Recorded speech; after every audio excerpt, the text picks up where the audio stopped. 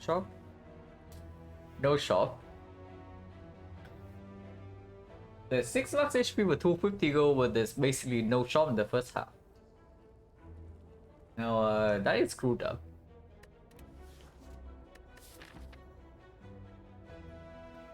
Yeah, that is really screwed up.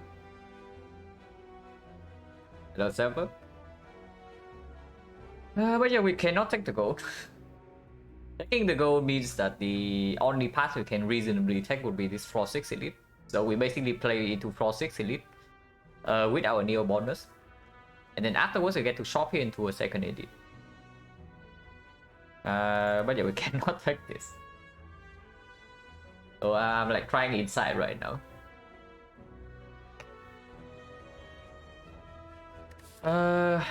The snipe.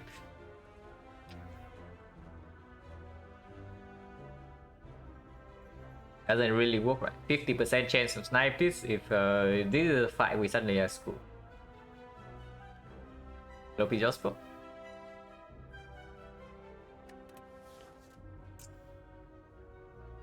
Oh what, like random rare or what? Random rare into slime boss is okay, but if you cannot, man, this is actually so awful because they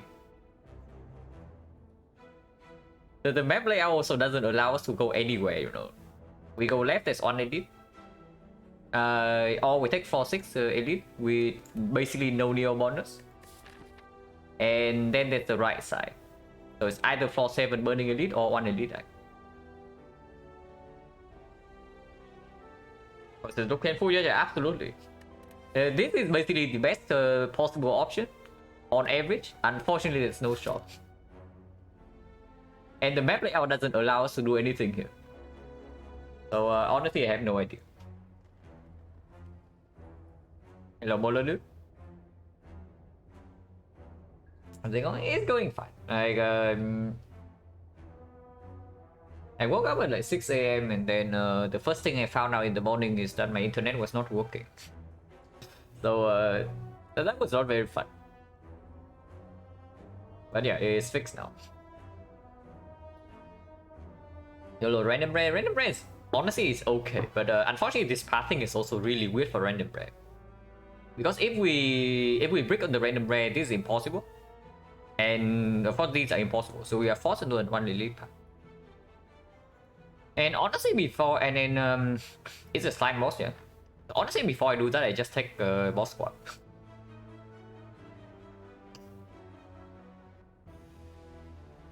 Hello James and Tom. Look at Glass Knife. Glass Knife not even the strongest. If we want to take for 6 elite, I want Alchemize.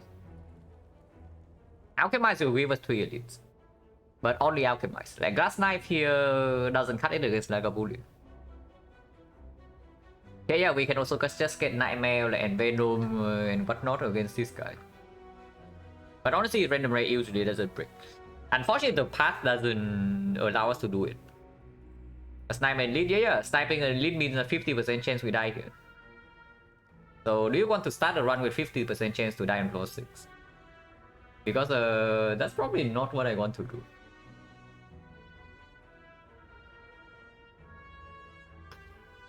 Okay, are we actually doing something like easy Dome? Dome swap has 100% win rate so far, just saying. We have swapped into Dome with grand total of, I think, 1 time in the boss swap sample and then 1 time when doing real runs. Both were fairly easy. Dome swap is extremely strong in Act 1. Like, O3 elites have fixed attack patterns and most hallway fights are not super random. Highest roll for boss swap, P-buffs and it's not close. P-buff swap is almost always an auto win, like even as early as in Act 1. You swap into P-buffs, you are probably infinite like somewhere here. You don't even need to go to Act 2 to be infinite. And second highest would be Pyramid.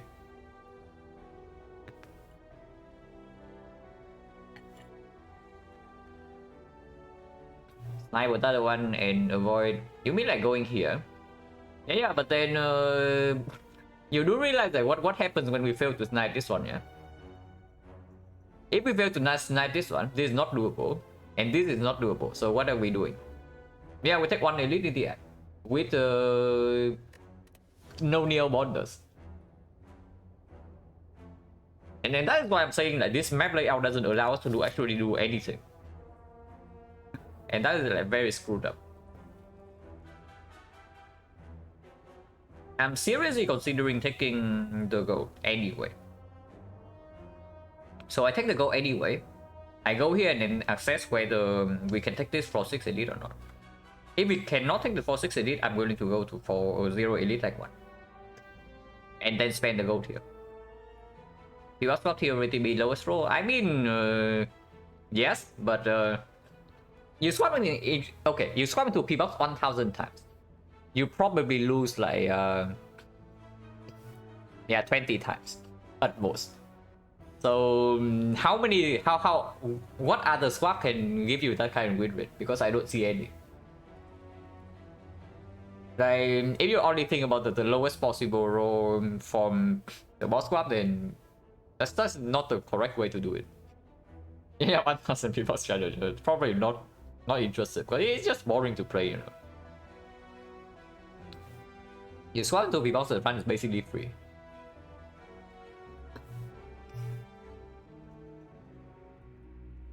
Because even if you swap into pyramid, yeah, like pyramid is exceptional. Like basically probably the best boss relic for Silent, and also extremely strong as a swap as well. But even if you swap into pyramid, you don't even get the 100% win rate. Like it's probably not even 95. And P-box is definitely higher than that. So sometimes the P-box swap can kill you. Extremely rare. And other times it's just a free win. So on average it works out to be like the absolute highest roll.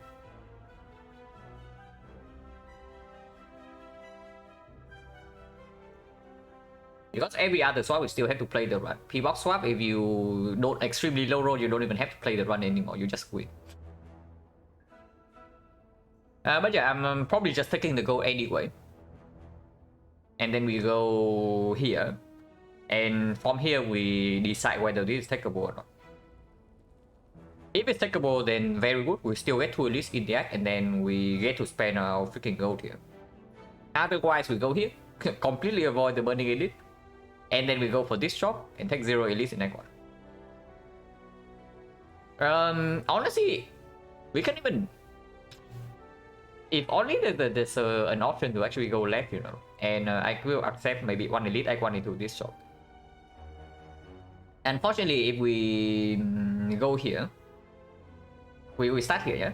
And if this thing drops a good cut and a good potion, then this is open, and then suddenly I don't want to go here. If this doesn't drop anything, then of course I cannot commit to the left part. So left part is probably never happening.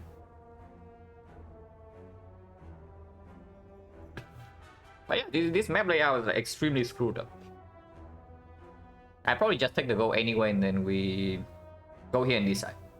Always start here, always go here, and always go here, and then we decide afterwards. Hello, Instagram. Yeah, I fortunate, but this is closer to my normal stream time. Like currently it's 11 AM here, so actually pretty perfect if my sleeping schedule is normal. Yeah, this map layout is definitely no fun allowed, for sure. But I mean, we can just high roll. Hello, Truth. Praying for draw được. It's like, I mean, I'm praying that we can get more than on 0 elite in this side. Because this combination of new option and map layout is extremely weird. Honestly, I have never seen a map layout like this from floor 0 that I have no idea what to do. Like, normally at least it's even if the options are complete garbage, like, there's like 1 or 2 clear paths, you know. But right now I have no idea. But yeah, we take the goal, we go here and then see what happens. If we high roll the 3% shop, we can go here and take 3 elites. So for once we want the ambush. Yeah, for once we want this to be the ambush. But we do not want it hard enough for us to actually start here and go to 2 question mark. Because the problem, the thing is that if the first 2 fights give us some woodcuts, but no potions, I want to try for on advanced always to give me a chance to take this. The bright side is new would improve my experience. Yeah. I mean, I don't know, because the map layout like this is like so exceptionally rare that I don't know whether you can take you can take away anything super meaningful from this run like long term. Because either we can high roll and take this, and then the arc is like super chill, or we cannot take this and the run is like miserable. So basically, it all depends on the rewards from the first few floors. So I don't know what conclusion we can draw from a run like this. But yeah, we go.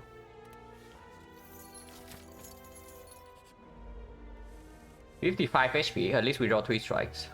So 55 HP means that we are already 0.5 energy behind here. This guy's HP range is like 50 to 56. So he roll almost maximum. If we are behind on damage, then perfect draw so fast, but we are still behind on damage. So at some point we probably need to take 3.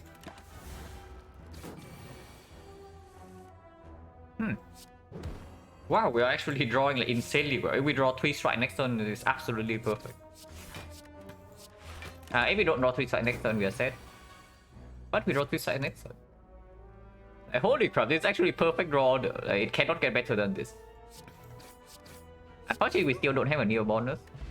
Neo potion. Our attack is good. Into slime boss, into potential floor 6 elite. Heal potion is a little bit weird because it's not guaranteed damage against the knock, but of course it's something.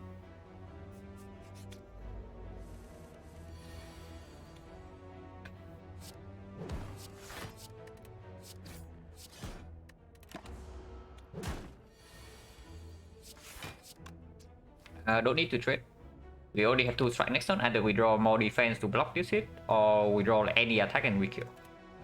So no need to take 2. Payback for floor 0 job. Yeah. 18 go no potion. Yeah, epic slice over nothing. So yeah, we go here. 3% shot. Easy every time. It was not a shot.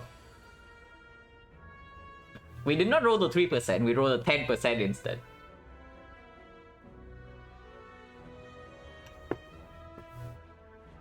Now, if this guy gives you a fire potion, everything's forgiven.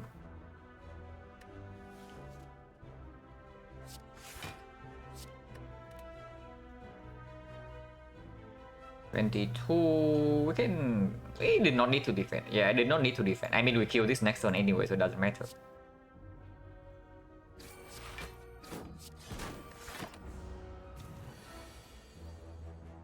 Okay, so no god give me a fear, yeah. But I mean, of course, it is 3%. So if we get a shop here, it's insane high roll. So of course, normally it doesn't happen. Not quite a fire potion, but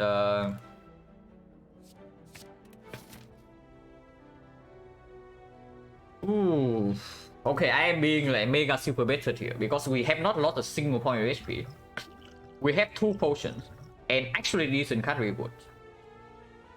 So I am being like mega better here into being aggressive. And by being aggressive, I mean I don't mean taking this.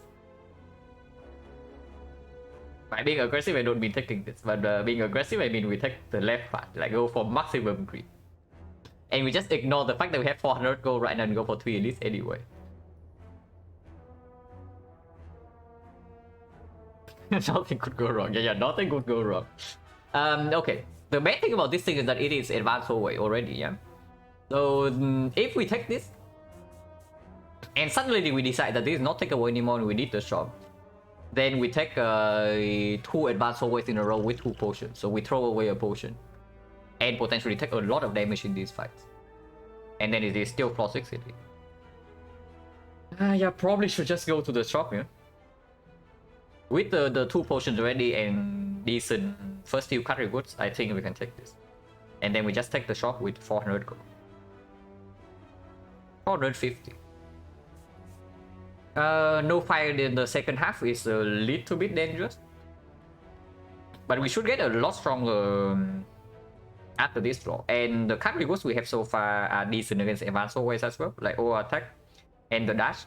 So hopefully we can mitigate damage in these fights. Hello Harper. Hello Love Crimson. Back to normal streaming time.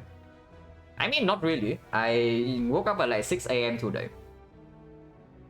I woke up at 6 AM today, so like was probably going to stream maybe 1 or 2 hours later than yesterday. But then I woke up to the news that okay, not to the news, but I instantly found out that my internet was not working. So I had to call my ISP, and then I just went outside to burn some time. So it ended up like being a little bit later than I wanted.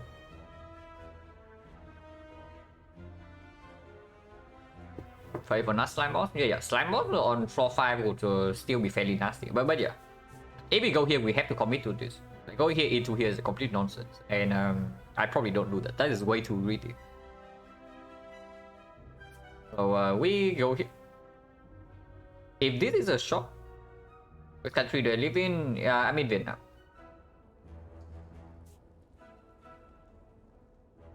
If this is a shop, is a little bit weird, but I guess it's okay. Now, if this is a shop, yeah, 6%.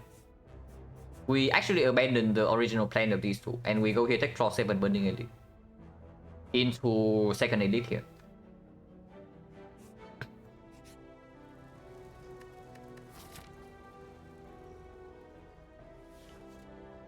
Well, this 11 HP will matter, but so will this 75 gold.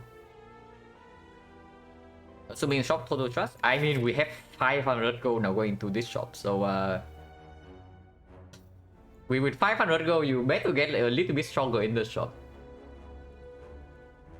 Because honestly, with 500, we can even buy something we usually never buy, like the freaking stone calendar, like for example. And yeah, like do not underestimate stone calendar next one. It basically murders the Lagavulin single-handedly, and also wins us the slime boss fight. But I mean, if we want to go to this shop, then we probably cannot give up the goal, yeah? Even if we have to lose 11. This 11 HP will matter though. Because there's also like no fire in this entire act. So that is a little bit scary.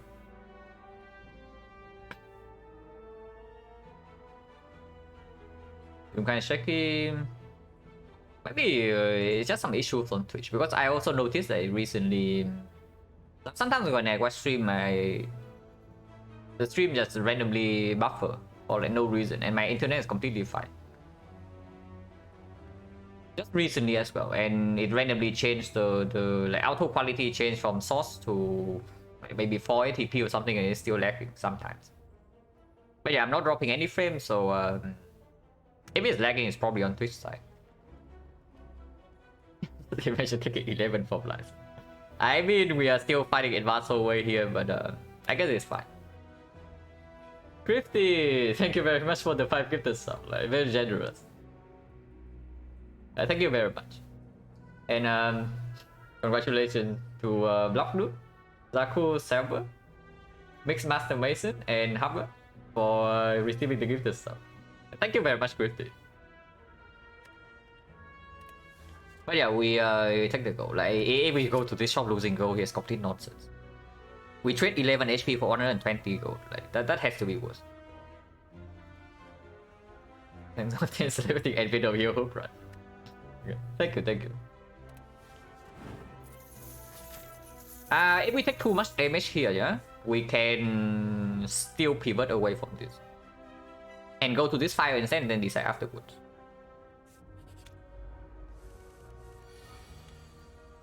It's a different kind of slime boss. Potion chance is 30%.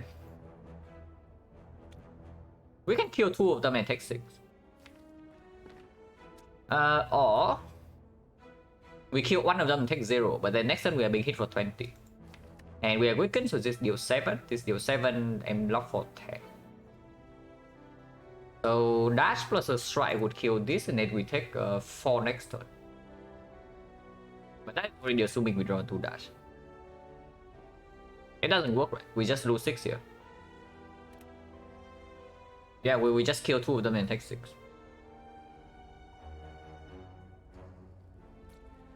Oh, I potion. I don't potion for 6, right? Because this potion is definitely positive in the Lagavulin and Sentries.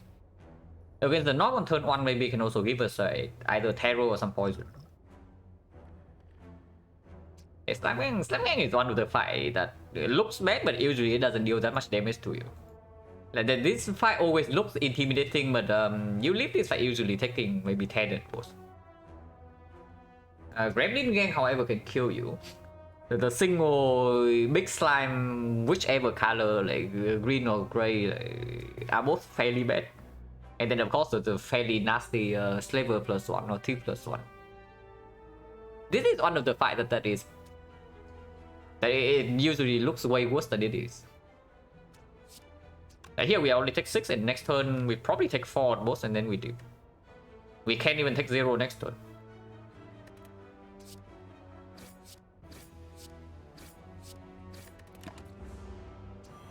And yeah, slice already delivered. Next time we know we have full block guarantee. We cannot kill this turn. Not that we need to. We honestly set up our attack to kill this next turn, right? Because this guy attacks every turn, so we just full block him. But our attack deals 7, so neutralize goes here as well. So Jogwom +1 also fairly bad. But yeah, here you see. Like the fight looks bad, we take 6 damage turn 1 and then we win. So 6 damage for advanced hallway is that really bad? Not exactly bad.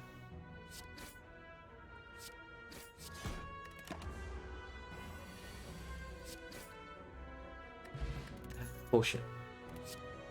Cannot take this, but double flex we absolutely take. Yeah, that double flex we absolutely take. And I mean, we don't have anything that works with we don't have any multi-hit, but we do have 0 cost attack. This potion into North is probably 15, so if we take these 2, we have like 30 damage into the North fight. Exactly the same against Lagavulin, and way more into the Sentries. Also, if you can get away with only using one of them, the Flex Potion is also a very nice potion to have in this fight.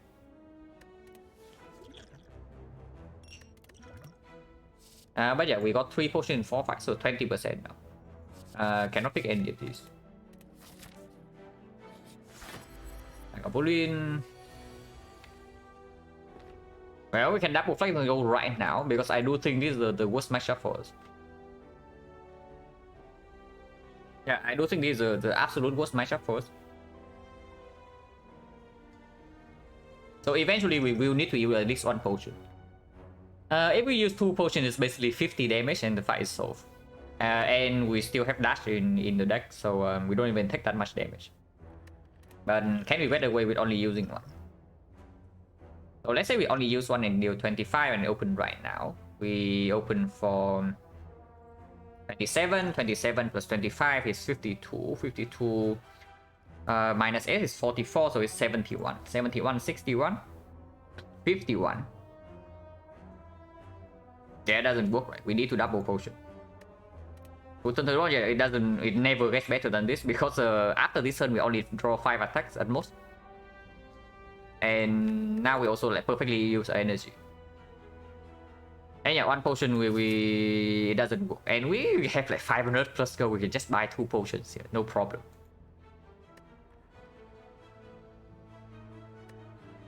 Hello, really bad? But yeah, we double potion right now.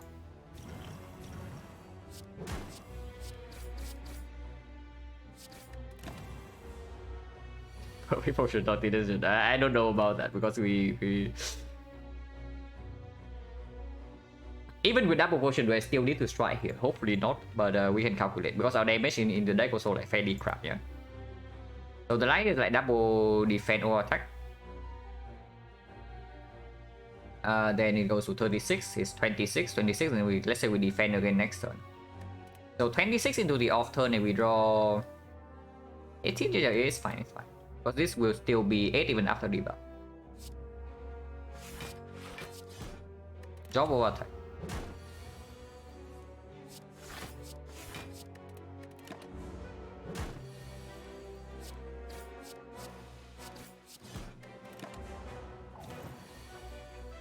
But yeah, you see right here, yeah, without the double potion, we are not even close.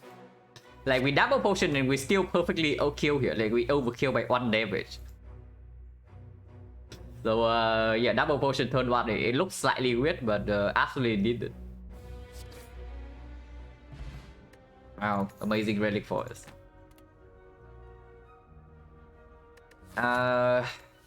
Next fight, either sentries or the knob.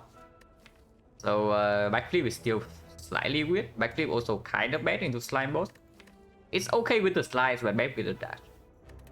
On the other hand, there's Flying Knee, which is weird with the slides, but good with the dash, and good into slime boss, because energy can always play. Also, a card that doesn't really need an upgrade. So, it's okay.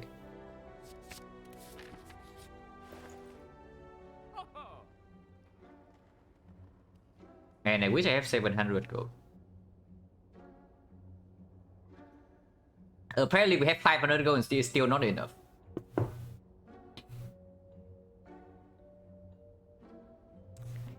But yeah, what are we buying here? Because there are a lot of things to buy. but I sure wish I have like 700 gold instead of 500. So good thing we did not lose the gold to the group. I mean, I sure hope that's a good thing, because if we, of course, if we die in the act, then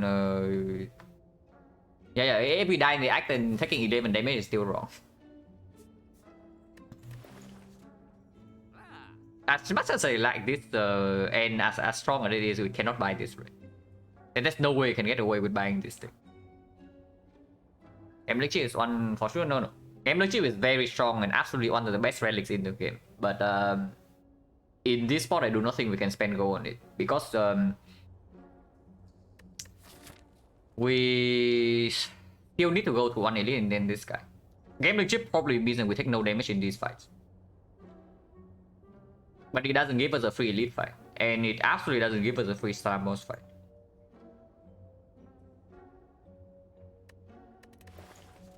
Now, sadistic, we are never buying sadistic here. I'm looking at a few things in this shop. I'm looking at the first of all, the pendant. And then the dramatic entrance. And then the glass knife. And a potion. And a card reboot. Pellets? No, we are never buying pellets here. Like, no chance. With this, we will never buy. This we will never buy, even though these are good things. And this we probably will also never buy because it's too expensive. So, sorting things in the order from strongest to weakest. This is very good into advanced always, and whatever list coming up next, because it's either sentries or the knob, and this performs in both. But it doesn't super perform in the slime boss fight. It's okay in slime boss, but it's not that good. It's probably still worth a go, just because it is good in all 4 fights coming up next. Imagine Venom Chica, yeah. But yeah, so this is probably the strongest thing in this shop. And I would say this is the second. So we can actually afford both of these, so that's already 267. 267, we still have 249 gold left, which means we can take last knife into cut remove, or we can take last knife into potion. Unupgraded glass knife is not that strong, and we only have 1 upgrade in there. But this can be living wood, or this can be living wood. Finding light we cannot take. Otherwise we upgrade like glass knife here, and then dramatic entrance unupgraded, or attack unupgraded, slightly win to slime boss, but hopefully into slime, by the time we reach slime boss we are stronger. Because honestly, yeah, buying Penip also makes the last knife way stronger as well, because we can set up Penip into this thing, and that split the slime boss to like 20 or something, and then we win.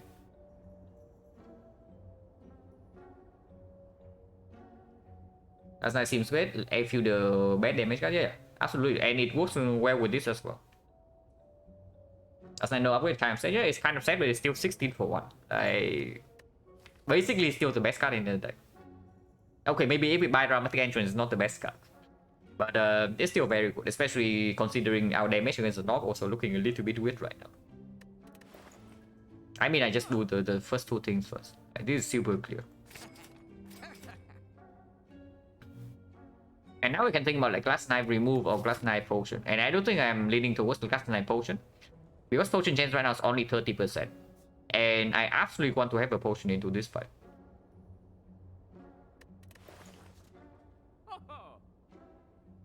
Liquid Memory is very good with Penny. But maybe we can just get away with the block potion.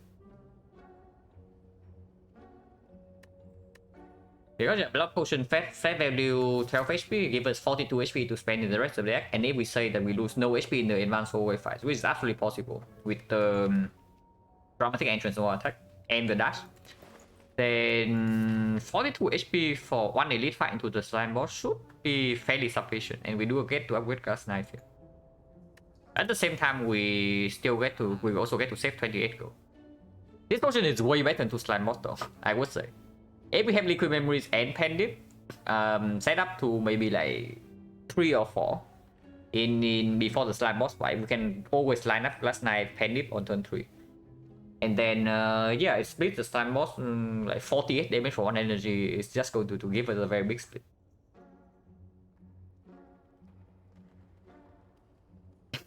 Just that billion, give you 100 bucks, yeah. Never poison potion against. Oh, before I buy poison potion, I think I just buy the block potion. Because honestly, yeah, with the Penny, like, even without this 15 damage, we can still kill the North in 3 turns. And if that is so, this can block against the North for 8. But this would not save any HP. Also, this is more flexible. I would say this is way more flexible, and then we can also just run into Sentry, and then this is 10 and this is 0. So, Glass Knife block potion and then leave.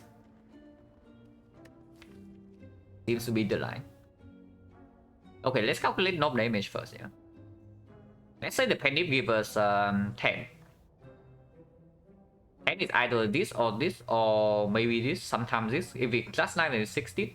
So calculating, maybe calculating as 8 for potential low roll is slightly better. So let's say we buy Glass Knife. In 3 turns we draw everything here minus 2. So technically you can bottom deck Glass Knife, but let's not think about that. Probably should think about that, but let's not. 1, 2, 3, 4, 5, 6, 7, 8, 9, 10 energy. We do have 10. The Flying Knee can be bottom deck, and of course we can float energy, so maybe minus 2 strikes still. Minus 2 strikes is a really low roll, by the way, yeah? But we can still do that to see how much damage we are lacking, if any. So this is 18, 28, 34, 37. 37 plus 16 is 53, 63, 71, 79 plus Penip 8 is 87. So even with a fairly bad draw and Penip only hitting for 8 on either this or this instead of Glass Knife or attack or dash, we are still killing the not 50% of the attack, and that's assuming that this relic is nothing and this doesn't give us a potion. So not too bad. Yeah, not too bad. And against sentries is way better.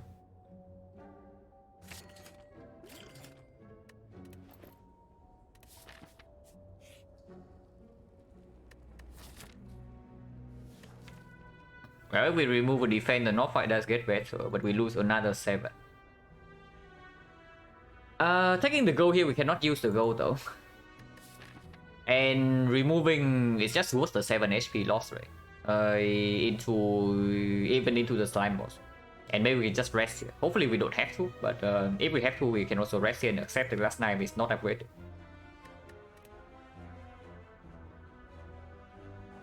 And yeah, remove rolls on defect. If we say that our knob damage is slightly weird if this thing is bottom deck. And then also we need Order Strikes.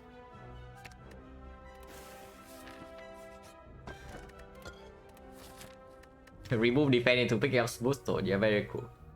Smooth stone is okay. Not that good into slime boss, but it can perform in any of these fights. Even here, if it's a sentries. Even if it's a knob, sometimes it can deliver if we fail to kill by turn 3, but then dash can block it.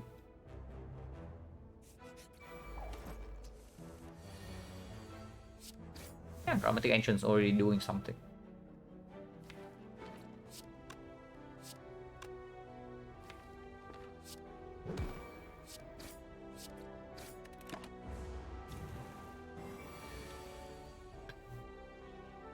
Yeah, we have a kill on both. This way we also set Penip to 8. So with Penip to 8, we can always Penip at least dramatic entrance. If we draw Glass Knife turn 1, we can Penip Glass Knife immediately.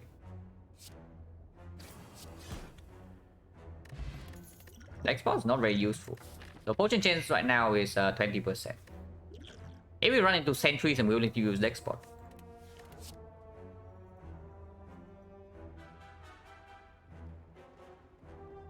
If it's not slime boss, then I can actually seriously consider the dodge and roll here, because we do have dexterity potion in case it's sentries, and in the boss fight I can deliver, but unfortunately it's a slime boss, so it doesn't deliver. Second flying knee not nearly as good as the first one, and the first one is already mediocre slash bad.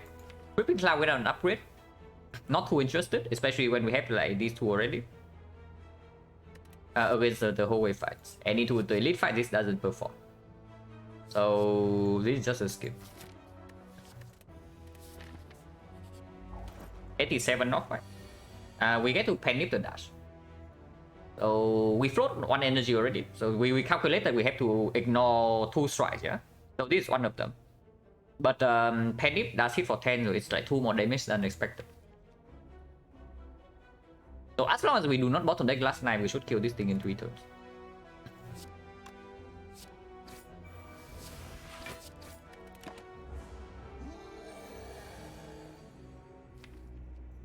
As long as we don't bottom deck Glass Knife. As long as we don't bottom deck Glass Knife, guys. 1 out of 6.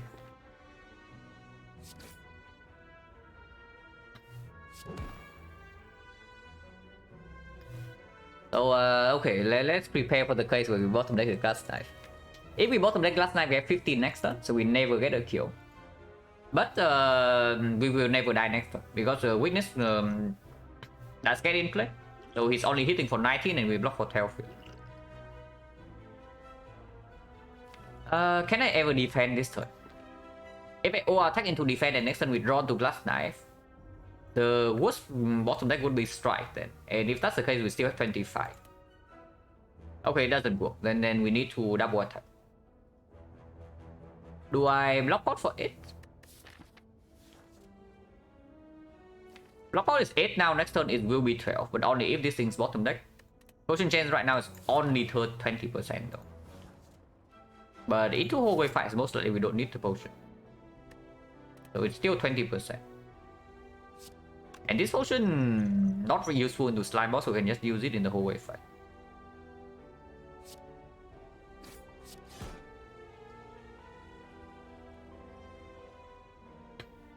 Even if I block out this turn, even if we bottom deck Glass Knife next turn, we never die here, because the neutralized survivor would be drawn if the Glass Knife is bottom deck.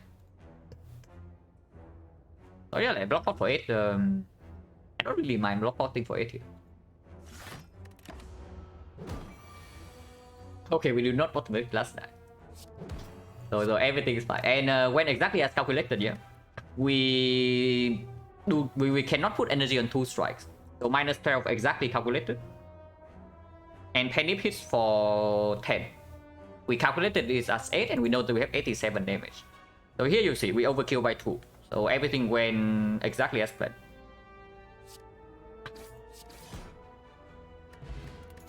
Went to fan with the Penip. Okay, Blade Dance waiting room. These are not Blade Dances. And yeah, we cannot take any of these. We don't have upgrades, they are not damaged into slime bots. Prepare is actually positive into slime bot, but only upgraded, and we don't have an upgrade to spend on this.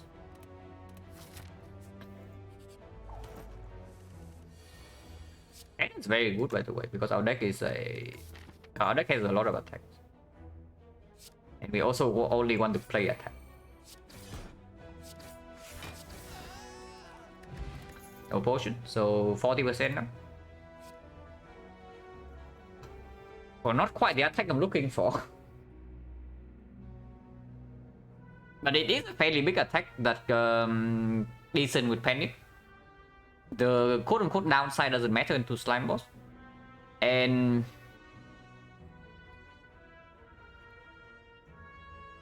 yeah, it doesn't need an upgrade. So last time needing an upgrade doesn't change anything about this. It's probably okay.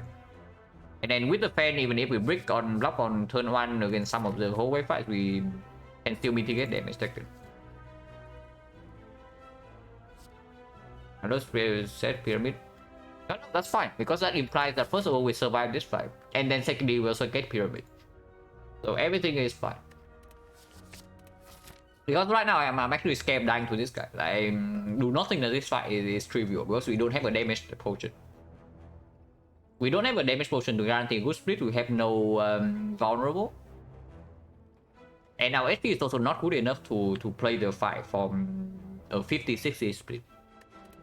Right now I'm like really scared of dying here.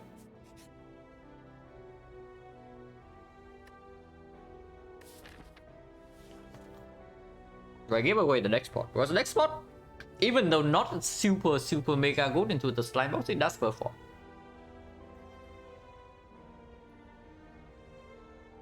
And the gold will not perform into slime boss. I will never buy the dexterity potion for 102 gold, by the way, yeah. But the situation is that the next spot can perform in the slime boss fight, but the gold will never perform. Yeah. If we are really scared of dying, we toss the gold here. Next spot better than random relic? No, absolutely not. But yeah, the gold. And the gold does nothing for us right now.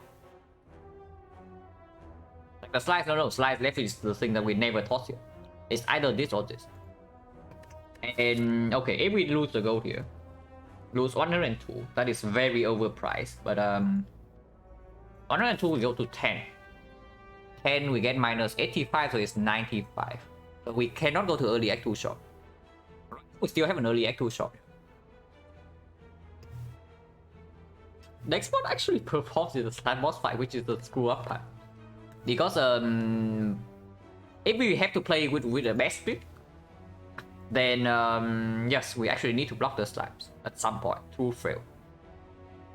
And next one gives us 3 dexterity, so this actually block for 6. Even when we are fail, and 6 is a lot of block. And that's also like basically full block for 1 turn. And yeah, we don't get a chance to refill potion, we cannot use the gold right now. Yeah, this is so freaking sad, but we are probably losing the gold here. Because yes, I am terrified of slime boss. Akabeko is quite good with the pendip. Doesn't do it against slime boss though. Okay, how much damage is this? Let's say I upgrade glass knife, and this thing is Akabeko pendip on turn 1.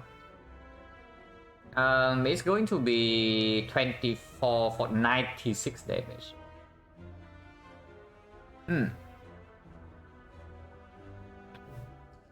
Oh, that's something. So glass knife upgrade into glass knife after Pendip Akabeko plus Aromatic Entrance 104. So that is already guaranteeing a 47 split on turn 1, and our deck has no slimes. Feels good, yeah, that feels good by 2 if we survive. And then that is why we also like basically bought this dexterity potion for 102 gold. That is extremely overpriced. But we still do it because I'm like terrified of this.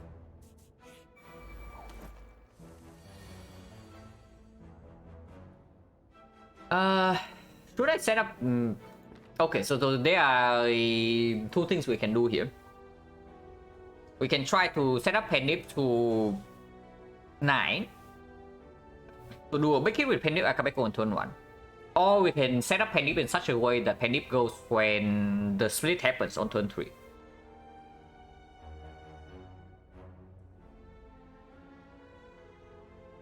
Penny Makabeko on turn 1 guarantees a split on turn 3 though. And if we draw Glass Knight turn 1, we can open turn 1 immediately for at least 104. And then we have 3 Dexterity, our deck has no Slime, that should win. Yeah. So I set Penny to 9 if possible. Because if we set that Penny to 3, there's always a chance that we have to actually Penny with Strike and then we don't even have enough damage to deal like 7... to deal significantly more than 75. Or even reaching 75 at all. Yeah, last time turn 1 guaranteed, definitely. But if we want to set up Penny to 9, we have another problem, is that this guy might die before that. So we have to make sure that we can play 7 attacks. Akabeko Penny plus 9 plus 80. No, it's like the base is this thing is like 12 times 2, yeah? So it starts at 12. Oh yeah, it starts at 12 and not 8. So it starts at 12, so it goes to 20. 20 is 40, 80 only. Wait. Is it really 80 only? It's only 80. How did I get on? How did I get it at 96?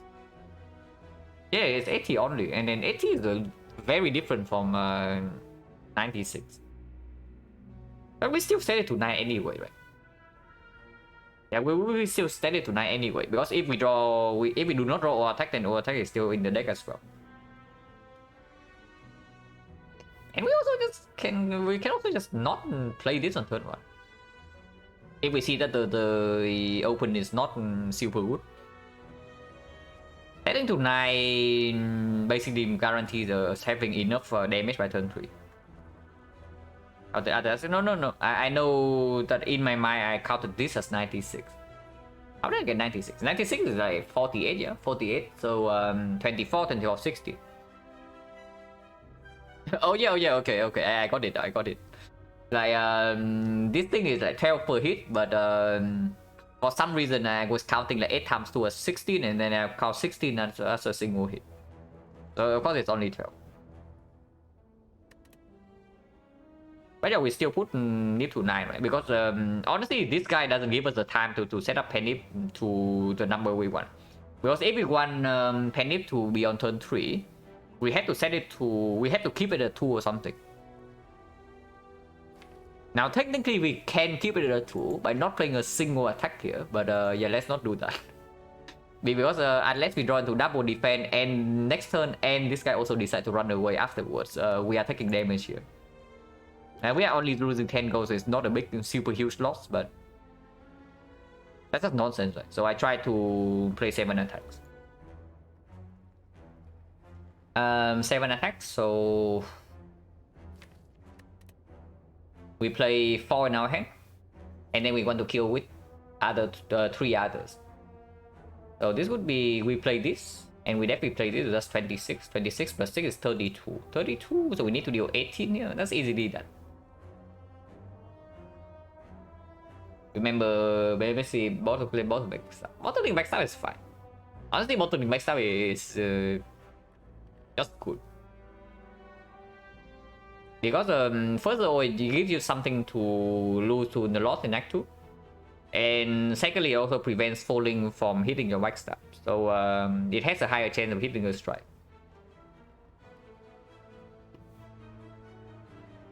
It's not bad. It does improve event quality a little bit.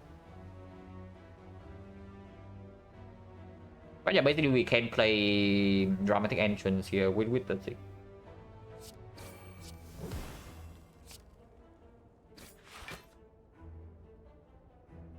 Unload is a little bit too much damage though, so we don't even play Unload. Yeah, Unload's too much damage. If we play Unload here, it goes to 11, and 11 means that any 2 attacks will kill, and then we set Penip to 8.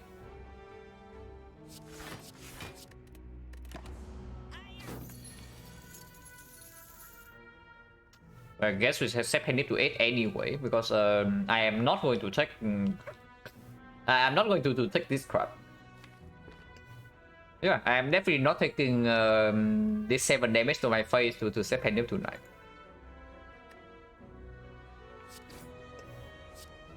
A slightly unfortunate draw order, but Yeah, I definitely don't take 7, right?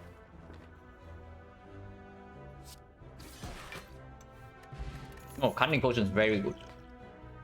18 damage from the split is phenomenal, and also allow us to manipulate Penny on turn 3. Taking a backstab. So now we have like backstab, dramatic entrance, Penny, Akabeko, ornamental fan for Act 2. That is very strong. So we just need to survive here. And yes, definitely backstab over pacing with the dramatic entrance already and the ornamental fan.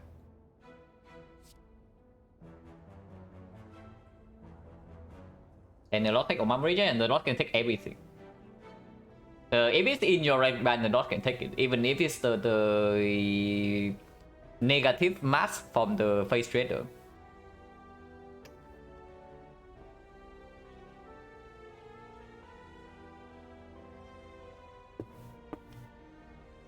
But yeah, it's definitely backstab over piercing seal. Over piercing wheel, it's not close. So, do we upgrade Glass Knife or do we rest? With the Cunning Potion, okay, how is our split? Bad case scenario, yeah. We upgrade the Glass Knife? Take a good look, basically last one for the run, yeah, sure. We upgrade the Glass Knife and assume that we never draw into it. So, can we still split by turn 3? In 3 turns, we draw everything here minus 3. So let's say Glass Knife is one of them. Then 1, 2, 3, 4, 5, 6, 7, 8, 9, 10. And we do have 10 energy. So let's say we ignore 1 strike. So in total, we have 1, 2, 3, 4, 5, 6, 7, 8, 9, 10, 11, 12. 12 attacks. So we can loop around to the Penny on turn 3. With 18 damage, and let's say Penny again hits for 8. Maybe 10 now, because 10 is more likely than 8. Then on turn 3, at the very least, we already have 38 damage for the split. Yeah, turn 1, we do have Akabeko and then Pendip, so it's 8 damage plus another 11, so that's 19. Hello, BS Baker? Yeah, it's 19 then. And that's it, it's already 38, yeah. 38, and then we ignore 1 strike. And the Glass Knife. 38 plus 24, 62, 72, 75, 81.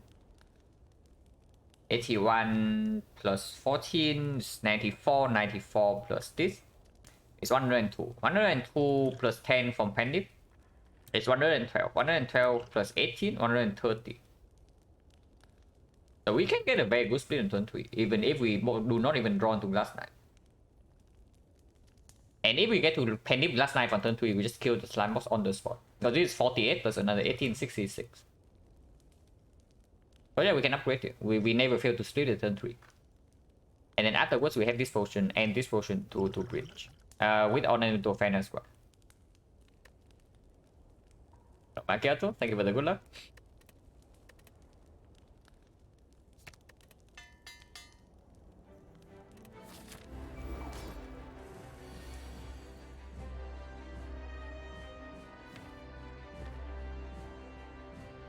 It's Glass Knife on turn 1 too much damage.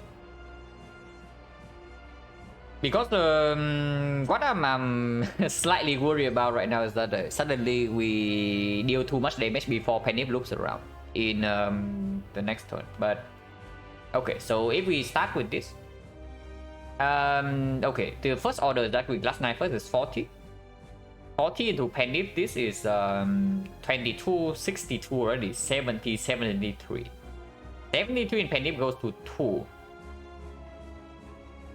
So we need to draw 5 attacks to get Pendip on the split. Can get a good split turn 1. Is it really good? Like this game. So Pendip and Glass Knife is better than Akabeko Glass Knife. But I'm thinking about not even using any of the relics on this to make sure that we get to Pendip on turn 3. Glass Knife first is more or less damage, it's less damage. Penny on Glass Knife is stronger because you gain 13 damage but you lose 8. And you Penny this, you gain 11, you Penny this, you gain 24. So you gain 13 by Pennying this. But you lose 8 damage because you lose 1 hit from Akabeko, so you gain 5. Basically, if we Penny the Glass Knife, we open on turn 1. Right here, yeah, there's already 19 plus 27, 27 plus 48 is 75 exactly. And that already did that splits. We don't want that. We want to Penny on turn 3. So let's say I do not even use Penny or Akabeko on this thing. And we Penny the backstab instead, what happens? Like Dramatic Engine 16 plus this 22, 38, 38 plus 24, 62. 62 plus this is 65. 65 and Pendip goes to... Man, that's not so freaking much damage. We have to Pendip neutralize or what? Do we actually need to Pendip neutralize here? Because everything else deals too much damage. Or we need to not play Glass Knife at all. Not playing Glass Knife at all sounds like a complete nonsense. Before I do that, I just keep Dramatic Engines in my deck. Yeah, maybe before I do that, I just don't play Dramatic Engines. But okay. So... Let's say we Pendip the neutralize. Oh no, let's say I Pendip backstab, but no, not playing this and still Pendip backstab doesn't mean that we can look around. That doesn't make sense. So we need to Pendip neutralize here to deal the least amount of damage possible. Funny thing to say, I know, into the slime boss, but that's what we have to do. But let's say we Pendip neutralize, yeah. Then we lose 8 damage. So this is 6. 6 plus 24 plus 8 is 32, 32 is 40, 40, 51, 51, 59, 59, so we still can have 16. Which means that next turn we can play 2 attacks. And Pendip right now is on 2, we play 2 attacks, Pendip goes to 4. Pendip goes to 4 plus 3 shift, means that if we draw 3 attacks the turn afterwards, we can Pendip on turn 3. And we shift for the all-in with knife? No. Because the split is going to be on 54 in that case. If you want to split this turn with the Cunning Potion, the split is on 54.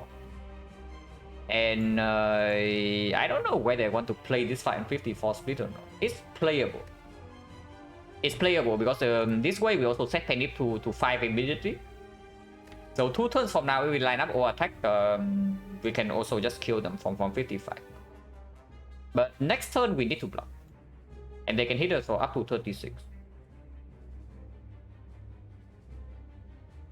And yeah, and then we no longer even have Cunning Potion to bail us out.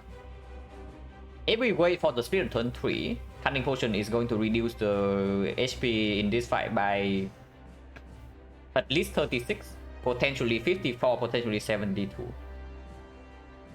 That is very powerful. And if not, we can also just save this. Like get a mediocre split and then we save this to force interrupt. Okay, opening right now is opening on 54 and don't want to do that. Not playing Glass Knife. Pendip goes to 1, Pendip goes to 4, Pendip goes to 7, so we need to draw 3 attacks next turn and 3 attacks the turn after. That is not easy to do. But regardless of what happens, we need to draw 3 attacks on turn 3. If we fail to draw 3 attacks on turn 3, we don't get Pendip.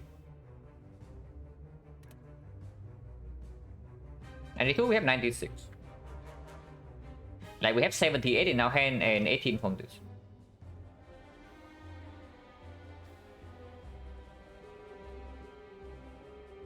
But yeah, the line we take here is like very unusual.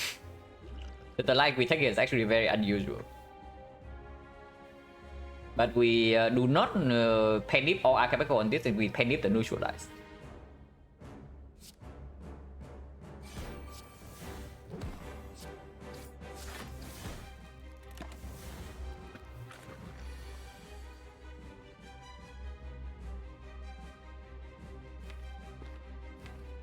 So we do draw 2 attacks. Next turn we fail to kill any of the we fail to draw any of the Pendip attack on turn 3. Yeah. So that's already slightly bad. But here we can still play 2 attacks. Like the strike or attack put it to 77, and then Penny is on 4. And next turn we never fail to draw 3 attacks. Unfortunately, it means that Penny is probably going to be 8 at most. It can be 6 or 8, but let's calculate the case where it's 8. So 77 we have 20, so 28, 28, 46. It splits on 29. I guess it's playable. If Penny is 6 only and we do not draw into Flying Knee, we lose 4 damage. So so the split is going to be on 33. That is still playable. A little bit scary, but it's better than 54 for sure. But failing to draw any of the good attacks on turn 3 is like pretty sad.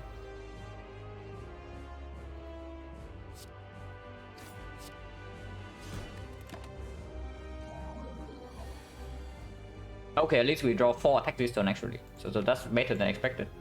And we definitely panic the Flying Knee now.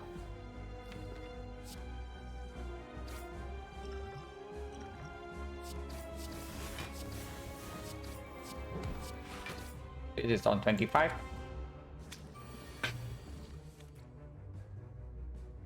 Yeah, and this is why I don't want to split on 54. You can see it right here. This is exactly why I do not want to split on 54 on turn 1. Even if it means that we have to take 5 flags. But this turn we are fine. Because we can just straight up kill this. Killing this thing is just better. Yeah, killing this thing is just better. If we can kill immediately. So we do that.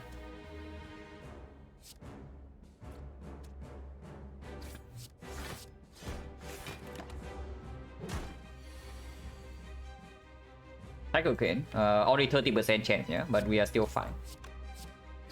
Because we split on 25, not 54. Unfortunately, Penny is not on 9, but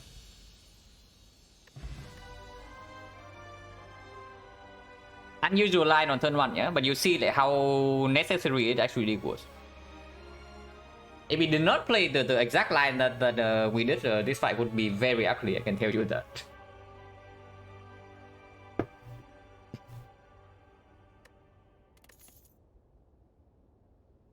Well, here's a Malay and here's a other card. With both Backstab and Dramatic Entrance, the value bullet time goes down immediately because we are not interested in Snecko. And bullet time on turn 1 is also not a good draw anymore. 1,000 cards in complete crap. And then there's Malay, so we click the good card.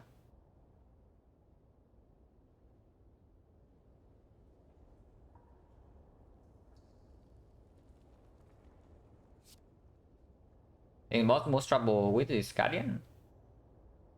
Guardian is kind of weird. Honestly, I should not be saying the Guardian is the easiest when he's the boss that kills me the most by far. But usually Guardian is the easiest to prepare for, is what I would say. Kind of cringe. Man, I am really tempted right now because this deck can take Black Star.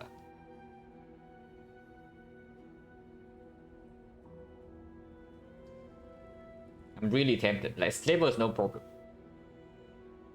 Slaver is absolutely no problem. Gremlin Leader, we do have Akabeko Dramatic Entrance, so first wave Gremlin no problem. And then we do have Planet Glass Knife. Book was stabbing, we have Malays, but we are on 3 energy. So the book is definitely slightly weird. And we don't have Reserve Insect.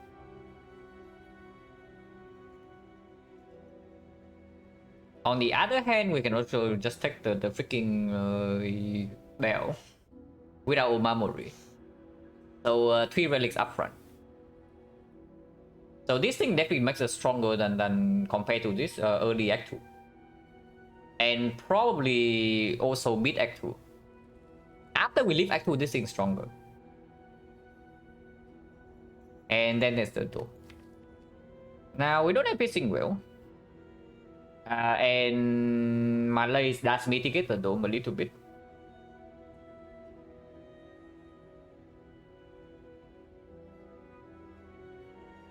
But we also are not super short on energy at the moment. Relics now, more relics later. I think we just take 3 relics now. Because the book stabbing is not an easy matchup for us, like for sure. We are probably fine against levels and the leader, but the book wrecked us. Doesn't wreck us that hard because we do have Malays in the deck, but it's Malays unupgraded on 3 energy. So it doesn't like completely mitigate the book because we don't have also don't have potions. And yeah, of course taking the bell means that we lose way less HP against the whole wave fights. It's not like whole wave fights are free. We can do decently well against most whole wave fights, but something like Avocado probably is still wreck us if we cannot kill him on turn 1. Yeah, just upgrade and then play it on the flying D turn, yeah, sure. But honestly though, if we're stuck on 3 energy, I can see this being the first upgrade. Or this. What's the chance of bell low rolling? If nothing useful, not that low, but we really want to take this. If you know that the relics from this it would be useless, because the queue is still the same, you know. So if the bell completely low rolls, it means that the Black Star would also not give us anything in the first elite fight. So do you really want to take the Black Star into Act 2 knowing that the first elite will not give you a power boost? That's probably a bad idea, right? So we'll click the bell.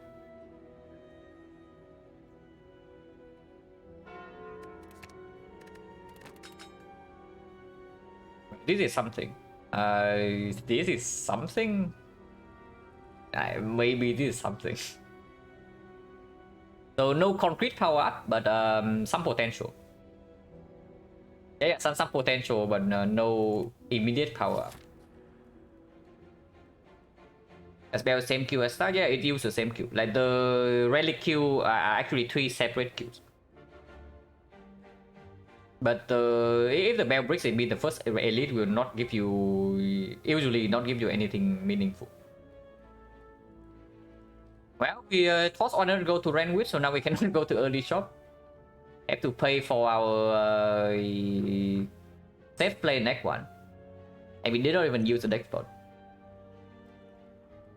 So I guess we...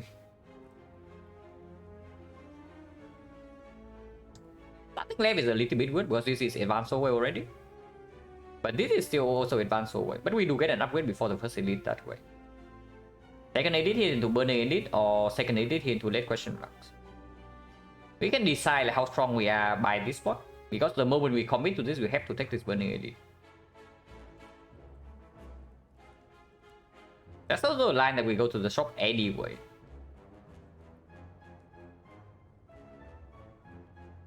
Two five is kind of whack. Whack is like good or bad. And where are 2 fires?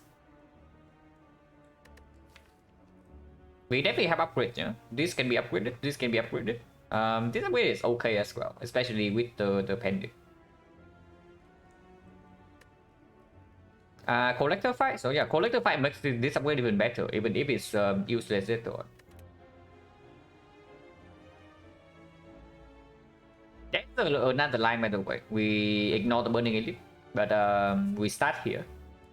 We start here and go to the shop anyway to maybe buy a potion, and then we take this elite into this elite into this elite. But honestly, I don't like that. Like having completely dead shops in the entire run makes things really miserable, I have to say. Take absorb buy, yeah, we actually take bites. Bites is 45 gold and we have 5 strikes. And we have ornamental fan to work with the bites as well, so of course. Apparition slightly weird though, but because we do have 2 cards guarantee on turn 1 already.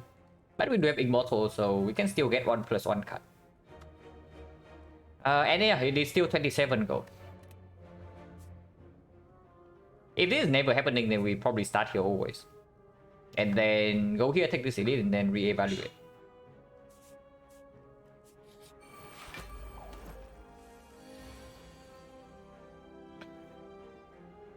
Not going in. I do not actually want to kill this, that's why I did not panic the unload. But hopefully I'm not overestimating the damage output of this deck. Because I want to set up panic for the next fight.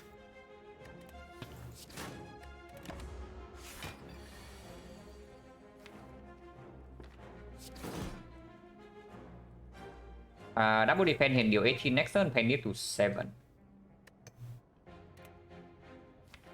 Yeah, that's fine.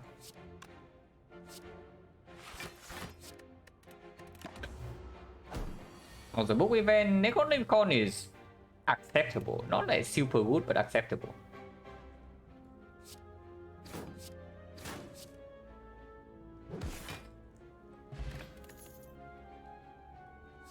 It's green. Okay, this green, no, this green is different because we do have the Pandip Akabeko. And if I take Dagger Spray plus, then or attack plus looks way worse in comparison because we only have one copy and the second or attack is way worse than the first one. And yeah, we actually take this. It's not close. Good into 2 out of 3 elites and exceptional into this fight. But this one I don't take. I do not pick the another war attack here.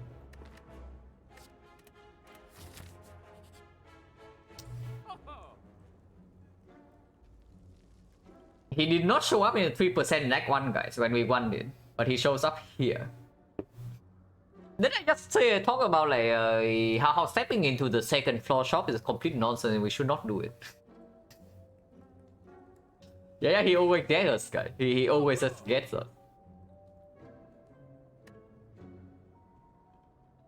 So we say goodbye to Frozen Eye.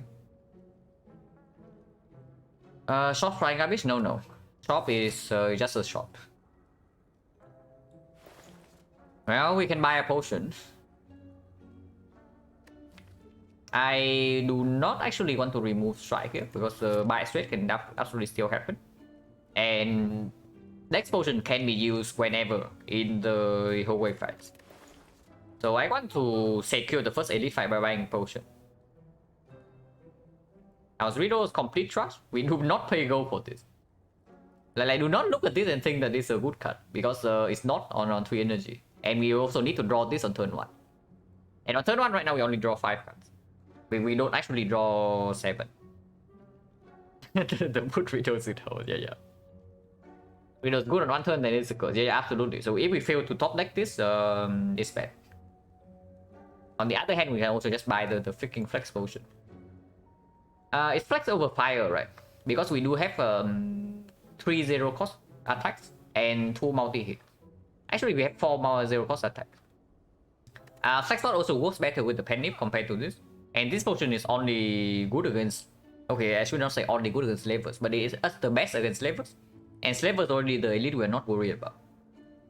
This potion can perform against all 3. Also 1 gold cheaper. Oh yeah, I guess we just buy flex spot and then leave.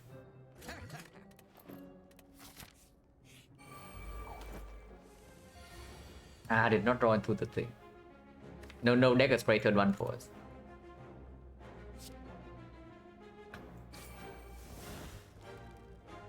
So this is 22, 25, 31. Not quite a kill. But goes to 8. We block for 4. We block for 13. Let's go to 7. So we take 2 damage only this turn. I can deck spot for 2.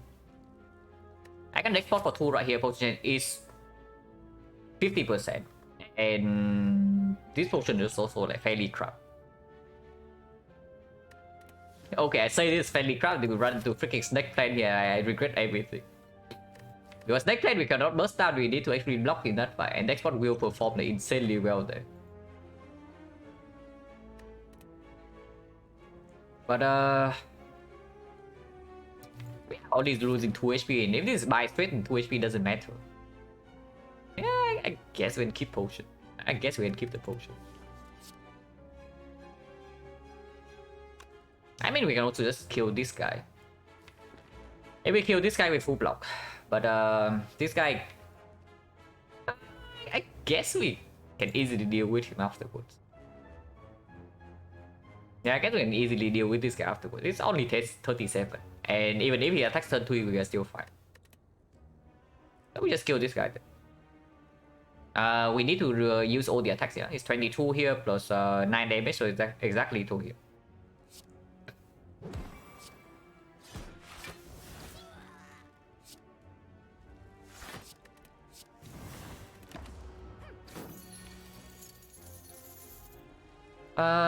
Once again, setting Penny in this fight is impossible.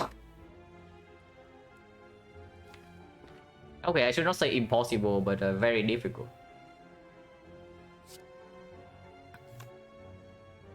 But if you want to advance Penny as much as possible, I should not play Unload here and play like Strike Dash instead.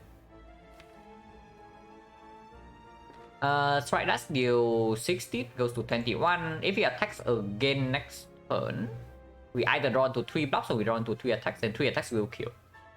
So we are fine. If he blocks, he goes to 38 over 2 turns. And if it's 38, maybe you can set up Pending. Compared to other classes, what Silent strength and weaknesses? Well, Silent starter deck is extremely bad. And you start early act 1 with no HP, no damage in your deck, and 1 more strike, 1 more defense. So the weakest point in the run for Silent is floor 0. Silent strength, and then also Silent's card pool have basically no good block cards besides a few exceptional ones. So any run when you don't see the exceptional block cards, you are very, very, very sad. But Silent strength, I would say, is probably the fact that she had a good card draw on in the common card pool, and like but basically the broken synergies on Silent does not require that many pieces to assemble. So you can always, like, in 1 or 2 floors, you can go from a complete garbage run to instant high roll into victory. Sometimes. They can Silent guarantee backup prep. This relic is not for late game. Like, these are the most common misconception on Silent. Like, people think that this relic is like insane late game or anything. But that's not why boss swap is bad. Boss swap is bad because you need this relic in early game to survive. And then it's not late game. Like, the fun load power of this in early act 1 and early act 2 is too important. Of course, late game is good. Like, of course, backup prep is amazing late game, and this relic is literally a backup prep. But it's not where this thing actually shines. But yeah, we do Strike Dash and hopefully you can set up Pendant.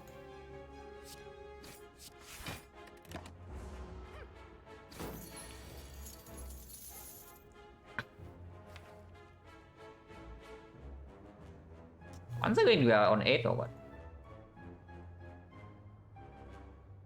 Yeah, Penny goes to 8 again because we only have 2 attacks next turn. I mean, Immortal maybe give us another attack kill. If we draw exactly 2 Glass Knife, they have to kill now though. Okay, we did not, so we have guaranteed lethal next turn.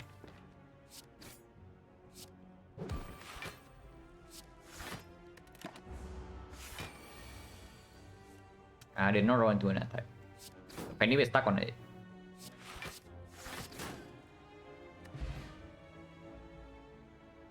And yeah, potion also dropped, but we also did not lose any HP, so no problem. Well, could have had 102 gold more, by the way. So minus 102 gold. But yeah, I played safe into slime boss. Like, you also saw the slime boss fight, how we took 0 damage in the slime boss fight, yeah. Actually, we took 3. But a slightly worse draw and we take way more. And of course, we did not know that the cunning potion also drops.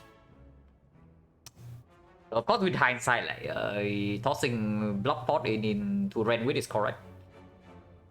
But yeah, I'm a little bit sad, but it's probably not wrong. And blockers feel so bad with footwork. Yeah, absolutely. The energy efficiency is completely awful. That is why, but that is also why I say that footwork is not even the best way to block. Like footwork is probably your third choice, because if you have to actually rely on footwork and the bad block cuts, basically whenever footwork is bottom deck, you are just taking damage every single fight. Like you are bleeding like crazy. Yeah. Even one footwork, even one footwork is not enough, but Silent does have access to the things that maybe can multiply this footwork, like the nightmare, the alchemize, and sometimes like just one footwork plus a weak chain is enough if the damage is fast enough. Yeah, most of Silent block commons are defense. Yeah, absolutely. Which is why you also see me like hesitate to remove defense fairly often on side, because these cards can actually be the cards that is your block engine in the late game, like this freaking basic defense, and that's very sad, but it's just true.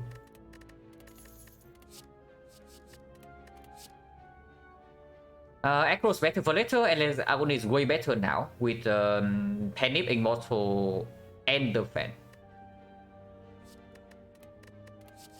This is not picked. Unless you tell me that with the Fan and the Penip, we should pick Infinite Blades. I can't struck it off, just better. yeah, absolutely. Like, struck it off is one thing, but you can talk about the real block card that is a power through. Now that is not fair. You look at Silent block cards and then you look at the freaking power through. It blocks for freaking 15 damage for 1 energy. No, that is certainly not fair. How much energy do we need to actually commit to make a defense block for 15? Quite a lot, I have to say. And the effect is like charge battery, force field, leap, and those are not even good block cards. Yeah, charge battery is okay, but leap not even good. Reinforced body is good, but it needs a lot of support.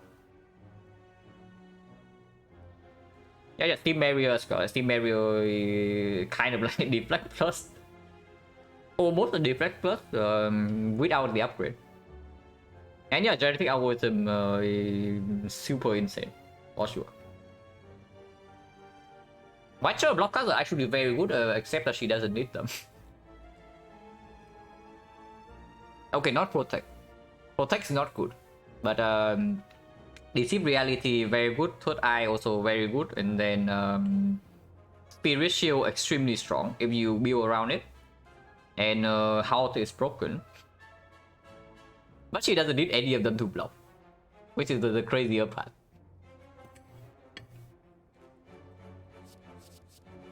Was the best block card? I mean, almost. But yeah, Agony is better right now, so we pick Agony. Evaluate is good. Evaluate is probably pretty garbage. Yeah, Evaluate is pretty garbage. I don't remember. I think I very barely picked Evaluate when I was still in my Watcher min-max phase. Yeah, Evaluate is just... It doesn't give enough value in the inside is okay, but it's too slow. Evaluate Plus is okay sometimes. It's okay sometimes, but it doesn't really solve any of your problems in the Watcher deck. If the Watcher deck even has any problem. But basically, whenever you have some problems, the Evaluate cannot solve it.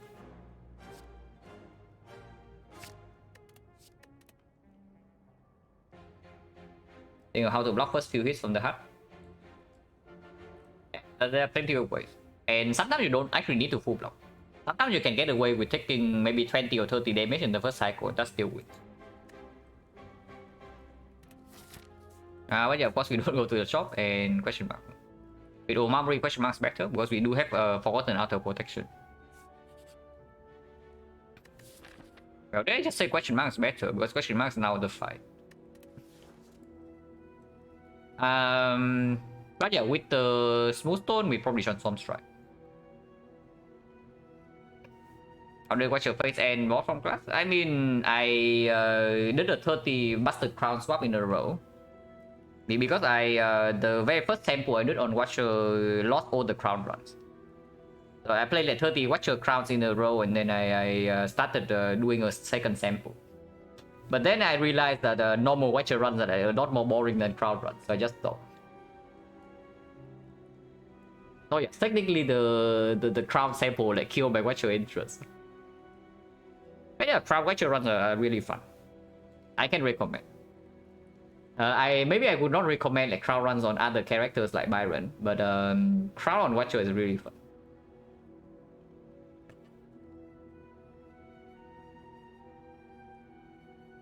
But yeah, Transformer Strike. Ew.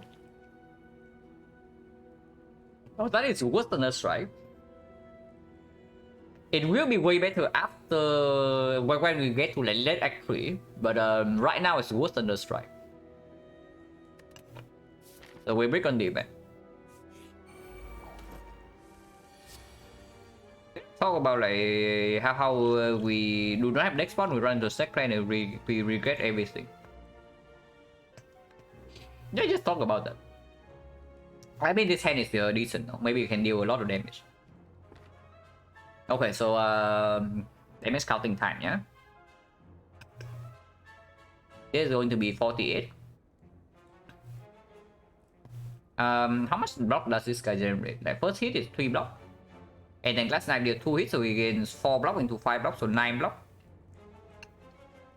Really good flex plot. Yeah, really good flex plot, but yeah, really good flex plot. Before I flex plot, I try to get out of this fight without potion use. Like until that, it doesn't need to be until the heart. Like this is also very good into time meter. Do not underestimate this guy into time meter. It's extremely strong. But into Donu Deca is pretty much hot garbage because the Donu doesn't even take damage. So unless you are a deck that kills Deca first, this card doesn't perform. And Awaken Run of course is a curse. But the time meter is very strong. But yeah, damage wise. He blocks for 9 now, and with 9 block we can play double agony in not proc. And then we go in with backstab and this deals no damage.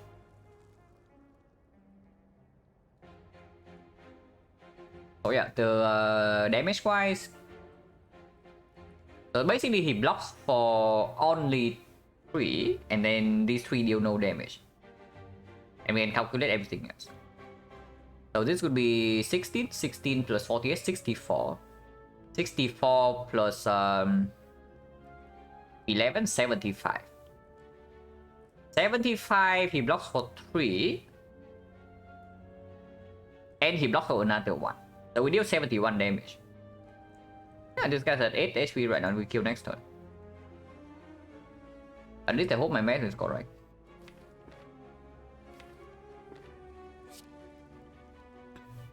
Whatever, we'll see whether the math is correct or not.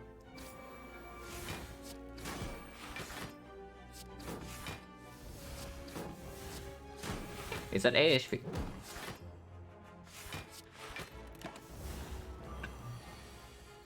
Oh yeah, of course we don't potion here. Like we just have a free kill. Unfortunately, we have to play Flying Knee and Dash to kill here, and we cannot do something like defense right Flying Knee to set up the Immortal. Yeah, we are 1 off if we do this. So yeah, I guess we just kill with the Dash.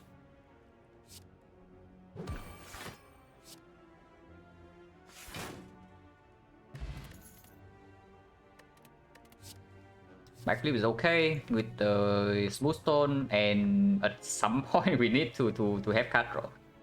Acro I don't like to take in this spot because energy, we are very limited by energy at the moment. So a card that only discards and doesn't do anything else, that only draws cards. We don't have any discard synergy at the moment. It's probably not cutting it, but backflip we can take. Because now we can also pick up a football. This, however, I don't think I want. Concentrate minus, not too interested. Dagger throw doesn't improve our deck, and same goes for slice. So we got 1 potion, 3 fights potion chance is 50%.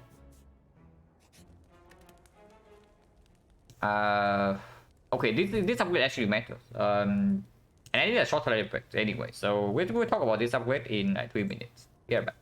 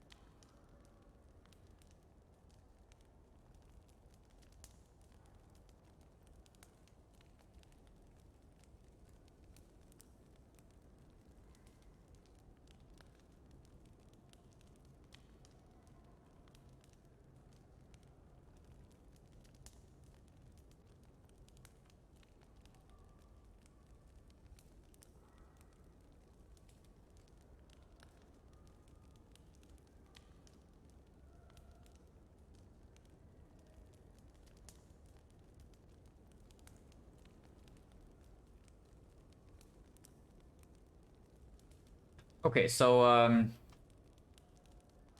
yeah, probably 3 potential upgrades here. Can be dramatic entrance, so when slavers and the leader. Can be malaise against the book. Or can be the dash. Just for overall value, because we do need to block in some fights. And also makes the panic slightly better, we upgrade this. Because honestly, any single fight where we can panic Akabeko to the dramatic entrance, the fight is easily over. But yeah, here's the thing, yeah. When this stays on effect rolls. Fair opinion, fair opinion. But yeah, our worst at least probably the book break, even with the couch drops.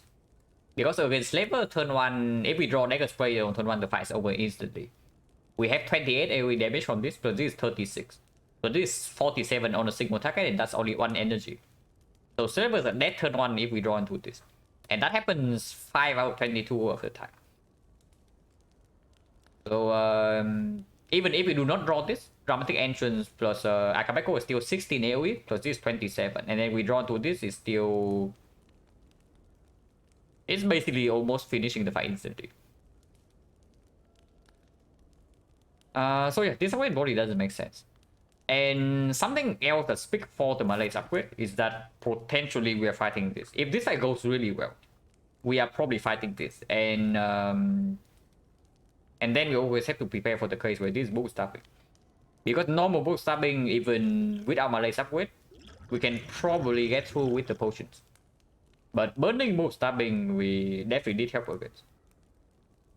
Now the Malaise upgrade doesn't play in this fight though, which is slightly unfortunate, but it's not like any other upgrade will also play. Dramatic Entrance upgrade also doesn't play in this fight. So if we want to make the upgrade for this fight, it's either on the dash or the OR attack. But I definitely do not think that we upgrade OR attack right now. And yeah, if we run into Burning Elite, this is the immediate threat. So it's just Malaise upgrade.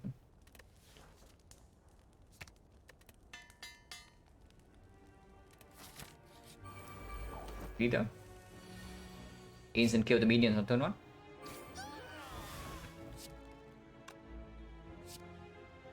We also get to see one more card before using Pendip. And I don't think I want to potion. Maybe I should. Maybe I should consider potioning. 1, 2, 3 fights, and I bought Flex Spawn and we got 2 potion drops, so 30%. If it's only 30%, then maybe I'm going to preserve. If we don't need it.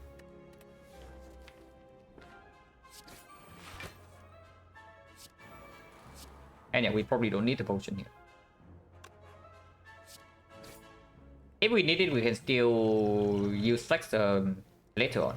Because honestly, Strength Potion might even be better than Flex into this fight.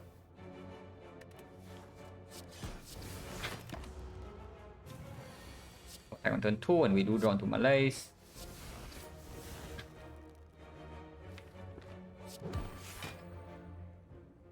We definitely Malaise her for at least 2.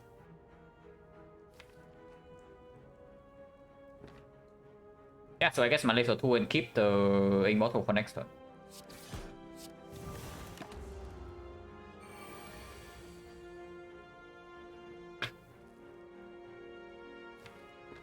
I probably want to backflip first to see the hand before deciding whether we need a potion here or not.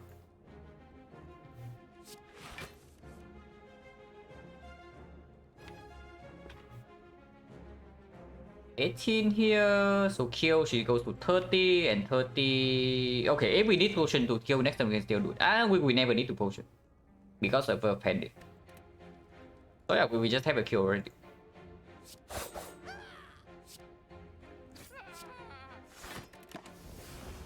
Unfortunately, this is once again not set up, but we cannot do anything about that. Actually, possible to set up hand dip, I guess. With a deck that it's lacking energy. So I guess Dome does pick a little bit more. The Pendip does pick a little bit more for the Dome. Is what I'm learning here. Because when we are on 3 energy, we actually just need to deal damage every single turn. So yeah, it's difficult to control the fight. Because we are always scared of the scenario where we are being attacked for a huge amount and we do not have lethal. So we just have to keep dealing damage into dealing damage into dealing damage. So yeah, blocking is just not possible. So Pendip setup goes better with energy for sure.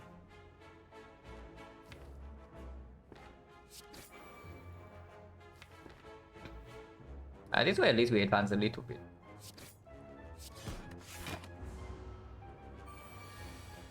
Unfortunately, she decides to attack this turn. Otherwise, we maybe can push it up a little bit more. But if she attacks this turn, we need to kill now.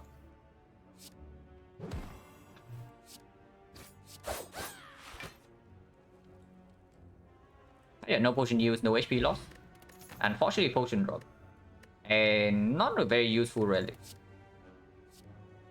Dodge and roll plus. No, okay, no, that's a big bet. But this is a bet that I'm taking.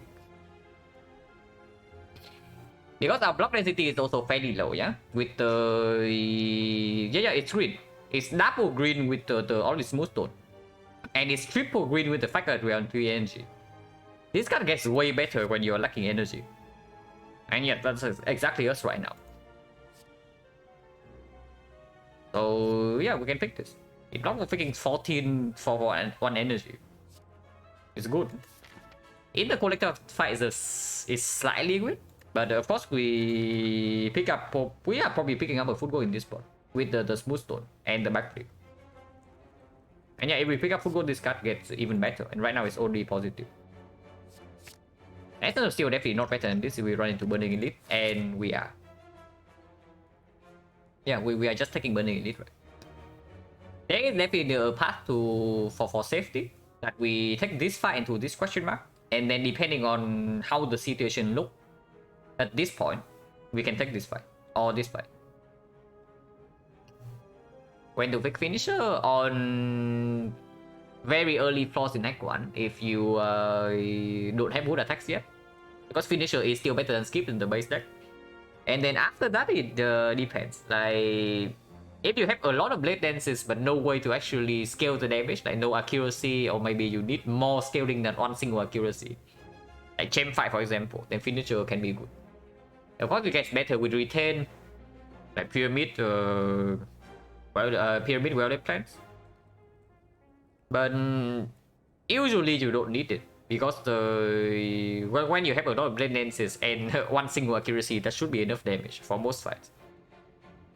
But the situation can arise. Like we picked the finisher to deal with the chain the other day, and it was very effective with pyramid. But yeah, generally not a very good card. Yeah, we commit to Burning Elite. If we see the book here, this cannot be the book. And it's either leader or the step first. So what's the chance of us actually seeing the book here? Roll the dodge for the square one.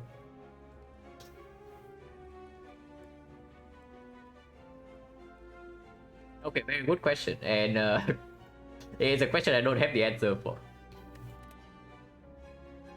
Choke finisher, yeah, choke and finisher has something in common. They definitely have something in common. Is that they are very good attacks from the attack potion. Whenever you pop the attack potion, you should always think of choke and finisher as the outs.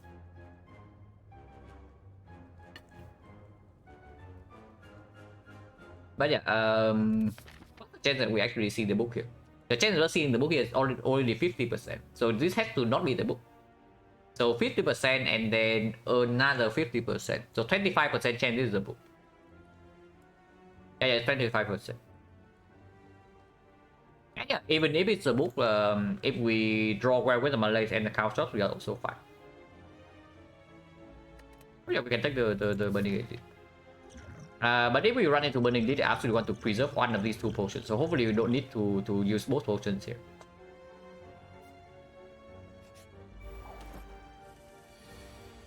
Or here.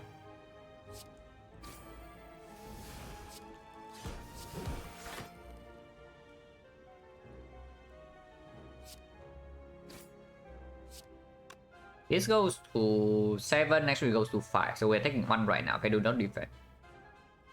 And yeah, I don't take 1. Okay, Malay this guy as well. But we probably kill him fairly soon. And this guy we can actually set up Penipa Quebeco. Let's try to do that. Which is why Malay think this is also better. I say as I take damage because I did not Malay this guy. So we cannot kill him. We are 5 damage off. And we take 10. Well, 10 is quite a lot. Every potion we save 10. Unfortunately, okay, 1, 2, 3, 4, 5, and we drop 3 potions. The potion is right now is 20%. Potioning here saves 10. And yeah, we fail to draw neutralize and give the good block card, and also fail to draw Glass Knight to kill. So this hand is very bad. I mean, Malaysian here also only saves 1 HP, so like it's not that good. Okay, what's the chance that we get a potion drop in this fight or the next fight? So right now it's 20%, yeah? So it's 80, 70, 56, so 44% only. Then we get a potion here or here. And that's already assuming that we don't use a single potion here.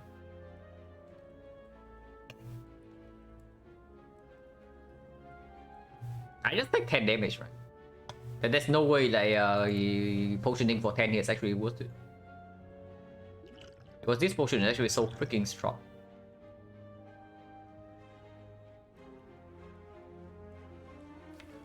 And this hand is bad. Holy crap, like this thing saves HP, this saves HP, this saves HP, this saves HP, and this saves HP. So we have to bottom deck like all we have to bottom deck 5 cards and we bottom deck only 6. We have to bottom deck exactly these 5. Does this save HP? Is that 12 damage? Okay, this one doesn't. We don't have a kill unless we draw into Glass Knight. So this hand is very bad, but I guess we have to live with it.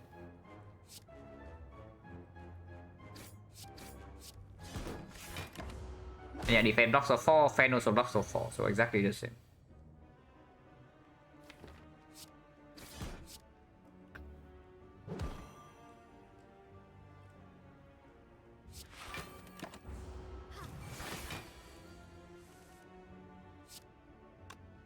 Cannot kill with 2 attacks ever, so we have to go around. But we can do that because mana is in play.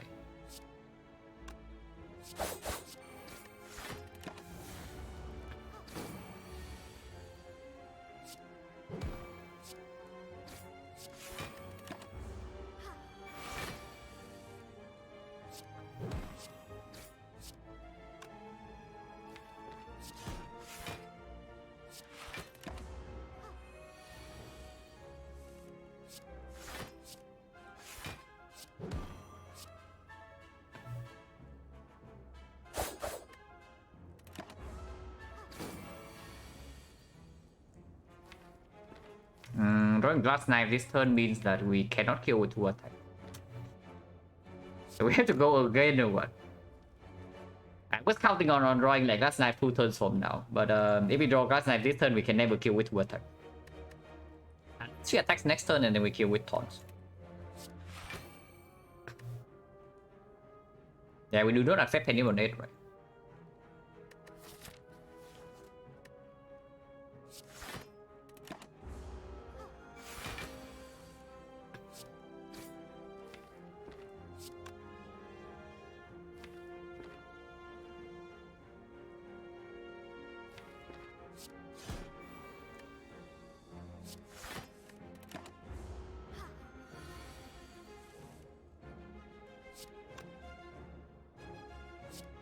Is buffing this turn?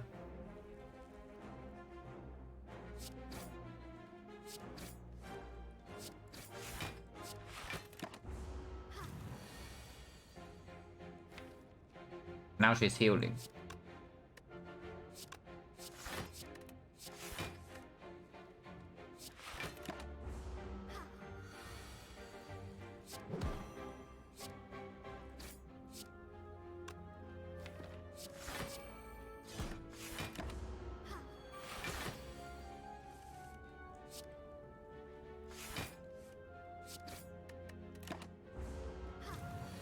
Okay, now we can kill with 2 attacks.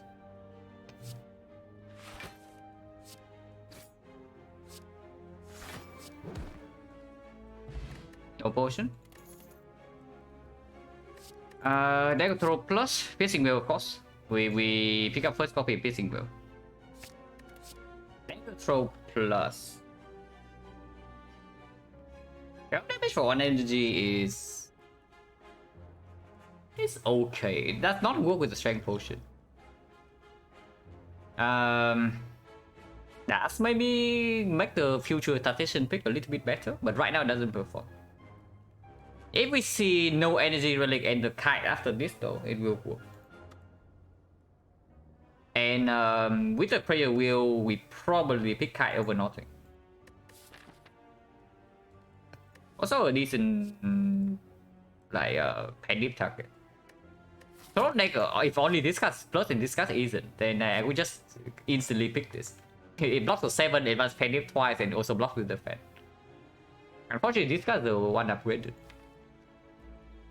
It's not even negative positive for us right now. Is the thing. It's really not, and that doesn't work super well with potions either.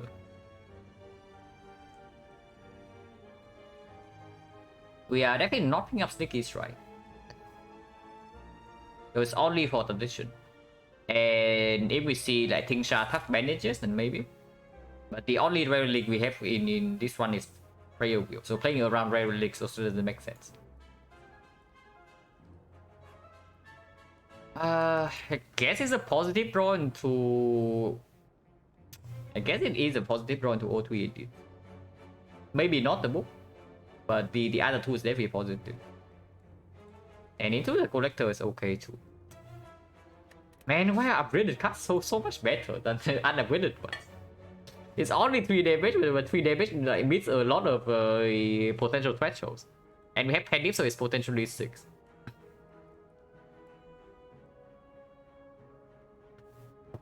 Yeah, I guess it's okay. How bad can upgraded cards be anyway? Also plus 9 gold. Just in time or what? But no, seriously, like, is it just in time? Because we are going into 2 very late question marks in Act 2.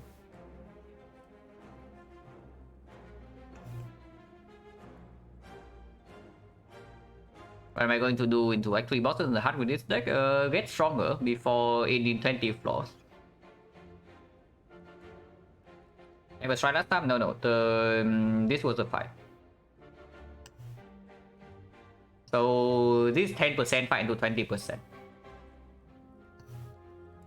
Yeah, I'm also seeing that we take the Zuzu just for these 2 question marks. It's not just for 2 question marks, yeah. It's also for fucking 1000 gold next 3. Yeah, it can also be like 1000 gold for Act 3. Apple gets a random relic, it's probably still worth. Because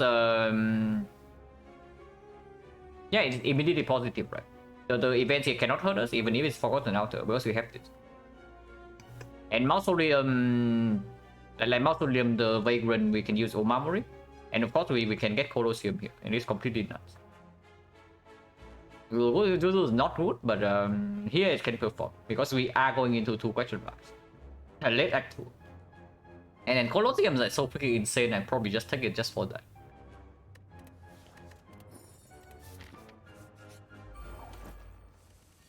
Now, good thing we set up Penny Bakabeko. But here we get to choose what we're going to do on this turn. We get to do 32 AoE damage. And then instantly explode 2 guys. Oh, we just explode 1 guy and play from there. Now... Dramatic entrance basically end this fight instantly, but ending this fight instantly might not be what we want, because the next fight is the Burning Elite. So if possible, I want to set up Penny to 9 again. This 10 would be ideal to both stabbing, by the way. We get to do a Glass Knife 80 damage into my late turn 1.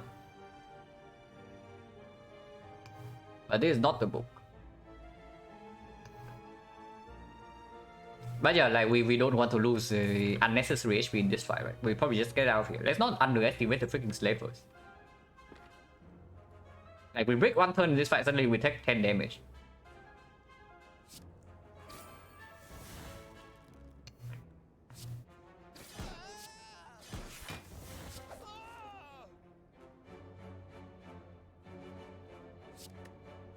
And my legs is for 2.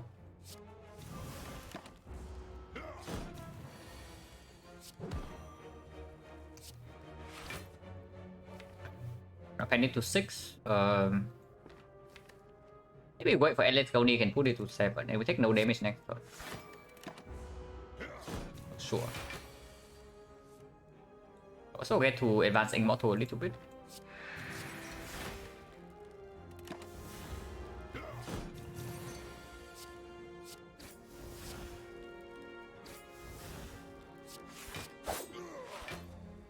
It's on 8. Sundial. Whatever. Energy potion. Okay, energy potion. Now, energy potion is definitely not better than these in a vacuum with this deck. But energy potion does allow us to malaise the book for 2 more. And if we say that we are really scared of stabbing, then I can see energy pot over one of the strength potions. And strength over flex. Flex on turn 1 with pet dip is like plus 10 strength, with multi hit is 20 damage. 20, and maybe we have like 3 other attacks in hand, so it's 30. Yeah, strength potion just better than flex. Not in the Burning Elite fight though. Because if this is the Gremlin Leader, not the book, then we also probably need to use one of these. Okay, right now what I'm thinking is that maybe we want to keep strength potion for the collector, but flex potion is better than elite fight. And the difference between these two is also not that big. Double-Gegger is better than Swift with the Malays in the deck and with little to no card draw. Also plus 9 though. Double-Gegger goes better with energy pot as well.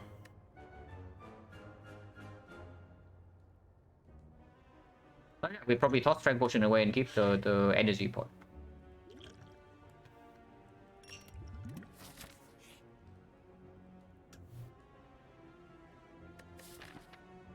We can use Omamori, or we can fish for 1000 gold. And honestly, keeping an Omamori charge for this thing in case of Forgotten Outer or Mausoleum is still good, right?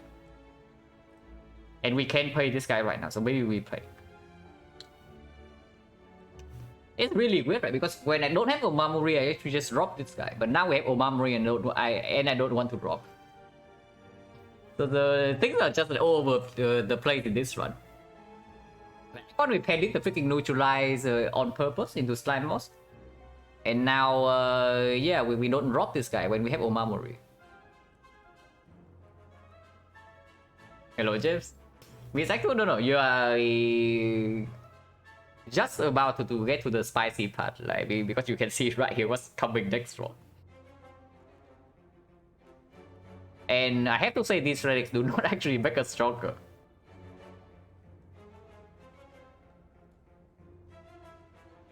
But yeah, we pay, yeah. We pay this guy.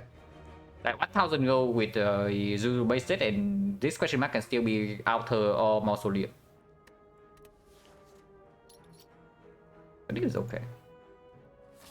Not good in this fight, but maybe I can do something here. Yeah, it's not even the book. He attacks on turn 1, which is good, and we draw dagger spray on turn 1 as well. She does roll max HP though, which is slightly problematic because we don't have terror, don't have PKL or any damage scaling.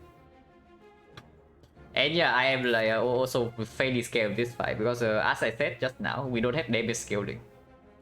And if you don't have damage scaling into this fight, bad things happen. But yeah, 28 AoE, so it instantly kill, and this is full block. So we just get to deal damage like 18, 28, 28 plus 22 is 50, 50, 50, 58, 58, 67. So she's like 100. If reflect is later, right? If reflect is probably later when she resummons, and not this turn. Have enough damage to just farm minions? Not really. When we are weakened, we actually do not have enough damage to farm collector minions. And we also cannot block the collector, so I don't even know what we are doing in that fight right now.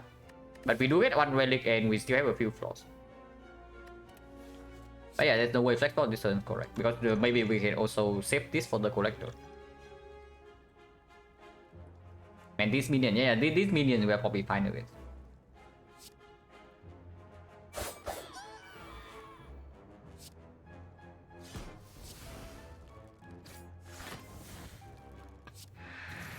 I do not use Doppo here, unless you tell me we want to Doppo into Malays next turn. I think I just want to play Culture. You can still energy pot into Doppo, by the way. But it's just better to energy pot into Malays later on, if we even use this at all. This can stay in the deck. We summons.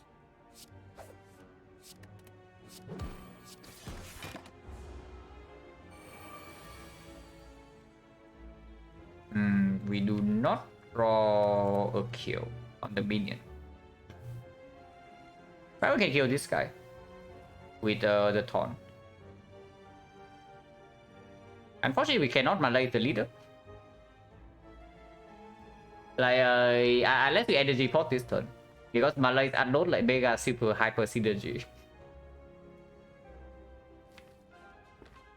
We also cannot activate the Immortal before we play one of these two.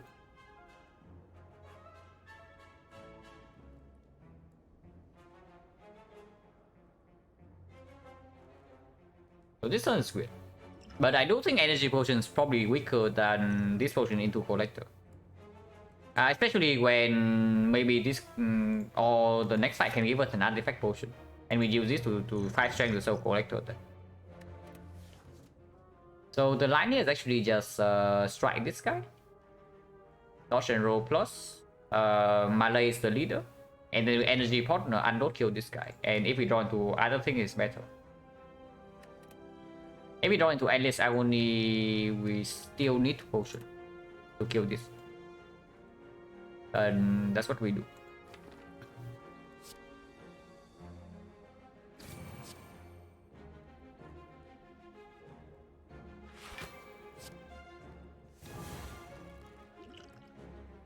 Or we can just let her attack. But not really, because these two are also dealing a lot of damage next turn if we leave them alive.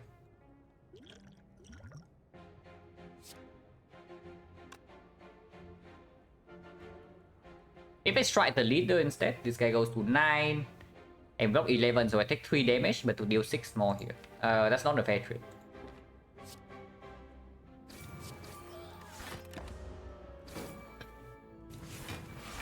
Attack, which is good because dodge and roll block is coming in.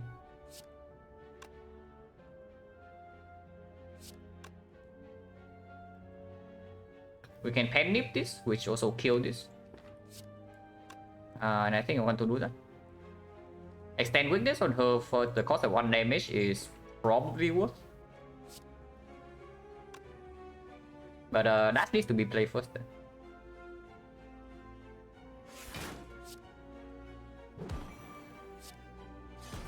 Because otherwise it can discard the dash. We summon again, but she's still weakened next turn. And she's dead already.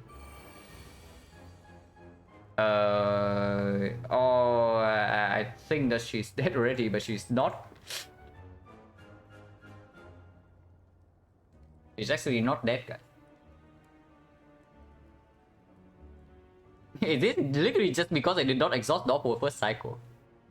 But maybe I was underestimating our damage output a little bit. Because I was thinking this fight goes longer than it does.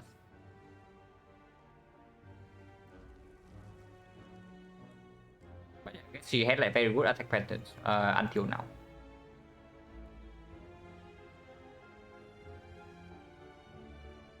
Yeah, we can draw 1 card. And if we fail to draw anything, then of course we still go for her and let her die to the torch. And we take how much damage? We are facing 28 and we block for... Actually no, then we just double block. They don't draw into anything.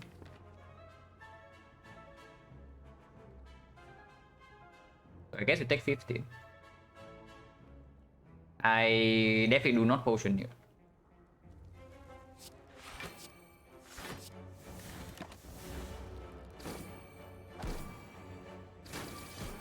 Now we kill. There's 1 more fight. So setting map Penny is not totally important right now. If it's free, we can do it for sure, but doesn't look to be super free. Maybe it is. Maybe it is free. It is free. We kill next up. Sunday with the 2 and Penny to 9. And we always kill on attack, so we can play defense.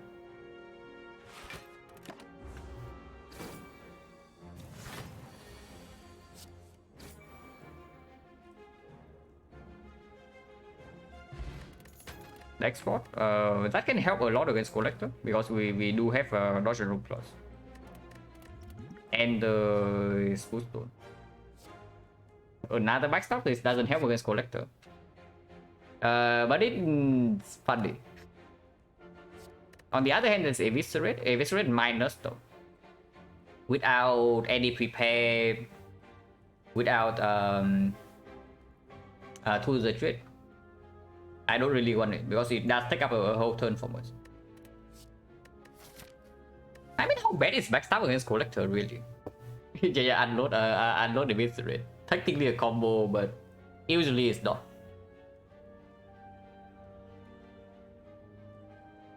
Because we actually don't have cut draw. If we have real cut draw, then it can sometimes be a combo. But the only cut draw we have is a single backflip and this thing.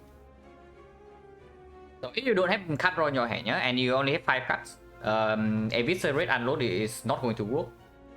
Because case number 1 is that you play unload and you discard 2 or 3 cuts.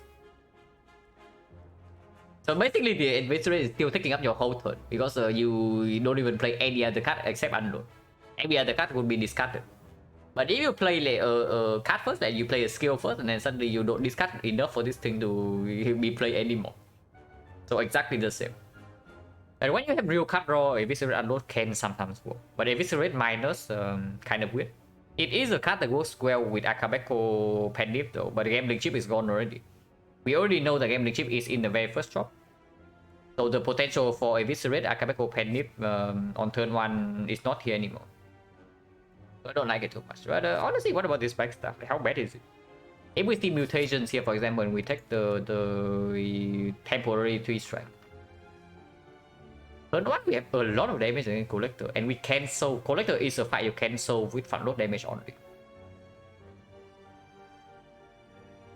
How much damage is that? Let's say we flex fall on turn 1 and we draw into one of the 2 cards, like Dagger Spray or Glass Knife, and Pendip Akabeko is set up. Maybe I should not say Pendip then, because Pendip Akabeko instantly kill whatever this is. Okay, this is Colosseum every time, yeah? So we use this on the Colosseum and then we set up Pendip here. Because Pendip Akabeko instantly kill this, we cannot set up the relic for this fight. Which is slightly sad. Okay, we assume that this is not line up then. Then turn 1, that is already 8 plus 30.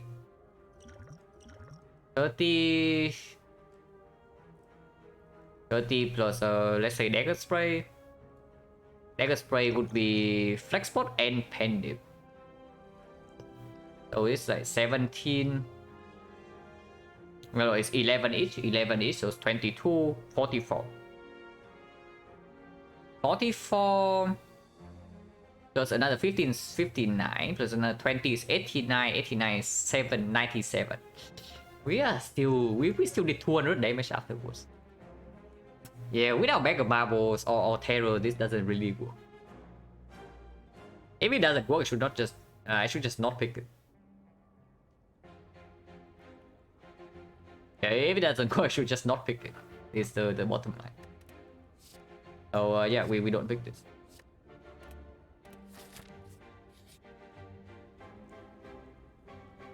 Well, I did talk about 3 strength on turn 1. But we can also transform 2 to hope for a Collector solution here. 3 strength on turn 1 is decent damage, but it doesn't... Okay, it's a lot of damage into every other fight. But right now we are freaking scared Collector. And we don't have artifact, so this strength cannot be kept. On the other hand, transform 2 on 2 strike. Give us 18 gold immediately and potentially give us a Collector solution. It's just transform, right? We are... No, wait. No, our deck is not the Jax deck. I'm looking at the... First of all, we need offensive scaling against Collector. And secondly, we have the Centennial Puzzle. So how bad is Jax? But yeah, unfortunately, this deck also doesn't use Strength as well as a deck with Blade Dances. And if we take the Jax, we also need to rest, so it's not even Jax plus. Like Jax minus doesn't scale fast enough for Collector. At most it gives us 4 strength, and we also need to top deck it. Pretty good, yeah, it's pretty good, but it's still not good enough. If the fight we are facing is the champ, I can absolutely see the Jax here. But Collector is too fast. Backbands in the future? Yeah, we will pick backbands in the future. But the thing that we are scared right now is that there's no future. Because if there's a future, we will never even consider this. But the future is in 2 flaws. The future is unfortunately in 2 flaws. And Jack is simply just not fast enough. So yeah, we transform 2 and I hope that we get something decent.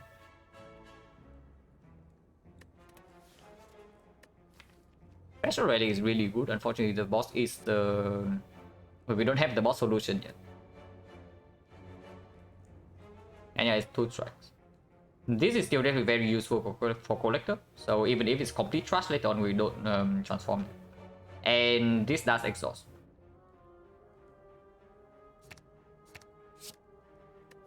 This doesn't solve Collector. It's a marginal improvement from the strike. This is much better than a strike, and I guess this is also much better, but these things do not solve Collector. Maybe with the flex spot.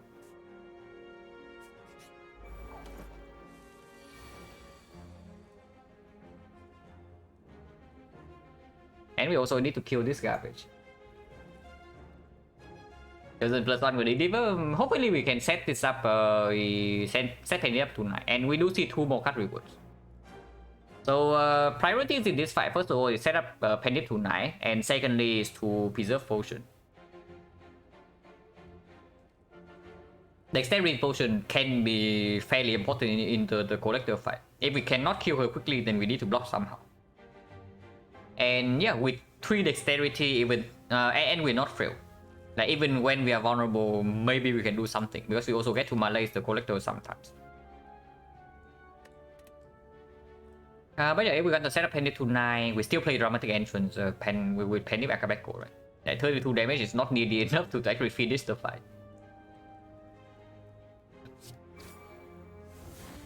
This is here, not that we care about it. Can kill the cultist right away, but I don't think we... maybe we do that, because we can malaise the Chosen.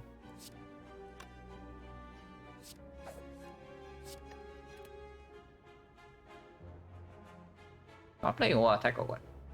If I play like neutralize, no, war attack can discard malaise, so we don't even play this.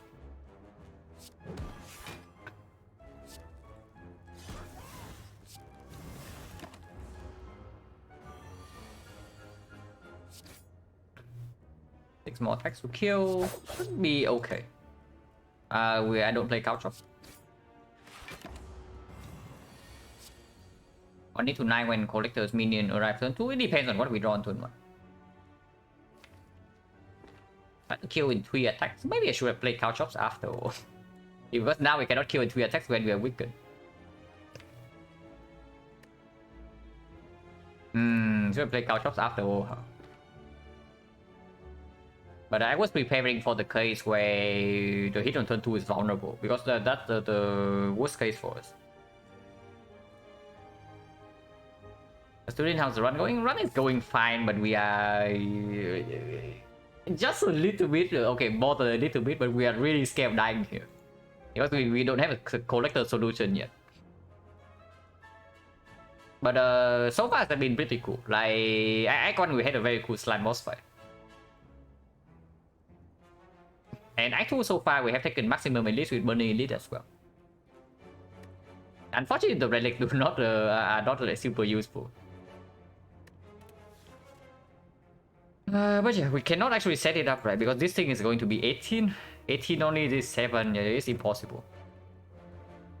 And next turn weakness runs out. I guess we break Penip, like whatever.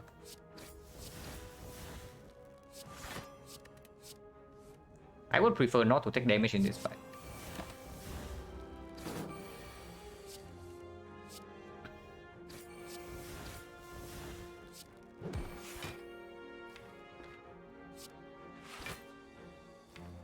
Seven is 4/4.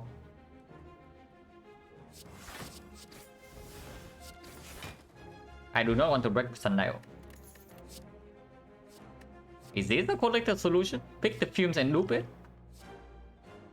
Bell Memory boss relic, it was Dome and Blackstar. Is this actually a collector solution? We pick up the freaking fumes and we upgrade it, and we duplicate it. Pick the fumes, upgrade it into duplicating. So we have to play collector fight on 32 HP, which is slightly scary, but otherwise we don't have any damage scaling whatsoever. And that doesn't work against collector if the fat load is not strong enough. And our fat load is only roughly 80 damage. So we simply don't get that. So yeah, there's only one line, so I guess we do that. Rồi tiêu tiếp. But yeah, there's only one line here, so we do that. The next question is, what potion do we toss away? That potion is useful for one-time wipe per minions, but if we have to rely on fumes as our damage, then dexterity potion can come in clutch because we are not frail.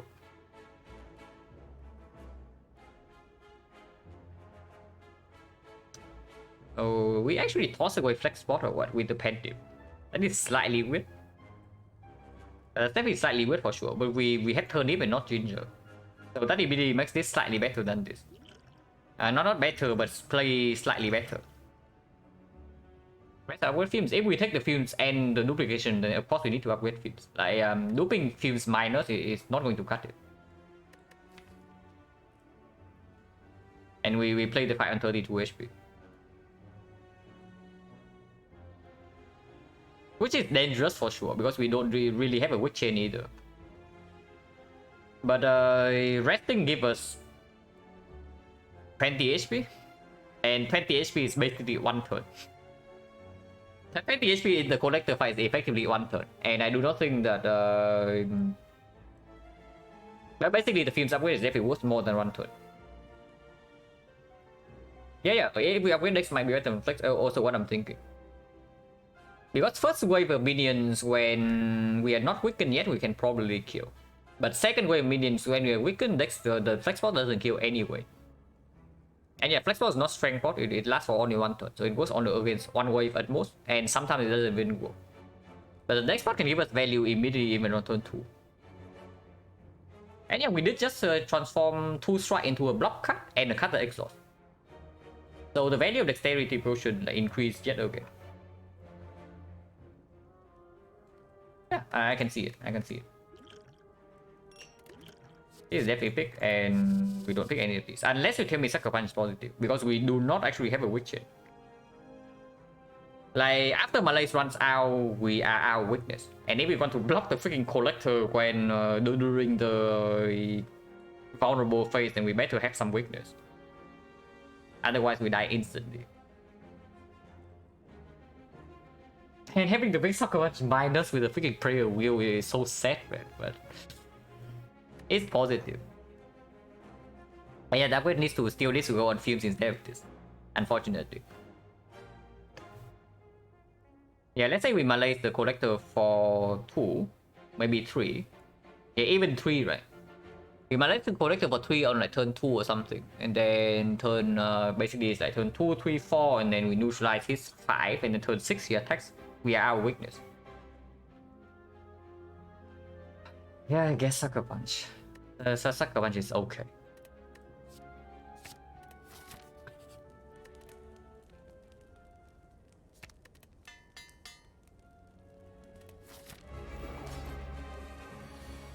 I'll break the fumes at least. And we do get to Malaise Collector for 3. We can keep Akabeko for next turn. Or the Dagger Spray or attack. And I think I like that better, because with the Fume Slurs in play or double Fume Slurs in play already.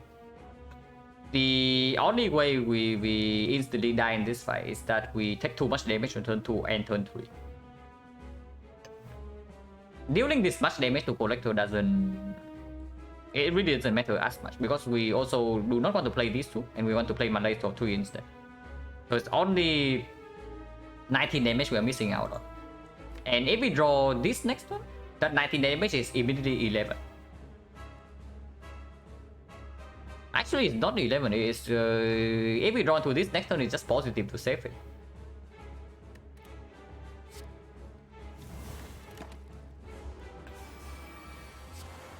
We're not drawn to it, but we do have piercing though. Now, how much damage do we have here? It's 16. We are taking damage here, yeah, but not that much. Because we do bulk for 4 and these only hit for 1. So 16, 24, 24, 30. 30, so it's not even a kill on this, but it is a kill next turn. But we also draw into Dagger Spray or attack next turn because of Centennial Puzzle. So probably all the damage can go on Collector. But I think the auto equipping is fact within 5 hits, very low. But if that is the case, we have to play around Penny and Flexport on a Dagger Spray to instantly kill the minions, because that would be 44 AoE damage. And yeah, then we hope that her attack pattern is nice. We still need to hope that her attack pattern is nice, by the way, even now. So right now we are still not extremely favored in here, but we have a chance.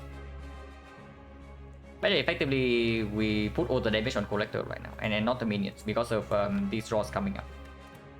Actually, no. I think we play 3 attacks next turn, and it's like Dagger Spray double only, that is 20 damage. So we need to prepare this guy for 20. So it's at 6 into 11, right? 6 into 11 is 17. 17, so we need 5 damage still here. So I guess 1 strike can go here. Does this guy die by turn 5?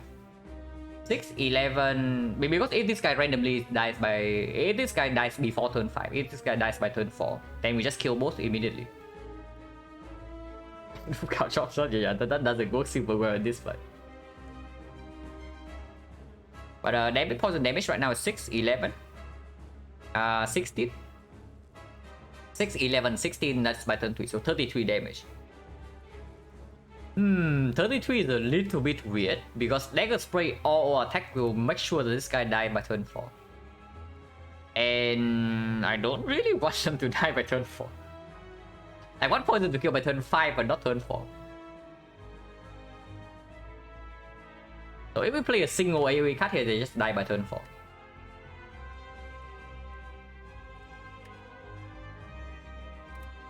But I guess we have to deal with it then.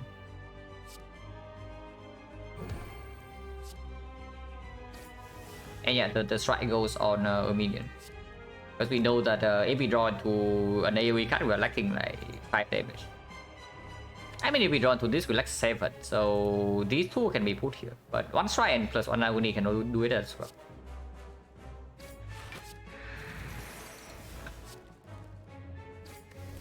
And I really do not want to waste damage in this fight, if possible. Her attacking us again is actually good. Yeah, her attacking again is actually good because even in the vulnerable phase, she still has -3 strength.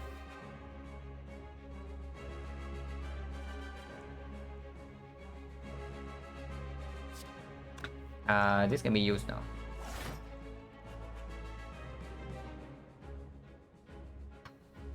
Okay, let's light skill this. Maybe I should not. Maybe I should have pen dip that, but pen dipping here also is fine.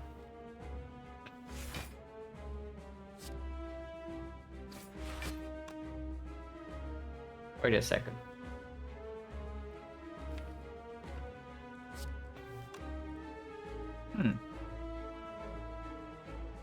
How did 1 more damage than it actually has somehow? Doesn't matter too much. We can just play Clone Negger here. Actually, no, we cannot. Okay, that's pretty bad then, because it means I lose 1 weakness. Yeah, definitely should double check damage in this fight, because like wasting damage here is incredibly bad.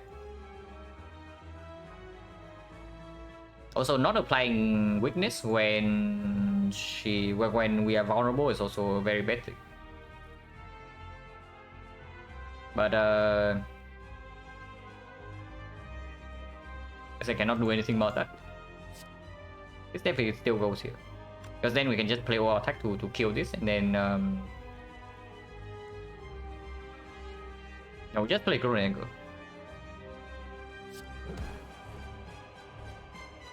I think last night first cycle is set. And next turn she does an attack and we draw into complete crap.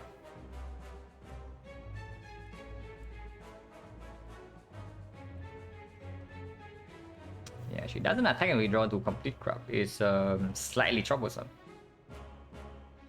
2 turns from now we do get energy from Sundial, but our deck doesn't have cut, bro. So we need to maybe draw into Doppelganger then. And yeah, we need to answer the same question. Like, is Doppelganger a positive redraw or not? And I think the answer is yes, because we do not actually need to block every single turn in this fight.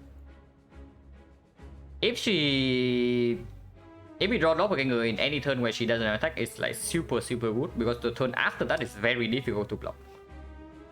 If she buffs or resummon, like regardless, the turn after is very difficult to block. If we draw into Doppel when she's attacking, we are set though. Really set. But we do have the turnip and 3 dexterity, so that's mitigated a little bit. Do I take 3 here? Taking 3 here deals 10 more damage to Collector only. And only 10. Doesn't make sense. Yeah, it doesn't make sense. So just Clone Dagger, shift kill this, and then I guess Doppel can stay in the deck because the block density in our deck in the second cycle is fairly high after we exhaust both Agonies and the Caltrops.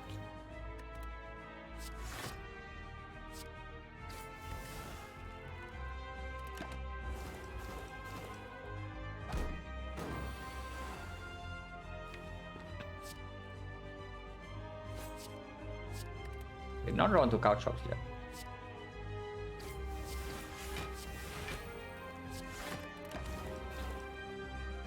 When it runs out, but we do have the block from the thing this turn. She does an attack, which is bad.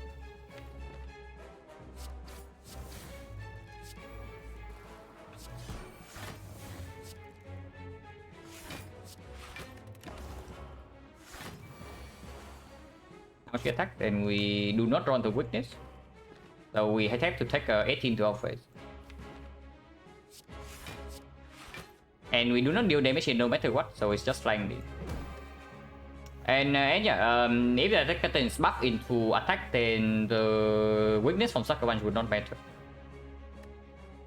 So preserving HP so far is correct. She doesn't attack. And we have dodge and roll block for next turn. If she resummons next turn, we win. If not, we can block with the Doppelganger. And here you see, like exactly why I say the Doppelganger is a positive redraw. Exactly because of this. Because now we need to block next turn or we die. So having like massive energy next turn is a godsend. Hello, Darren. And yeah, the run is nice, but for now we are in a very dangerous fight. Also, the first boss fight was not spectacular. But yeah, penny to 9, and then next turn we shuffle our all 3 block cards. Okay, this is definitely play for 3.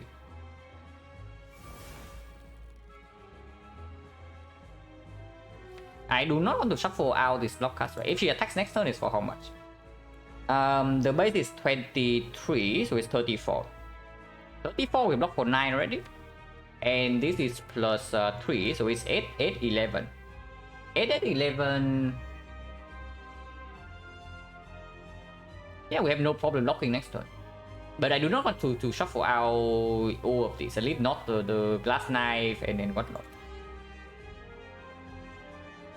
Does this 2 damage ever matter? So poison damage is 31. 31 next turn is 36, so it's 108 over 3 turns, so it's not. And yeah, if the 2 damage never matter, then I should not play it here. Kill next turn, no, she gains block, and we are still weakened. So killing next turn, maybe it's possible. But I mean, we always survive next turn and she dies over 2. So the fight is good. And the fight is good no matter what we do here. So I guess we play this to advance relics.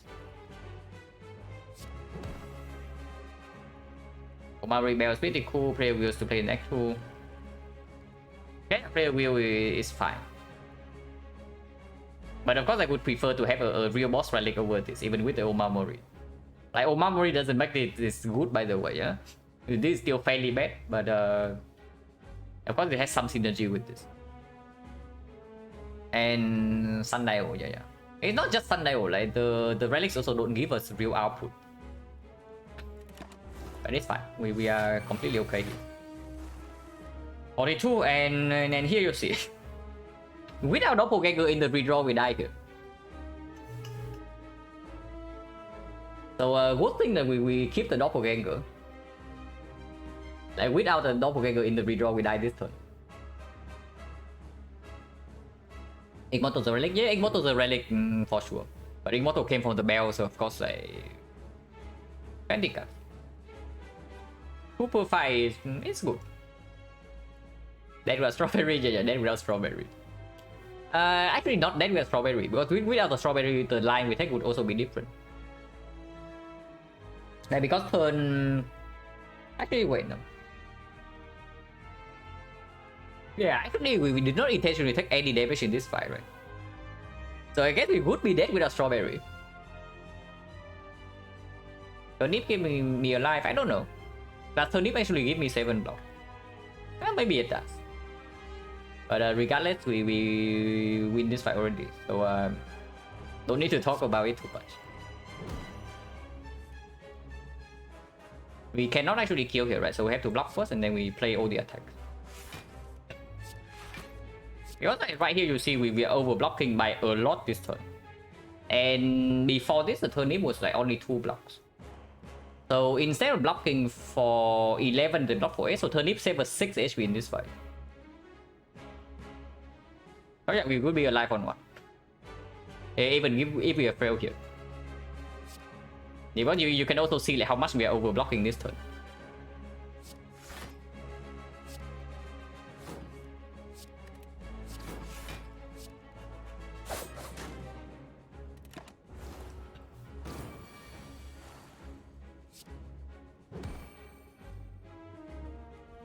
I don't care being mortal, right? Panic setup is more important. So much then no. Anything you cannot remove from your deck, you also cannot transform. At least I think so. Yeah, I don't care about Immortal. I care more about Panic.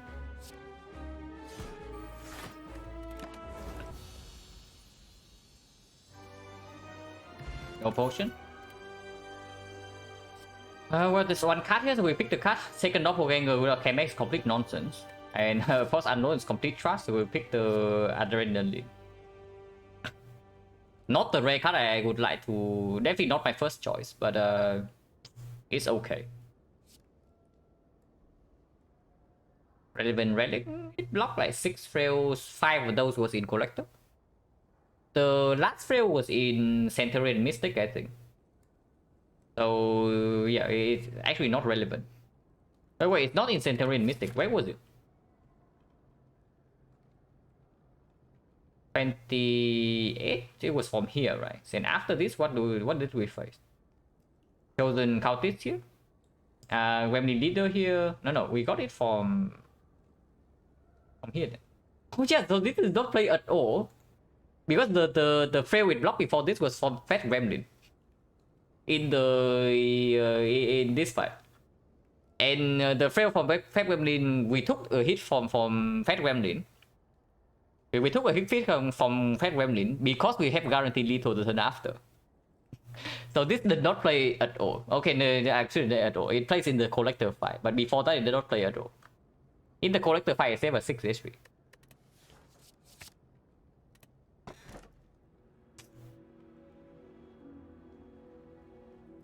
Giga cringe. Oh, this run will be rough. I can already tell this run will be super rough from here.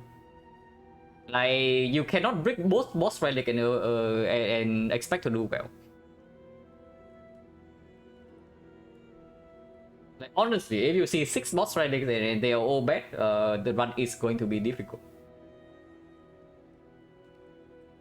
No choice really besides Teko. You want to die or what?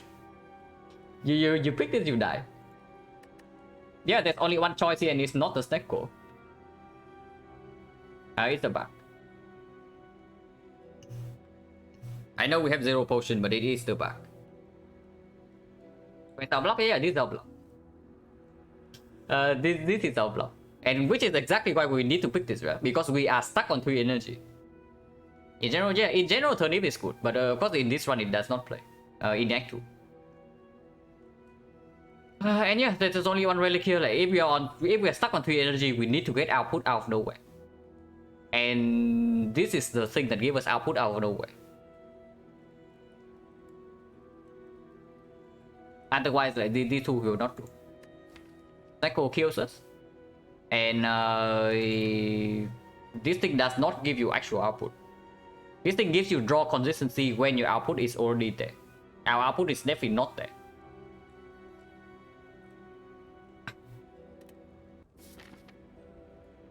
And yeah, we definitely have to work for this one, and that's clear. But at least we have free pathing. And I see 1000 go into 4 elite.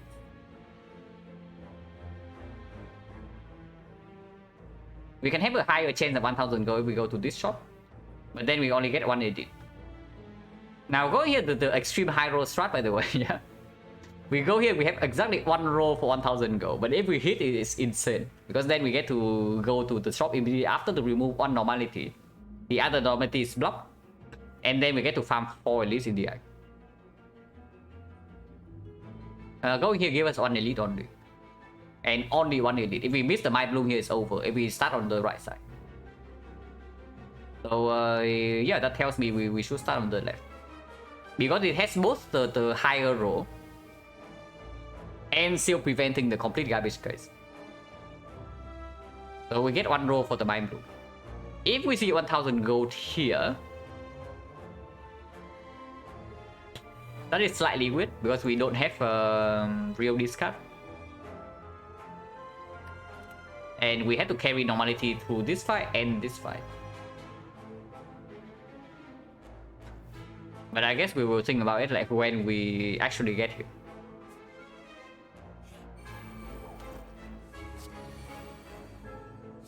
Wow, instant kill and take 14 damage. We can take 1 damage and instant kill. So one is normal, or do we want to play this fight normally? Because we can. We do have the fuse. Why is uncommon anyway? Why is uncommon? So it will cost like 280 or something.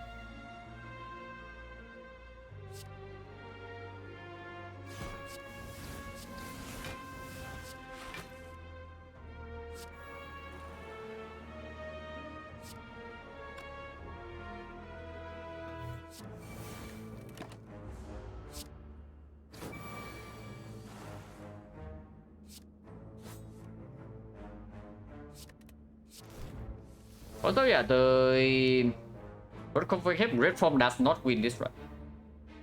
If you see red form with our way to with our nightmare, it does not win this run. In fact, it's actively harmful in the boss gauntlet. I will say it right now. Like if you think red form helps you in the deck with no draw consistency and is stuck on 3 energy, that is you have not lost enough runs with red form. Is what I will say. But when we're stuck on 3 energy, red form is not the card we are looking for. Nightmare red form is of course still the combination we are looking for. And if we see red form in for free, we pick it up. But if possible, I would like to see something else.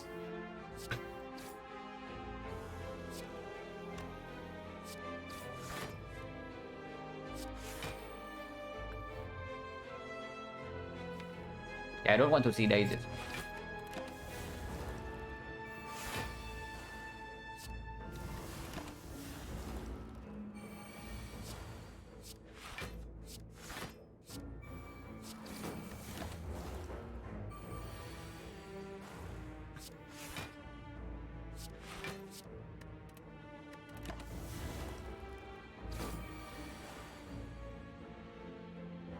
Play 2 attacks to...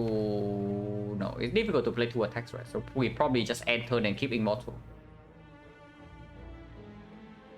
Pray for Kunai. Kunai would be one of the things that can bail us out. Not for the heart though, but the heart maybe we can save the back for. But basically we need a way to finish Act 3 boss gauntlet and the spear and shield without potion use. And then we solve the heart with this back.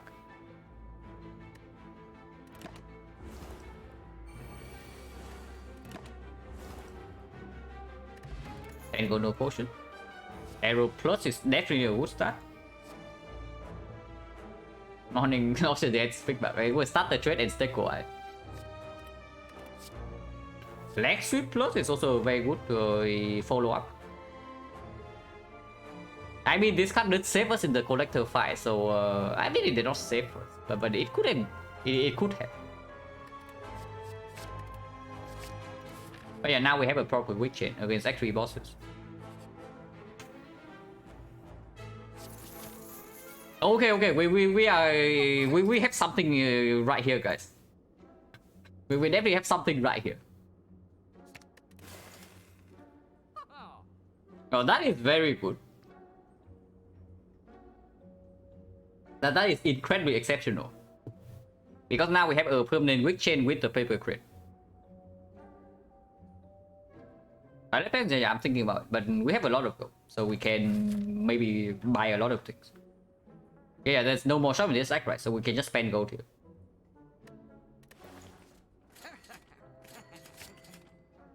Blur. What about Blur? Blur's okay, actually.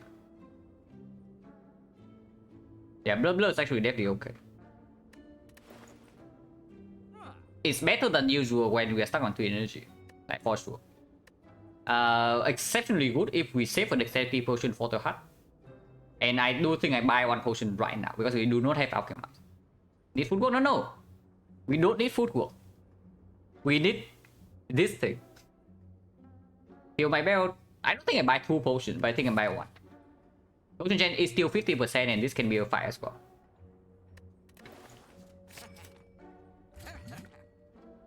Dash miner is not good enough, right?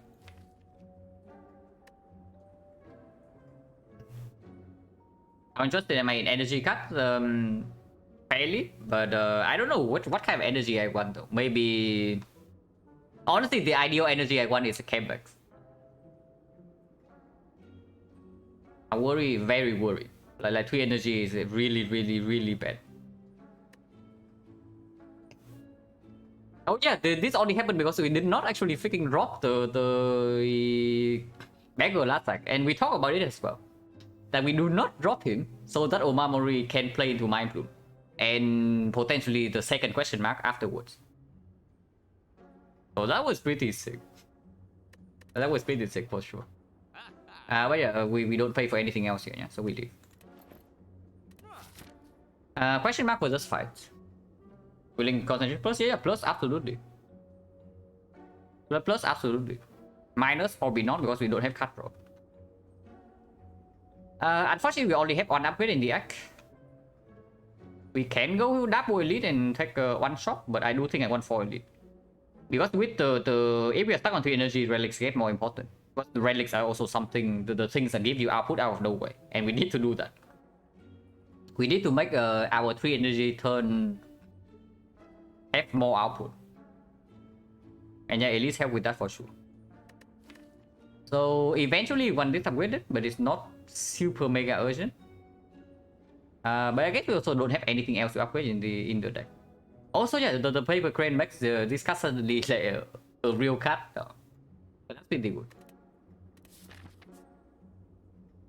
Now we just saw the best event in the deck already. So how interested are we in this? Falling. We can give up couch shops. I'm not like super happy about it, but we can give up couch shops because couch shops will be a very good card in Act 4. Because if we are stuck on 3 energy, it's very difficult to both deal damage and block the heart at the same time. So couch shops is going to play for sure. Always a better, yeah, but that's what I'm thinking about right now. because the whole wave fight value goes up with both the back and the prayer wheel. But events like falling, this can be given up, but we are not happy. These we do not give up. Attacks, almost every attack can be given up, even neutralize or the sucker punch now, because we do have leg sweep plus and the malaise. Skills probably not, but if you can give up any attack, then it's fine. Madness is still madness minus, so still complete trash, even if it's something that can create output in the second cycle, because it does make the first cycle like, much weaker. So madness is complete garbage. How many events are we forced to go to in this side? Only one from here.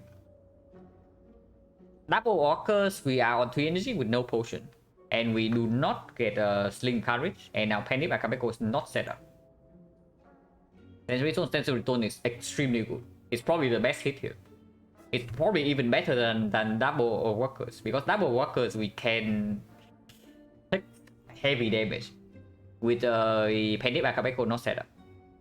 Sensory Zone is very good because it can give us Apotheosis, and Apotheosis is ridiculous when you are stuck on 3 energy. It's a card that gives you both offense and defense scaling at the same time for 1 energy. That is exceptional. Dark Cycle is completely sick, and of course the usual like panic button on 3 energy with Malay Spitting Well, and then even Finesse, yeah. Finesse is very strong. Wood Instinct is also the same. So yeah, like Sensory Stone is on average like exceptional.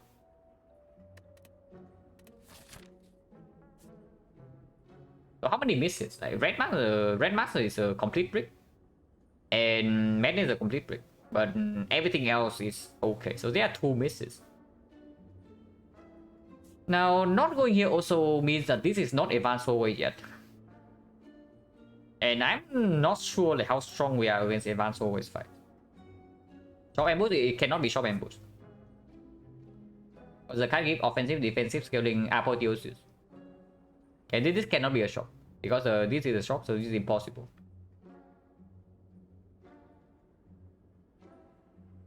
How good are we in the advanced always fight? Okay, forget advanced always. How good are we in elite fight? Portal is a shrine event and do not count shrines. Moorhead cannot show up. Moorhead only shows up if you meet one of the 2 conditions. You either have Golden Idol, which we don't, or you have to be below half HP. So Moorhead cannot be here. And yeah, Secret Portal is the shrine event, so it's rarer than common event, so I don't care about it. How good are we in elite fights? If we need potions for the elite, then of course we should take away fights. We do have the sling. I mean, with the sling and the pendip and against Deck Lady, we do kill the daggers on turn 1 immediately. And we have Terror Plus now. Okay, we are probably okay against the elite. Giant Hand, we have permanent Witch Chain. Yeah, we have a Witch Chain with the Crane, and we do have Terror Plus and 2 Strength. So that should be okay. Deck Lady, we can kill the first wave immediately. Second wave can be a little bit weird, but we do have 2 Strength. And then the Crane as well. Nemesis is probably the worst matchup for us if he decides to repeatedly 45. But multi-hit we can always block. I guess we're actually not that bad as elites, especially now that we have this thing. Auto take more, yeah, so of course we don't take the Portal. But Portal also doesn't show up very often. Advanced hallway fights. Triple Jaw Worm, no problem. Writing Mask, okay, big problem. Transient, sometimes a problem, sometimes not, depending on draw order, but it can be weird sometimes. If we bottom deck Terror and we don't get weakness down, like Leg Sweep plus down on a free turn. Spyro, very bad. Okay, maybe I don't want advanced always. If we are scared of both spike growth, if we are scared of spike growth, if we are scared of rising mass, if we are potentially scared of transient, even the more I don't even know like how good we are against the more, you know, because we don't actually have strength in the more fight. Auto 30, no, it's 800 seconds. It's more than 800 seconds. To prevent it showing up for speedrunners. So right now the portal can show up for us. Because the run duration is longer than 800 seconds. But yeah, the restrictions basically for to help speedrunners not having to reset for it like every single run.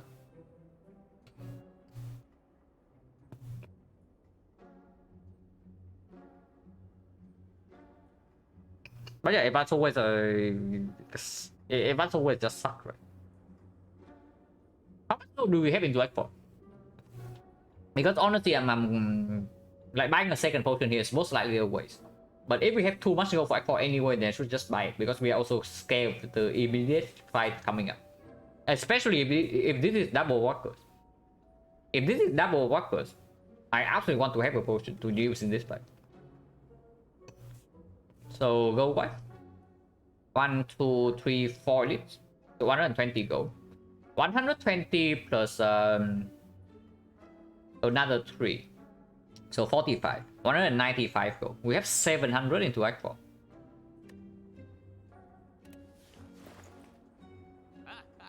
So if we buy one more potion here, we still have 600 plus. 650, and let's say we buy 2 potions in the in Act 4, that's minus 100. We take a cut, remove, that's another 100. 125. So 225, and we still have 300 gold, 300 plus. And with the fish, we're also getting more gold. Okay, well, I should not be stingy then. I should just buy a potion. I should definitely buy a potion here and go into question mark. To avoid advanced always while also preparing for double workers. If this is a dead floor, fine. I don't really care. Because then we can keep potions for the edit. Because this is not going to be advanced always. Is next one better than Essence of Steel? Into double worker is slightly weird. Because we do need to put damage fairly quickly in that fight. So I don't know like, how much energy you can spend on defense. And we also don't have any zero cost block cut. But it can play with the blur and the dodge and roll sometimes. And Essence of Steel does go away fairly quickly, even if it starts at 8, if we repeatedly take damage. Okay, that's protect from burns though. So Essence of Steel is like 8 damage, 8 block turn 1. If we lose 2 charges, which we should not, then it goes down to 6, but it probably goes down to 7. So it's like 8, 7, 5, and then at most it's 4, because if it goes down to 3, we are probably dead by that point. So the Essence of Steel does block us for 8, 7, 5, 4. 24 damage. Dexterity pop is 4 dex. With this is 8. So anytime we play a block card, it's like 4. So we need to play 6 block cards for it to be equal. And we need to play 7 for it to be better than Essence of Steel. Unless it lines up a turn with the blur. And the burst block can do it better.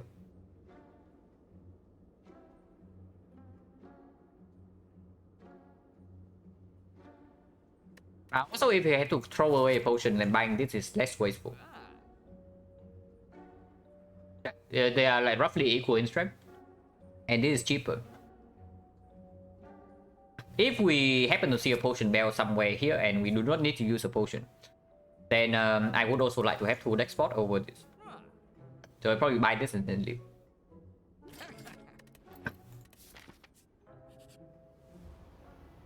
To strike, I don't mind if I do. Oh, they are pissed. They are very upset. And now I wish I have free Essence of Steel in my potion bell right now. But yeah, free strike remove is good, yeah. Uh, 20, we can pen dip this for 28. I guess Akabeko on this is just way better than... Actually, it's exactly the same as pen dip. But if we Akabeko this, we can draw into another AoE card and guess pen dip. I guess it's okay. It's not. This is 48, so it kills this already. And we do have 27 only. So we cannot kill two of them this turn. So we are currently facing... Actually, we can also kill the middle guy. Yeah, they are very angry. No, but that's why I'm saying, yeah, I do not want to run into advanced hallways right now. Because this side can also show up in advanced hallways fight, and it's not even like super good for us. We can kill them instantly on turn 1, but then we also mess up the setup for the elite.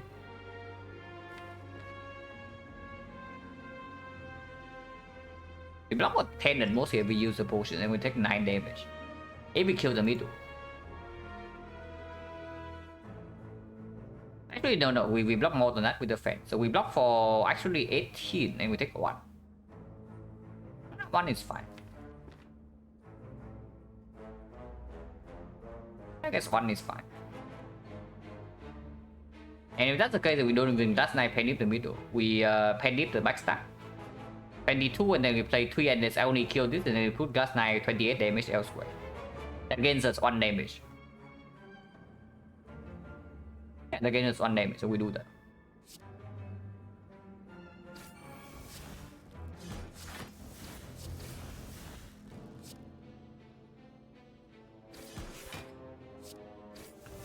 So can potion right now for 4 HP. The potion gen is still 50%. And yeah, if we take 4 lists and we don't want to rest, then examining potions okay. So basically I bought a 4 HP, potentially slightly more next turn, but hopefully not, for 50 gold. That's fine.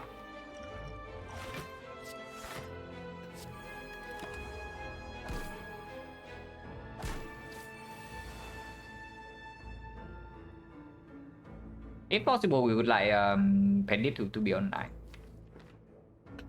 If possible, that is.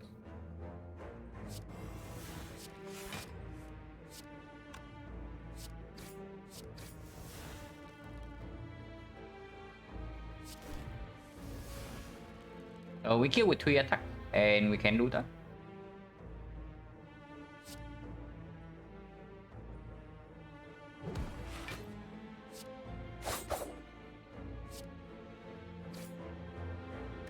No potion, so 50%, 60% potion chance now. Active with next spot. Slow Dagger Plus with pen dip, ornamental fan and next spot, and 2 strength in the elite fight. This is definitely pick, and backflip is positive because picking a card draw does allow us to pick up our maneuver sometimes. But whenever still on 3 energy, card draw is still important. Should not be a huge problem, but I should hope the assessment is actually correct.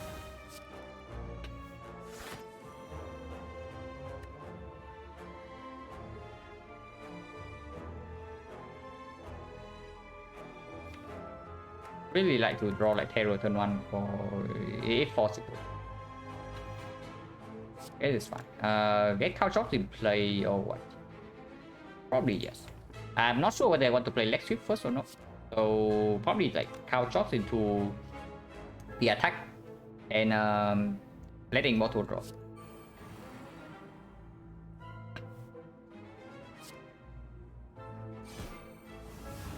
Okay, I guess we play Leg Sweep then.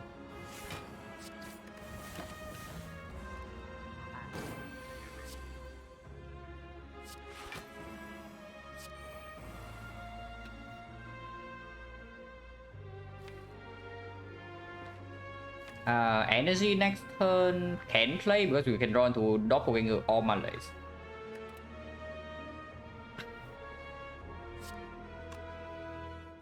And yeah, I'm also willing to use the second next one in this fight if we actually need to block for a long time.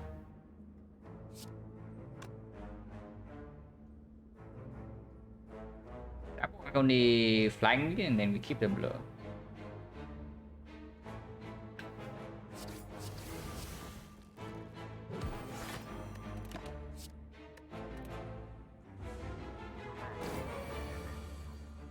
And yeah, we do draw into Malay system. With the crane, I think I go full Malay since I'm playing blur this turn. And probably need to deck spot next turn because the damage is not fast enough.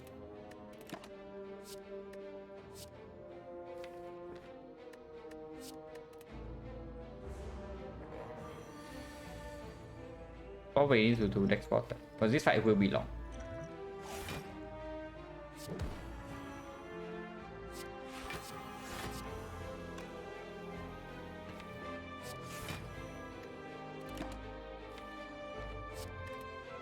Next turn potentially panic a big last knife though.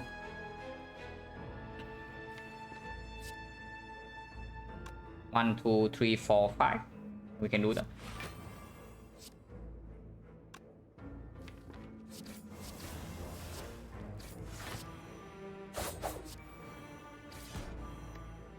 This is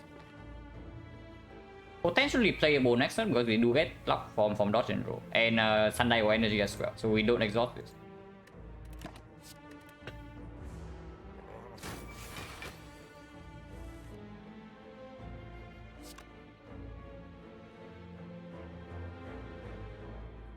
Hissing will dash topple or what? Probably exhaust this. Like 2 to doppel for one more. Probably not good.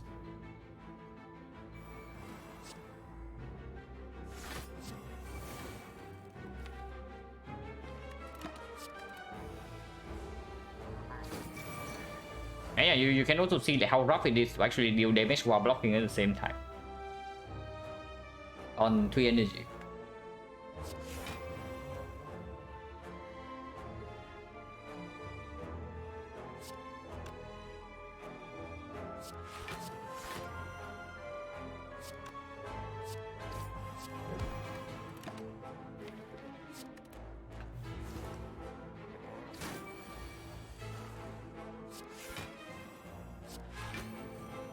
But that's why the dodge and roll in on 3 energy is a premium card.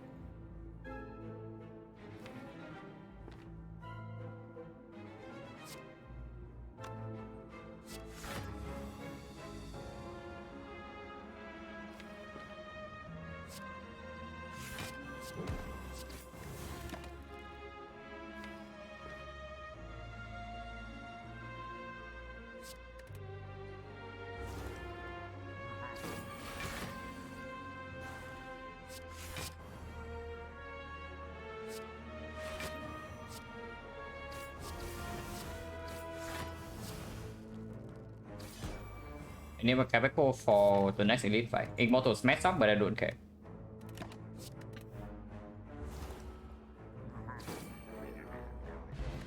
Our potion, very good for the heart if we can keep it until then. I'm gonna do for next ship. If one of these could be upgraded, it would be easy. The second leg sweep is definitely not as strong as the first because we do have basically a permanent weak chain ready. As you can see from the giant head fight, we did not even play this leg sweep the second time, and he's still weakened for the whole fight. On the other hand, there's outmaneuver, but outmaneuver minus, not exactly super good. What are upgrades? One of the upgrades has to be well plans. And the other upgrades I would actually say is caltrops. So outmaneuver plus outmaneuver minus is not what we're looking for. I can see adding a deck sweep though, just to avoid the case where we bottom deck all the weakness. Because having weakness with the paper crane always on basically every boss is extremely important. And yeah, Malay is like one time only, so against time meter, like after against time meter, this also is not free to play. And so would the sucker punch. So yeah, we can spend 2 energy on the leg sweep against the time eater. Against Donor deck, having multiple cards that apply weakness is also good because you need to you need to like alternate weakness between two of them.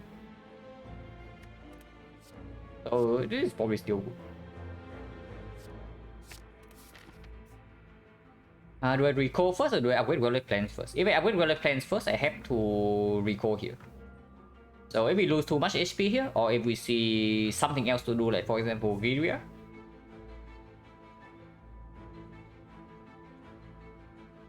or we are like we are super low HP, or we see something like Giria or something to upgrade like the footwork, then it's great. But I guess Relic Plans upgrade is more important than footwork. Relic Plans upgrade is more important than footwork, and the upgrade in Act 4 is Scout Drops if we get to do it. If Relic Plans upgrade always happen, then it should happen right now because it does save us HP. And yeah, I guess we do it immediately.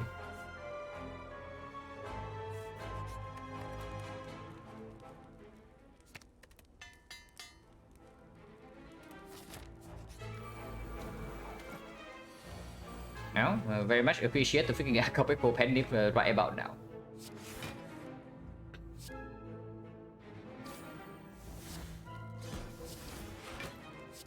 This way we also set up the Immortal for next turn. She attacks on turn 2. It's fairly nasty.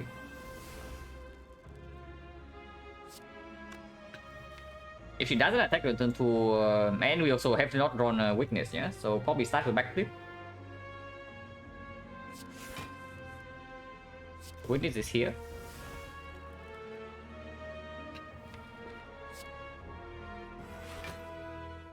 Unfortunately, we are still taking a lot of damage this turn.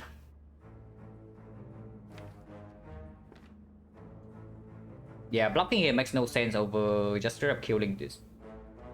So we are still taking 11. And then now we need to recall here, yeah? So we cannot rest.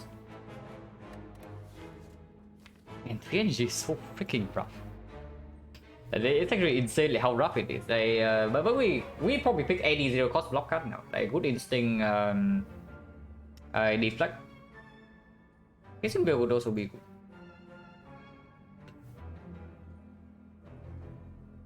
Yeah, it makes zero sense not to kill this right.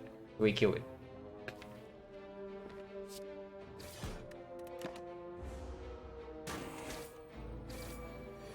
Attacks again. This attack is a bit easier to block.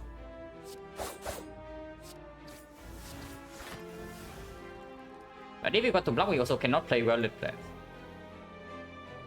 I guess that's fine, because otherwise we take another 7 immediately. And this needs to come now either way, because the weakness needs to happen. Well, it plans to dodge and roll is another line though. We take 7 immediately, but we guarantee to take no damage next turn, and then after that she's dead. If she attack again next turn and we play Leg Sweep right now, it's for 20. And we do not have 20 in here. And yeah, we are weakened, so it's also not a kill next turn. I guess we take another 7 and accept it. We do get a little bit of healing from Blood Vial, and this can also be more ahead if we lose too much.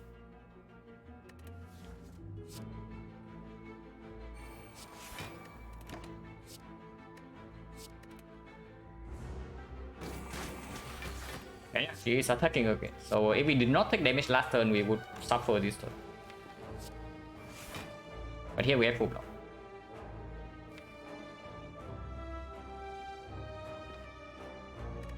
If possible, I would like to set up Penny Akabeko for the next fight.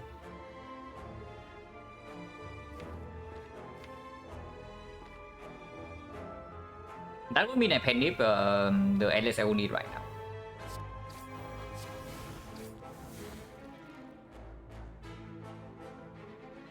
Probably just fully my laser and ignoring the fumes.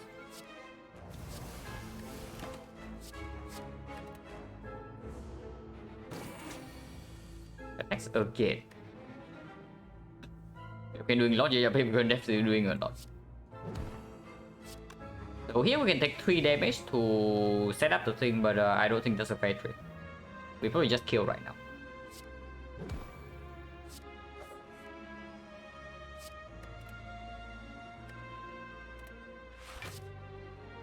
This doesn't full block. Exactly what we need. This is a trash. But next one is okay.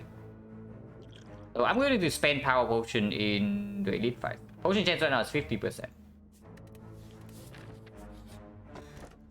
This is going to be amazing.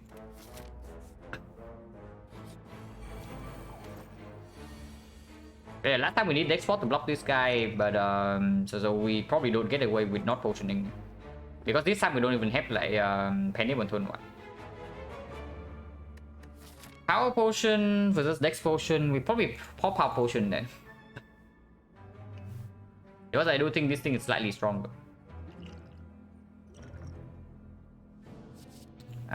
These do not actually give us defense.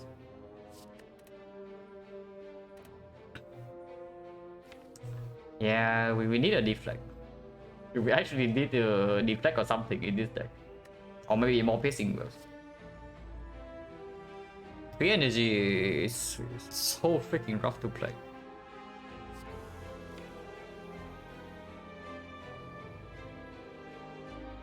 Yeah, tools of the trade is nice and all, but it doesn't really help us, right?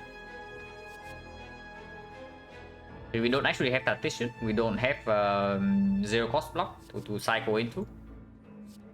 And this is just damage.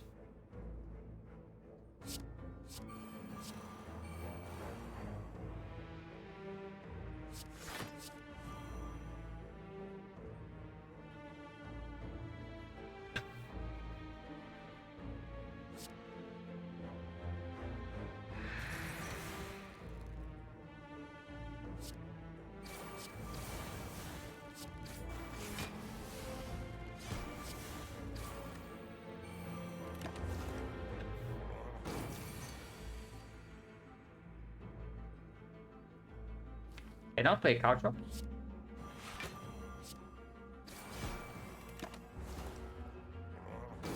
And I sure hope we are not forced to actually still pop this, but it's looking more and more likely. Because Terror is bottom deck here.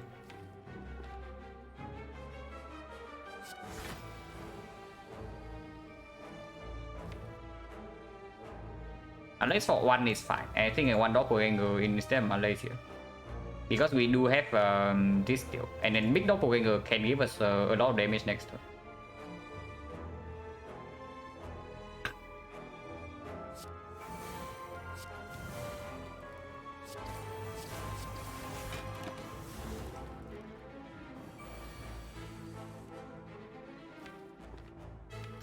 To make Hero and Well-Lit Plans. So next time we cannot block.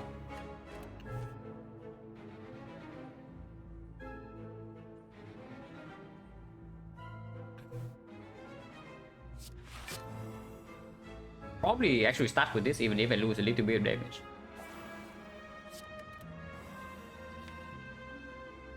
Okay, we have even less block next turn now.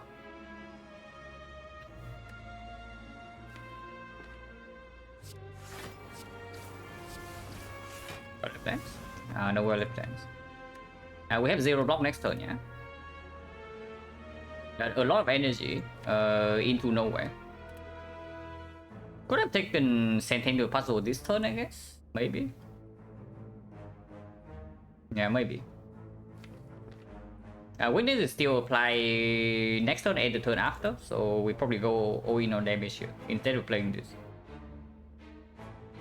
Film Stereo, not just Film Stereo, it's also like freaking Grounded Flame Plus.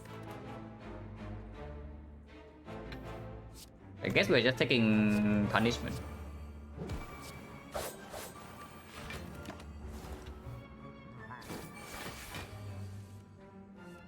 They're not even drawn to back flip.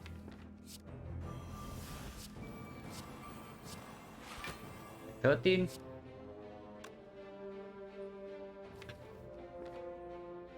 It's okay to play.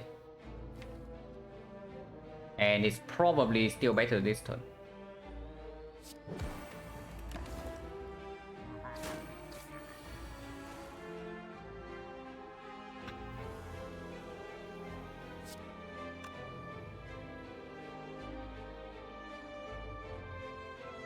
We cannot even block this turn without next spot.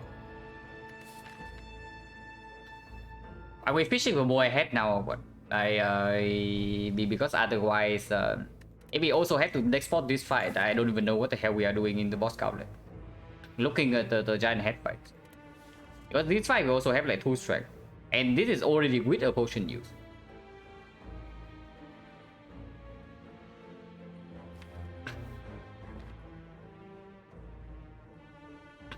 We have lethal here somehow.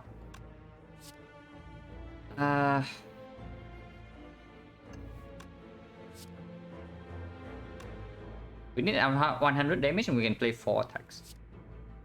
So this is 12, 13, 18. So 12, 14, 20. 12, 14, 20, 46. 46 and then 36 with 30%. So 46.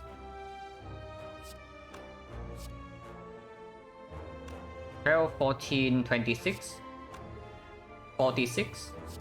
Plus another 46, so 92. 92 plus 10 poison, 100.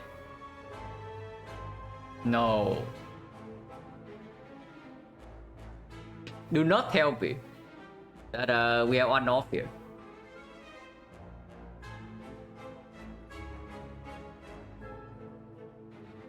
When I throw second, yeah, we can try with that. Like and if possible, I would like to not play all attack because all attack can ruin everything. Because last night needs to come last. So if we play clock dagger, we start with it first. So clock is 6. 6 is 9 and 9 with 10% is still 9. So it's 9. This is 12. So it's 13. 22. 22 is 20%. So it's actually 15. So you got 9, 13, 15. Oh, my calculator. 9 plus 13 plus 15. Plus this is 4 stack, yeah. So it's 36 times 1.4. 36 times 1.4 is plus 14, so it's 50. Plus 50. Plus another 1, 2, 3, 4, 5 stack. 97. It's not enough, so we need to play all attack. If we play all attack instead of the sucker punch. If we play all attack instead of the sucker punch. Then instead of 15, it's 2 stacks. It would be 18 plus 2 stacks. So 21. 21 instead of 15 is plus 6. 103. Exactly so. But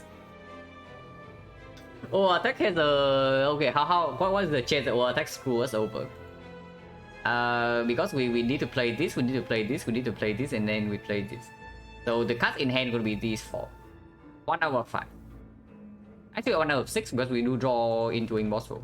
We do draw with immortal. But yeah, basically regardless, we start with clock and the ship, and then we see what we draw.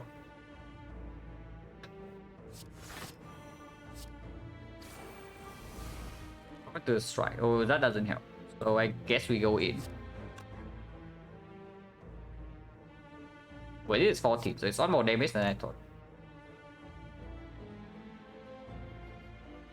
Oh yeah, that's already 2. That's already 2. It's not 1, it's 2. So 20%.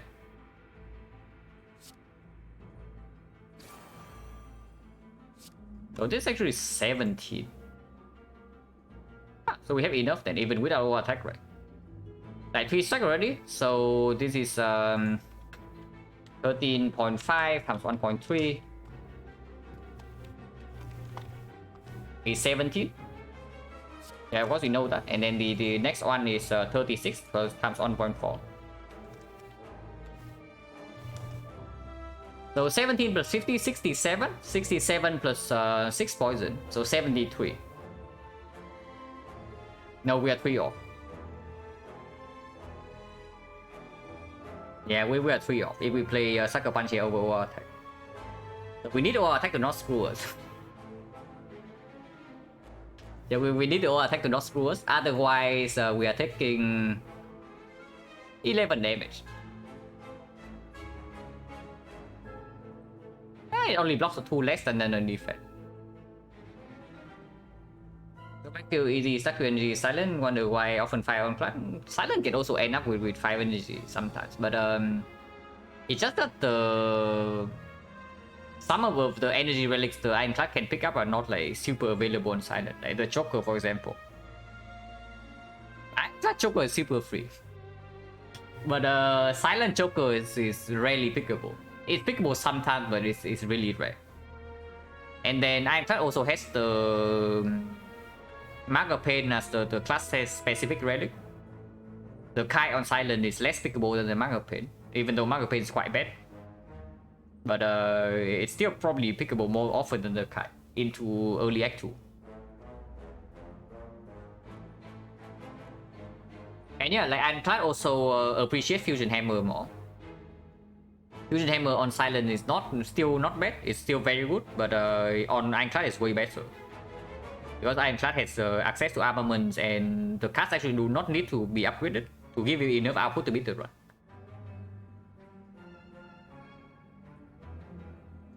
But yeah, there are a lot of reasons why Ironclad might end up with more energy than Silent.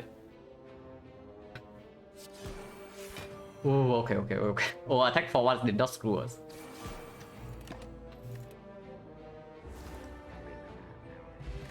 Reserve insect, just in time.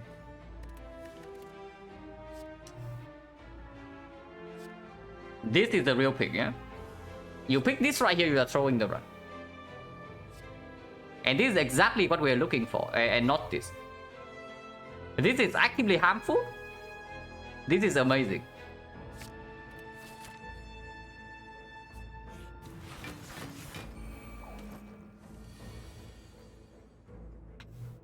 And now we have to deal with triple jaw with 3 energy and no relic setup.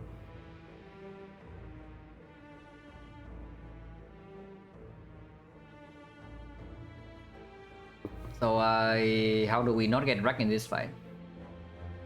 Kill this guy instantly and then move on. 48, so we still need to commit an attack on this. Unless the line is like glass knife here into... No, we play dramatic entrance regardless. The glass knife always goes here.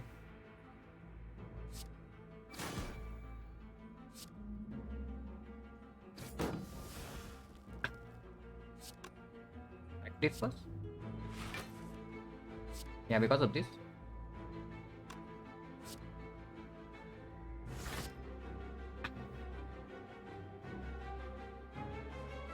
One off.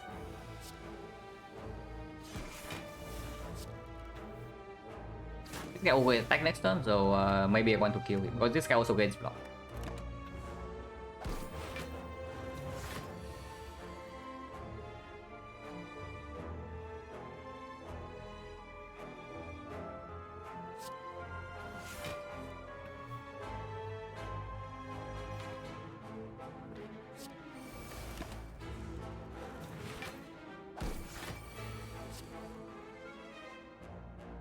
And yeah, I did not think that the dagger spray was actually worth playing.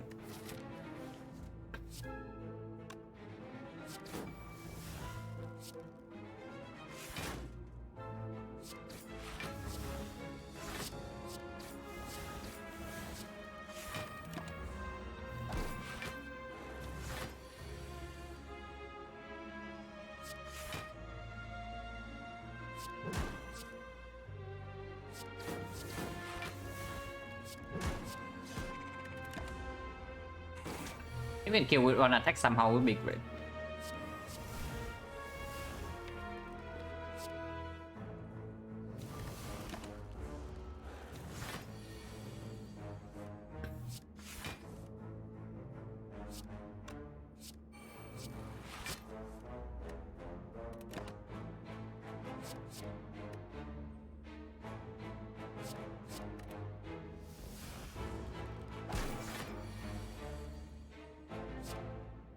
Yeah, just kills, and we tried stabbing bottle before that.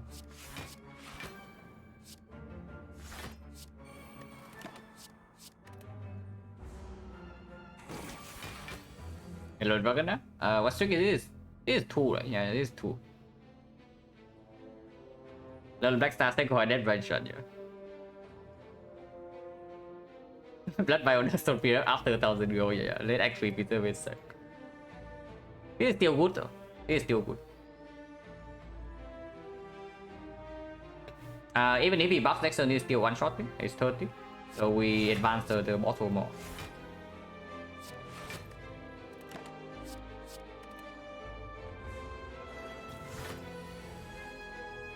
Now we have to kill, yeah? We cannot set up Sundial to 2.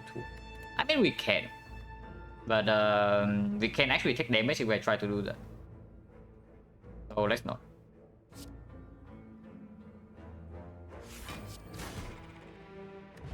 Steel is fine. Backflip, another deflect. Don't want this. Second deflect or backflip because the deck also has no card draw. Even with no card draw, the deflect is still very good, yeah. But it doesn't change the fact that we still have no card draw. So when it's deflect minus up against backflip minus, it's probably the backflip. Because for the one fight where we use deck spot, the backflip alone is enough. And not backflip alone, but the block efficiency from 9 to 1 is enough. And this performs better than this when deck spot is used. If the output from this is enough already. And we don't pick any of these.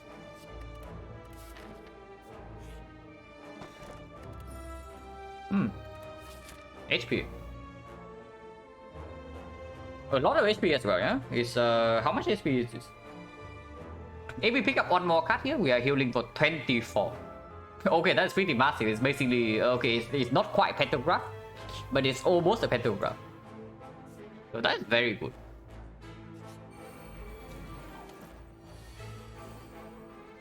Once again, appreciating the Agape Compendium setup.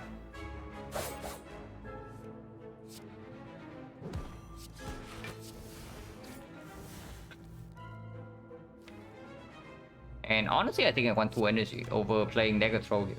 Or the dodge and roll. Yeah, Blood Bio heal us for 6. Because we drew because we do Dagger Spray on turn 1 and Dramatic Engine turn 1 as well. Killing second wave is difficult, so I want to be able to draw lethal on the Retromancer. It is not lethal.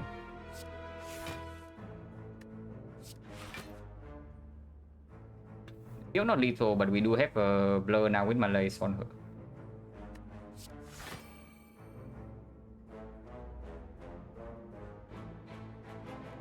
Okay, that's something.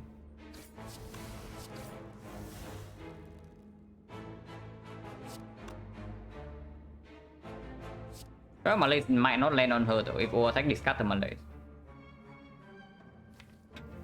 But we do want to weaken her for 2, yeah? Next setup needed for Doomdecker, we can still do it here. Of course, I would like it to be set up because it's just free damage, and we need like all the free output we can get.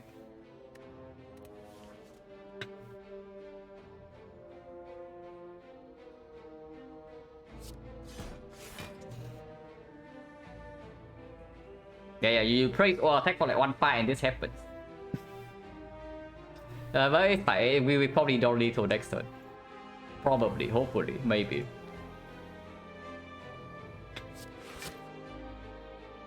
Or we can also guarantee a kill on this by playing double shift and he dies with Thought. And we retain 28 block. If we go in here, it's 26 next turn, and 26 means the Glass Knife alone is a kill. Terror plus any attack would be a kill, and this guy is a 10. Yeah. At least 1 attack. And now we can think about shift here or not. If we cannot kill Retromancer next turn, this guy needs to die. And Glass Knife is how much damage? It's 14, 28. 28, so it doesn't kill unless he puts shift here. I guess we can push shift here then. Because next fight is advance always. And yeah, if not, we can also just block with the thing.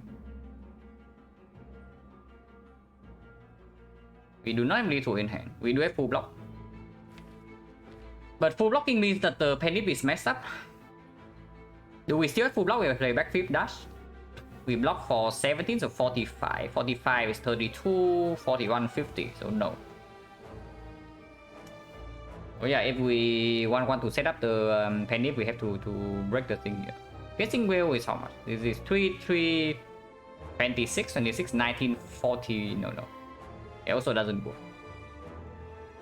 Piercing wheel plus dash is full block, but that also doesn't make sense. Like, my skill just dash into strike here. Or we just kill the Rectomancer right away. And I guess killing right away is just better.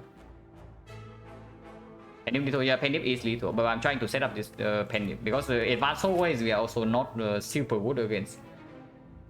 Like, do not forget, all of these elite fights are fought with 2 strength, and now we even have the insect, and this fight is still like fairly rough.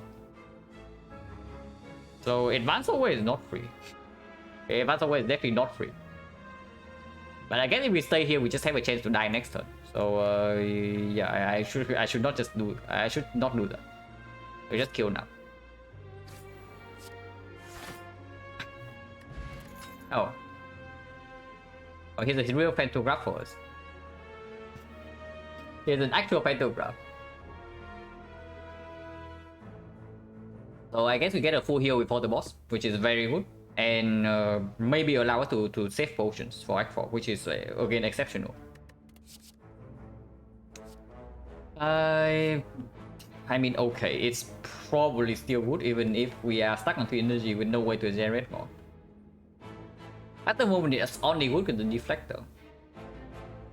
We really need to get a way to create energy somehow, but I have not seen any. Like the arm maneuver plus was the only thing we saw, but that was before we even have card draw. And arm maneuver not plus, arm maneuver minus. But yeah, this is definitely better than second weapon plans or the riddles.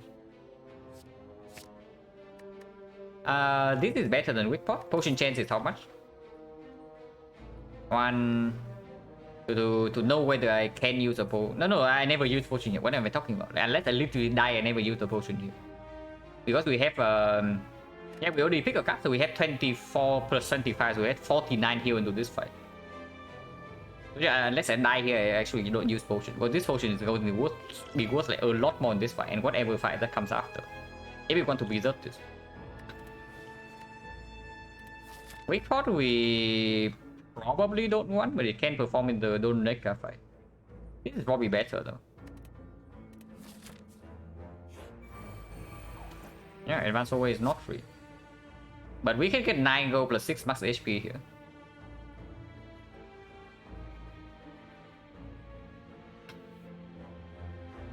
Honestly, not even a terrible idea because it does block full block for us on attack. And I mean the deck is like how bad is one curse really? How bad is one curse for this deck? It's not even that bad. Simply because we don't cycle super fast.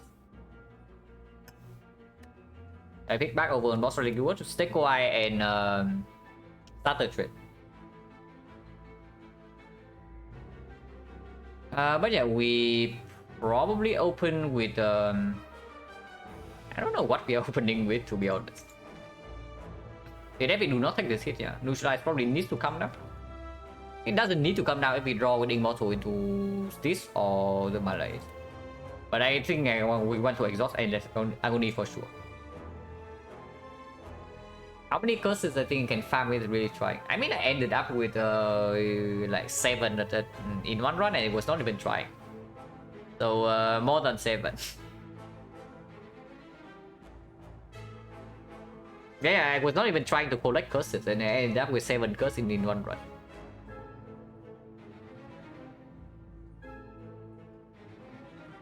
But yeah, like it's pretty easy with curse key. You just open every chest and then you don't remove it. Curse key tiny chest mega combo, and then yeah, you just get curses. This fight alone, no, this fight is only one curse. He will never curse you a second time. So the maximum you can get in this fight is 1.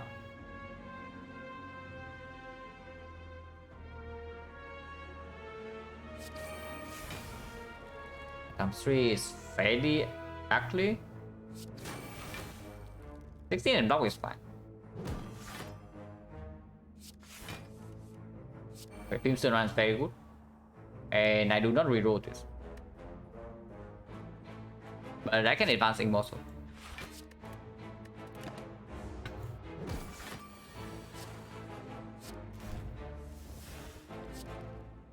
Debuff is nasty. But trying to reroll this is also fairly nasty, I have to say. We can try it once though. Can reroll again if this is something we don't want, but it's something we want, so we keep this. We can one block. Super epic. They just start with debuff every single turn or what? Like seriously. Yeah, he just starts with this debuff attack every single turn. He really want to vulnerable us. And I do not want to be vulnerable. If I'm vulnerable, I want to take damage to get puzzle value. And I guess we can do like doppelganger backflip. Take the vulnerable, so take 5 damage. 5 is still nothing. We can lose we can go down to 16. So we can lose up to 14 HP in this fight, and we still have a full heal in the boss gauntlet.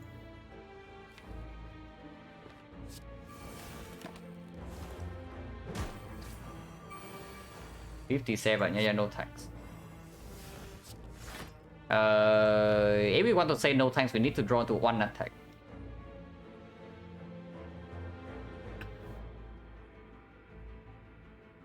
How big is this really? It's like 38, yeah. And weakness vulnerable is minus 0.9. So it's actually only 34. If we leg sweep into Malays for 3. Now we reroll this crap.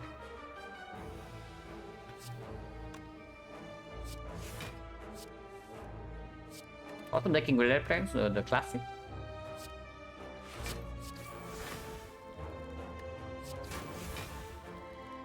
It is slightly better, I guess.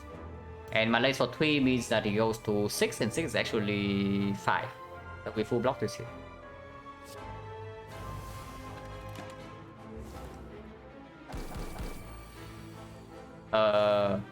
Okay, no force curse for us. I don't actually want a curse, right? Yeah, there's no way I actually want a curse here, so let's not. Like, because the 9 go is irrelevant, so it's effectively trading a curse for a less strawberry. A lesser strawberry, and that's definitely not a fair trade.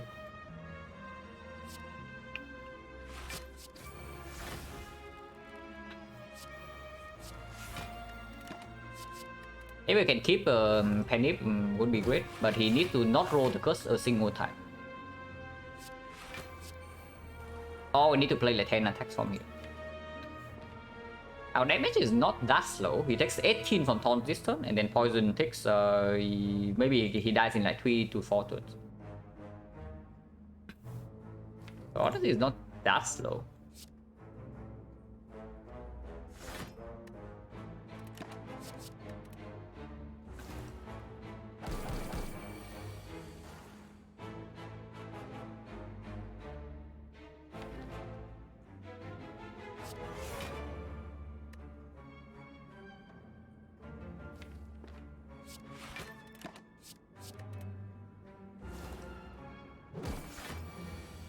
And yeah, if he multi-hits, then he will actually die to taunt.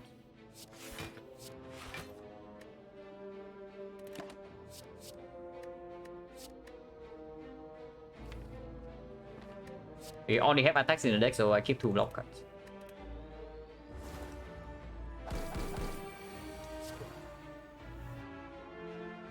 This guy, like, holy crap, he outplays us completely, man.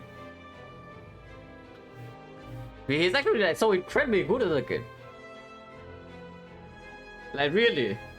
He waits until the very last turn and he do this, so now our relic is messed up if we want to prevent this crap. So yeah, he lures us into a 4% of security. Yeah, he just multi-hit 2 times and get like 1 turn away from that, and now he decides to do this. Yeah, so like very well played. And then we got outplayed. So okay. Yeah, the trade is slightly different now. It's not a curse for a strawberry anymore. It's a curse for a lesser strawberry and the relic setup for the for the Donuneka fight. Sunday will break? No, Sunday will never break.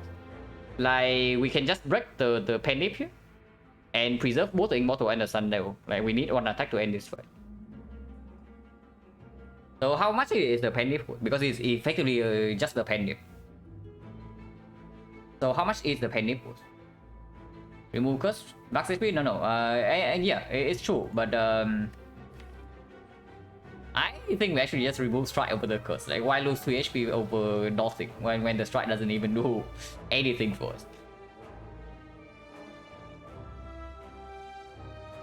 Max HP and Daigo. Yeah, Daigo is not relevant though. Penip is crucial. We can calculate right now how much damage this is. So turn 1, if we do not run to any multi-hit, Dramatic Entrance is 60 AoE. With the Penip it goes to 32. So Penip basically gives us 16 AoE damage on turn 1 unless we run to a multi-hit.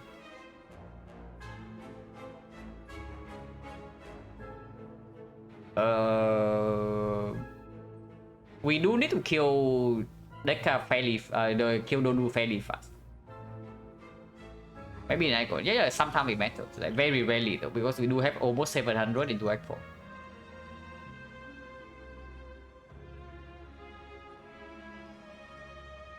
Yeah, we need to kill Donu fairly quickly. Like if we cannot kill Donu quickly, we can never block, because our block relies like so freaking much on Paper Crane.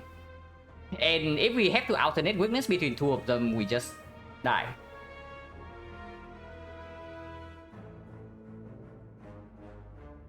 I sure hope we are not forced to use this, but I can see Donudeka being really bad for us. I'm definitely going to use this potion in that fight. But if we bottom deck the fumes and we cannot strip artifact quickly, and we do not also draw into terror, that fight is very ugly. If that's the case, I probably should keep the Penip, because having Penip Akabeko does allow for potential Glass Knife draws on turn 1. And this deals 80 damage. 80 damage upfront to Donu is a huge deal. Without this thing, it's only... Yeah, it's only 40. It's a massive deal, like 40 damage, it's basically 2 turns for us. Yeah, for 40 damage, it's 2 turns for us, so I guess we take the curse here. But this guy... It's so freaking good, man. Actually, like, super insane. But I don't know, maybe we can buy Voodoo and Act for sure. Because we are rich. We are very rich, so maybe Voodoo can be bought. And we get, okay, we don't actually have Curse to the Bell. So only 2 strength.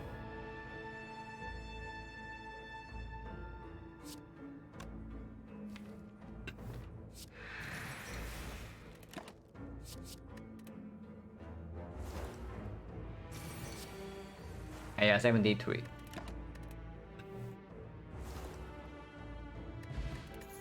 Let's spot. Escape plan is quite good actually.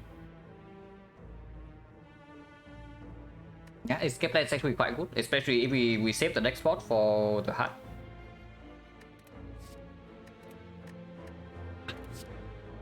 This one I don't think we pick. Dagger minus not it, like Sucker Punch minus not it, and Terror minus not it. Oh, also not it. Colorless Portal, it does give us 2 colorless cards. Is that better than 8 plated? 2 colorless cards, Apotheosis does not get duplicated, but it's ridiculously strong. Basically a footwork plus, or while also giving us like heavy damage. If not Apotheosis, then what can it give us that's actually good? Like Sadistic Nature, 2 copies. Quite a lot of damage, but is not effective immediately. Dark Circles is okay, but also not that good against Donor Decker. Double Magnetism is good, double Finesse is good, double Flash of Steel is good as well. 8-plated value of 8-plated is fairly high, yeah? But if we lose a plated charge, probably lose by 2. We can probably count it like lose 1 charge turn 1, and then we lose 2 charge. No, lose 1 charge turn 1, 1 charge turn 2, and then 2 charge turn 3. Like turn 2 and 3, we probably lose 3 charges. So and every time after that, we probably lose 1 each. So plated armor block for us 8, 7, 5, 4, 3, 2, 1. So 30 damage. Who can let's cast our choice was 30 damage or not? Probably yes. Yeah, probably yes, right?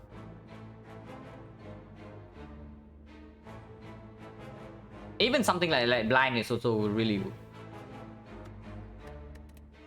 And yeah, discovery as well. I think it's top 60. Yeah. Oh, yeah, I can see this. Definitely not over Dexport. Dexport is very powerful.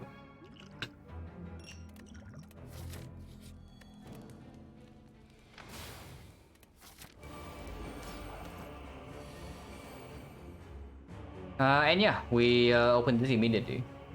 Can also be double bomb for 8 TOE damage. Well, I said it. And yeah, we bomb them, yeah? Yeah, bomb is definitely better than dramatic entrance. It's not even close. And enlightenment doesn't do anything. So we bomb them.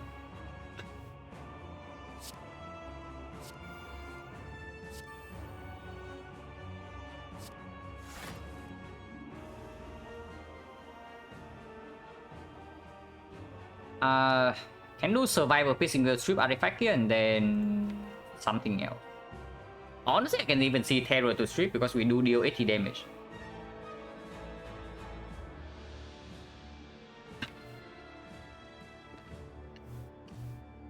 And we do need to strip artifact fairly quickly, otherwise we cannot actually block in this fight without using this. And I want to save this at almost all costs.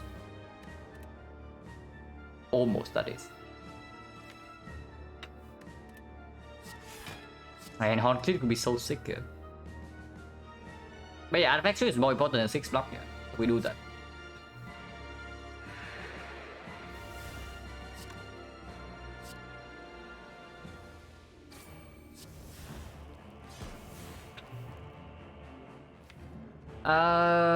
Waiting for terror redraw is way too long, so it makes no sense. Not to exhaust this right now.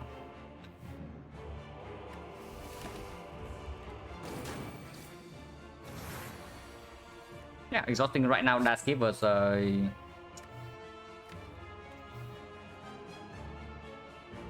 mean, I thought our deck it has a lot of skills, but apparently not enough for the escape pen to land.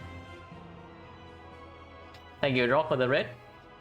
You arrive at the fairly depressing run that we break on most boss relics, and now we are just like limping along. Yeah, huge red incoming. Huge red. But yeah, here we can apply weakness on this exactly because we play like we did last turn.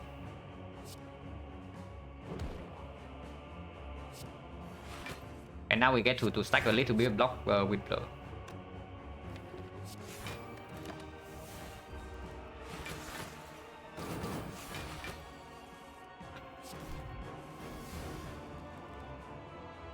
This is still weakened next turn, so Sucker Punch does not need to come down yet. It needs to play. Cow Chop not too necessary because it only deals damage to this and not this, and we care about killing this guy.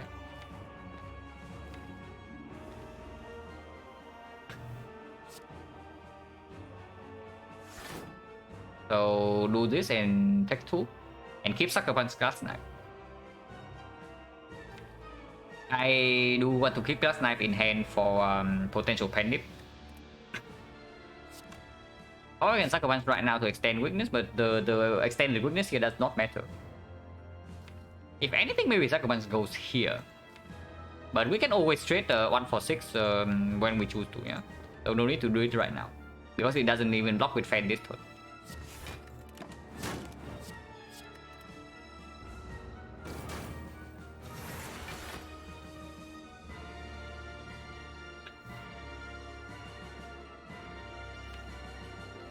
Backflip.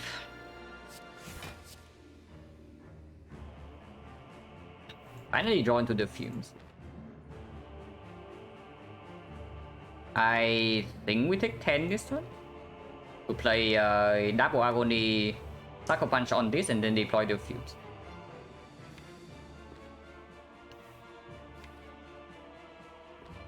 This can stay in the deck with the Violet Plans active.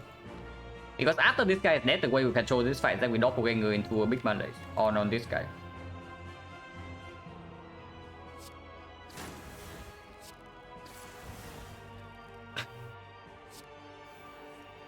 Okay, if we draw to this and we just play this instead.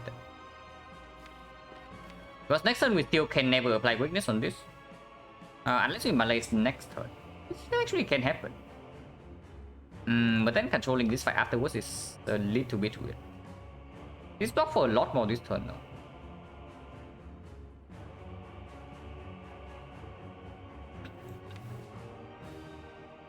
Melee next turn lands either way, right? If we keep the next sweep around. But I think I want to keep Cloak now. Okay, I want to keep Cloak now. So we can probably just melee the next turn.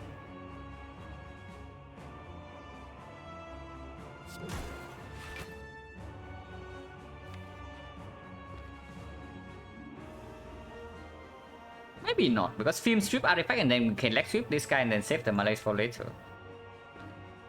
That is probably slightly better, yeah. That is probably slightly better.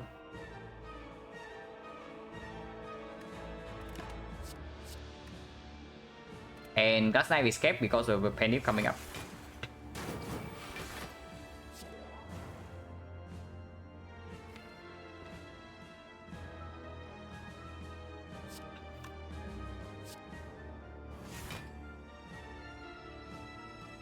Honestly, Elite only is not even a super bad draw.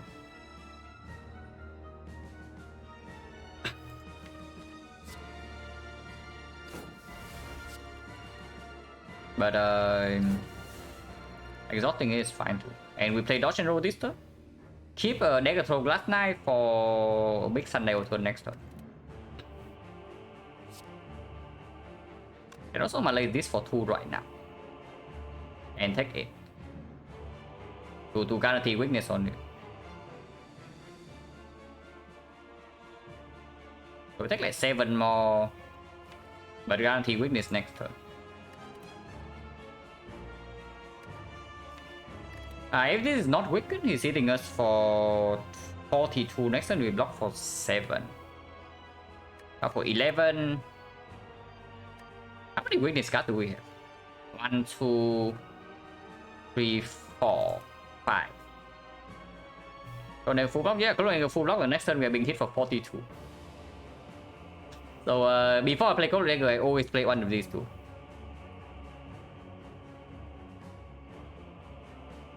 Yeah, of course I know Cloak Dagger full block is a threat, but that's not what I'm trying to do here. Okay, if this guy has like 9 strength, actually it's 12 strength, yeah? It's probably 12 strength. So 12 strength, it goes to 24, and 24 weakens down to... It's not possible to block, right? Actually, that's not possible to block. So we have to keep my laser around for this. Is what I'm seeing here.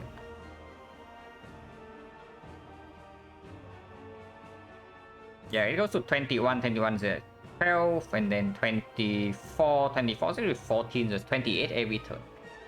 Maybe 28 is blockable with the pyramid. With the Violet Plan Plus. Yeah, maybe 28 is blockable.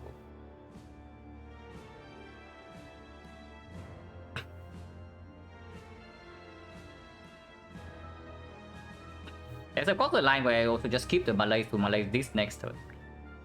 But because that way we guarantee to not waste energy on the Sundial.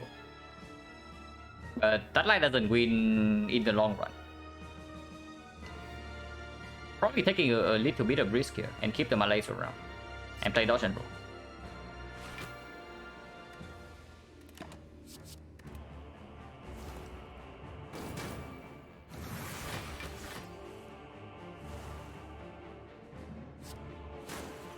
Okay, we did not break on weakness, which is very good. Still taking heavy damage here, but also deal a lot of damage this turn. Actually, we do not take any damage this turn because of the cloak draw, and that's very good.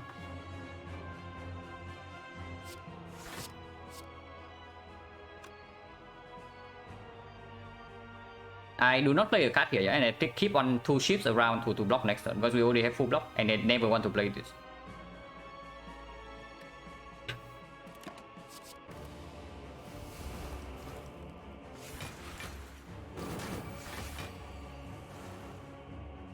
But this turn will break on weakness.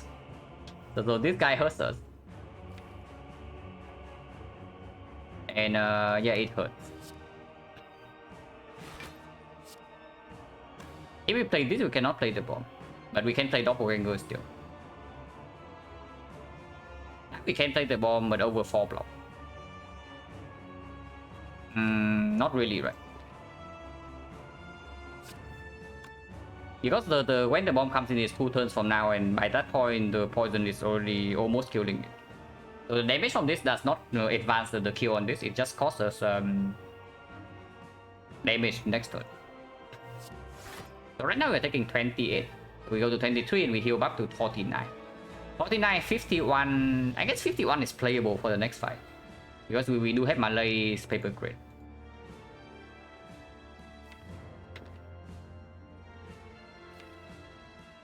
Dealing damage right now is not too bad though. We also advance the inbox because otherwise we play like Doppelganger and then we do what? It's probably okay to just Doppel for 1.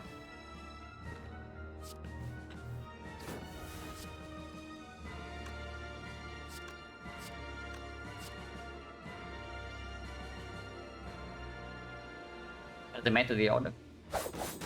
We strip the same amount plated.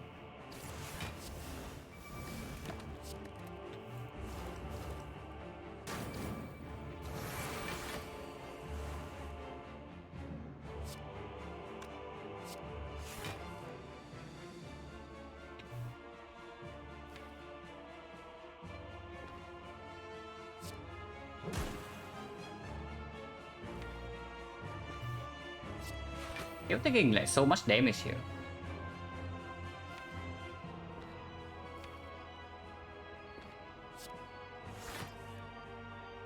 Like we will take 3 this turn and it's not even over yet. So 9, 11, 33 damage from poison. So we still need to deal 11 to this guy somehow, and while also blocking in against this guy with leg sweep next turn. If we even draw to leg sweep. I'm seriously thinking of just flying knee here and take a little bit more damage to get energy for next turn. And also advancing Panic might allow us to kill with the dash next turn and then prevent another +3 strength. 3 energy sucks, yeah, absolutely 3 energy sucks. It sucks like a lot. Yeah, I probably do that. Because next turn, if we are not fully blocking, then 1 energy is going to be worth more than 6 HP. At least equal.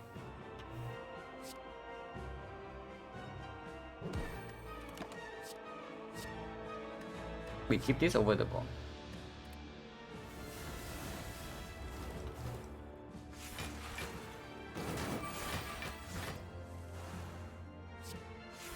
Okay, at least the escape plan lands.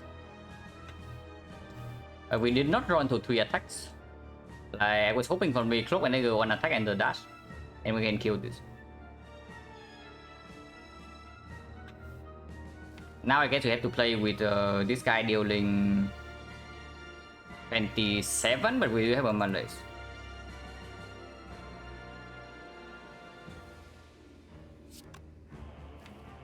This guy weakens now to 14 to 28.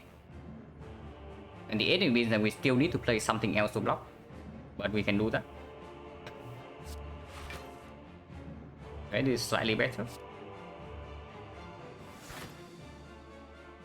Do I even want to play Blur? Because ideally this guy dies next turn.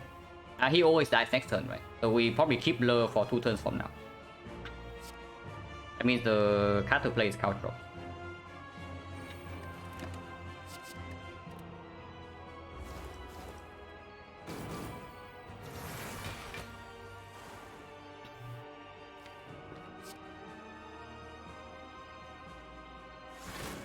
Yeah, now we play Blur. And next turn block normally with the Lexi, and then we Malays for 3. For 4.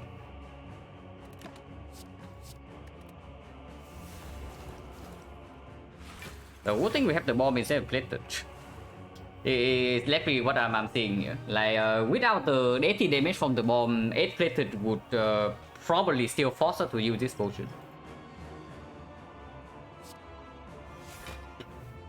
But yeah, for now we get to preserve the spot. Hopefully we are not forced to use it in the next fight. But 3 energy sucks. So now the priority is setting up Penny to 9, but we can probably easily do that with the poison sticking down and also having 2 bombs in our deck. If possible, Sunday set up as well, but this is more difficult.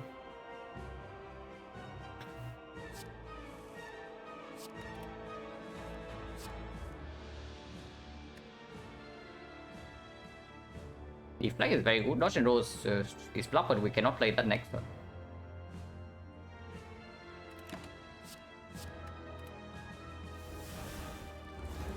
Hello, MG? Yeah, the run is rough just because we break on boss relic. Like we break on most boss relic, and whenever you have a run like that, it's always like super rough.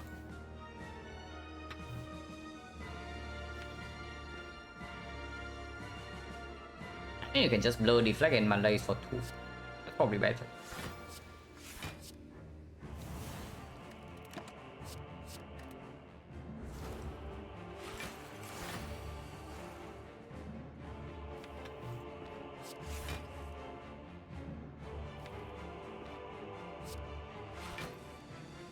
Yeah, now we get to set up Silent-2 as well.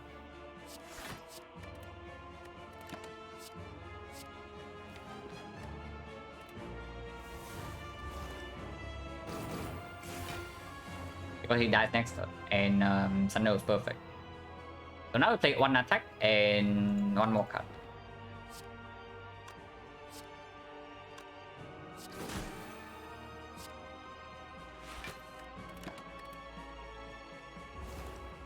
Double bomb came from her colorless potion.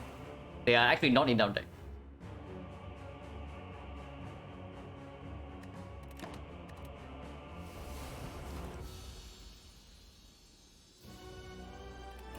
Time Eater, probably the more annoying fight. Because Awaken 1 we only need to play 1 power and then we Malays, and then second phase we keep him down with weakness, he doesn't scale. But this guy is annoying because our damage is also slow.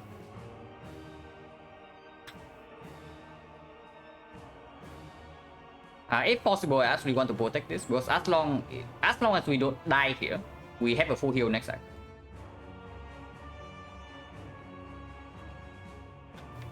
With escape plan. In case we draw exactly into Malays, I want to see first. Terror is okay too. We can Terror first phase. Second phase, we potentially we don't even Malays first phase. Yeah, we Terror first phase, we push quickly, and then we pick single strength reset into big Malay second phase.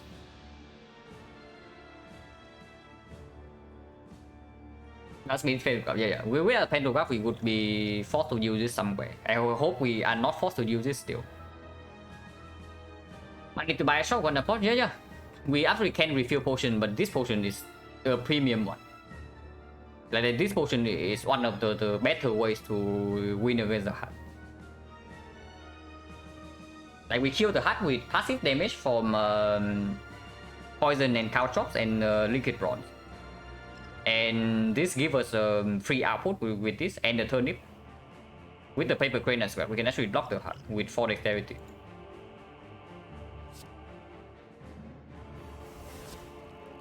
$60. Good thing we set up the pen. Of course, too early now. Especially since we are also like blocking twice.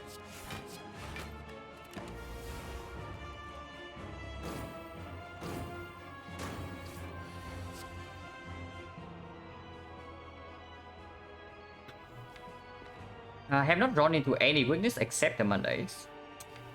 And we only have one wheel in the deck, yeah.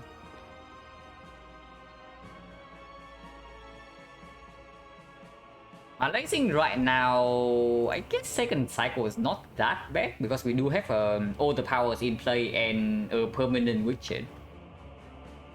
And this guy still has no strength. Even when we are debuffed, we do get to block with turn. Because non-Malaysing right now also causes a lot of HP. Every Malays right now for... Honestly, I can see Malaysing for 4 and then just take this hit.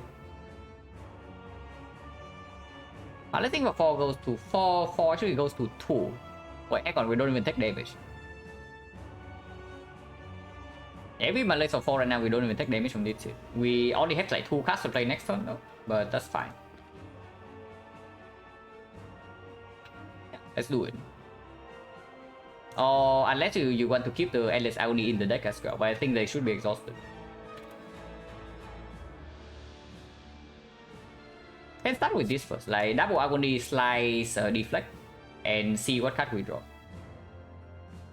We can play 5 cards this turn. If we draw into nothing good, we can Malays for 4, and this boost, actually it goes to 10. So 10 goes to 6, 6 goes to 3. So it's 3 times 3, we still full block. Yeah, that's fine.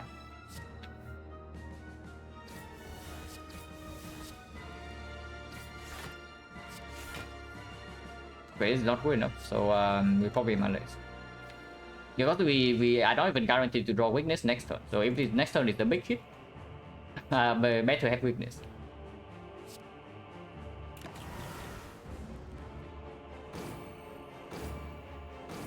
Of course, yeah, here you see. You see right here why the Malays last turn was necessary. Of course, the ideal line in this fight is that we Malay second half, but you cannot always get what you want in the time meter fight. This fight is nasty. This fight is very nasty. Backflip, dodge and roll. Backflip first in case before the films in case we draw to Violet Plants, and then I take a little bit of damage to deploy the Violet Plants. That is not the Violet Plants. So it means that we need to play double only, which means that Strong Dagger is better than this, but also advance the clock counter. Probably exhaust Agony and take 5 anyway. And yeah, minus on draw, like what a joy, as always.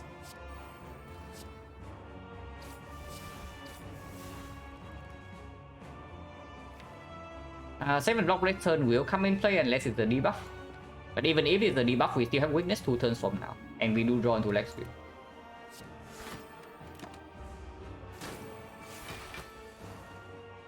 If it's not debuffed, then we are fine.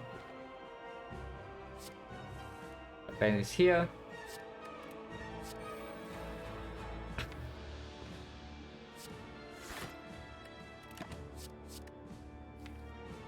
Need to play 4 cards though. Maybe not this then. Actually, if we can pen it, the glass knife that is 72 damage. So it does proc him basically immediately.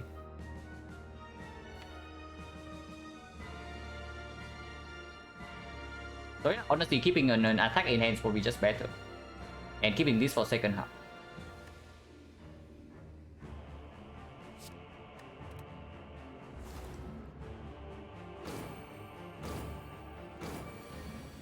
Again.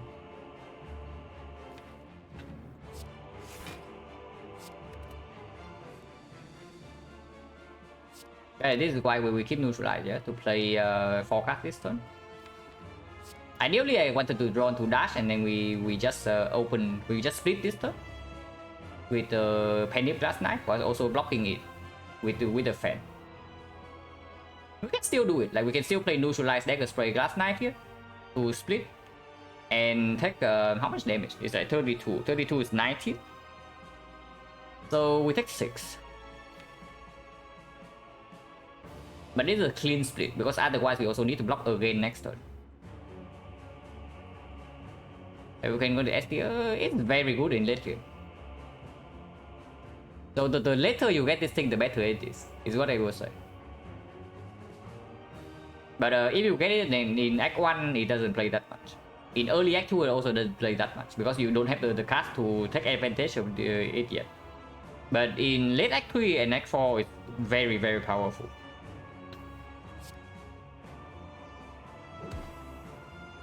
Can we get away with not pennipping the Glass Knight? If we pennip this instead, it's 36 only, so it's not enough.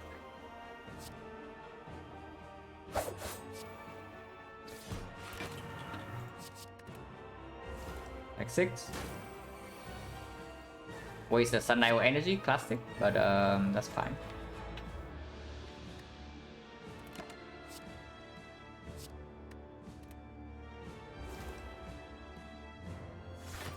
Zero strength second half.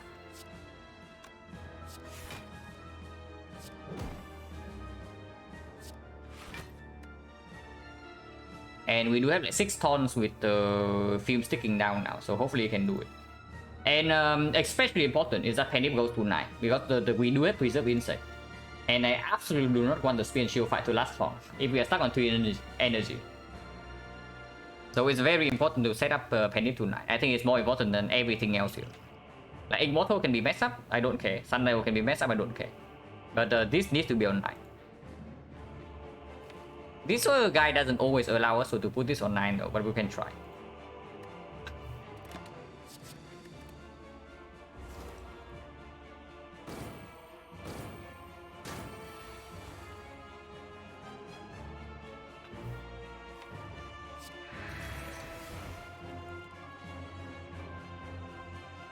Exhaust the slime, or just play the dash.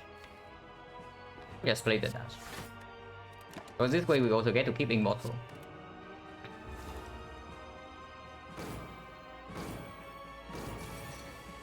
Debuff is scary. If we can get to blur this turn would be great, or Doppelganger. So I do draw. Dodge and roll is okay too. I'm willing to play 3 more cards this turn. So Cloak Dagger minus Shift and then Slime or Flying Knee. It's probably Flying Knee over the Slime with all the card draw we have.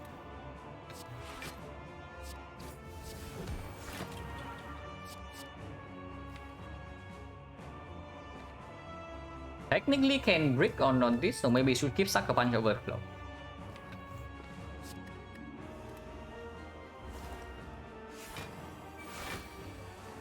Okay, we did not brick. 30.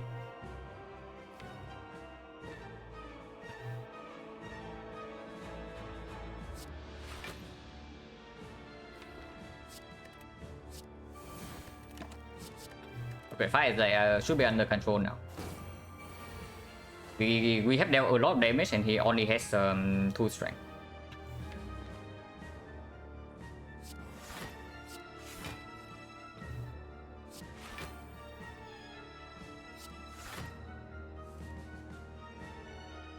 So now we try to play 4 more attacks to end the fight.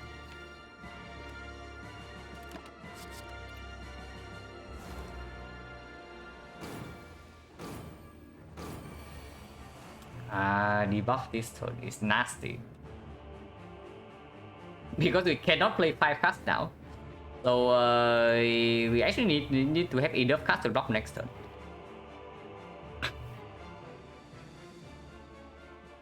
Still start with Dagger Throw though, because we cannot play 5 cards next turn either. So leaving it at 4 or 3 cards play is fine too. Okay, we can play at least 4 cards next turn.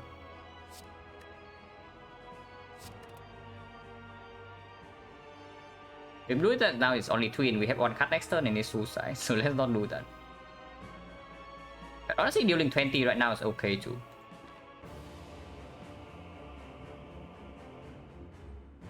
Yeah, dealing 20 right now, and we play 3 block cards next turn. That shut down the scenario of the deflect. So maybe not, we can still play the attack anytime. And this guy dies in maybe 4 turns.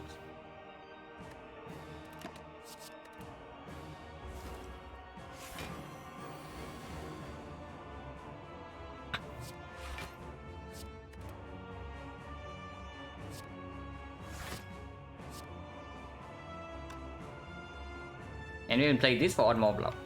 Shift in leg, I don't care.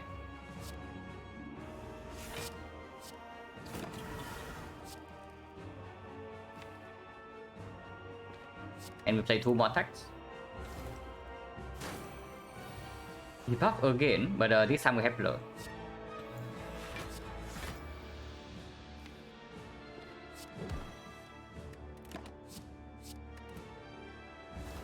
One more attack.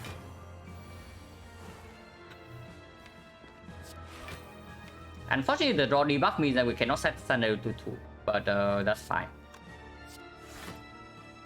Yeah, Taunt Split Poison kill next turn. And we only need to draw one, play one attack, so we can play it right now.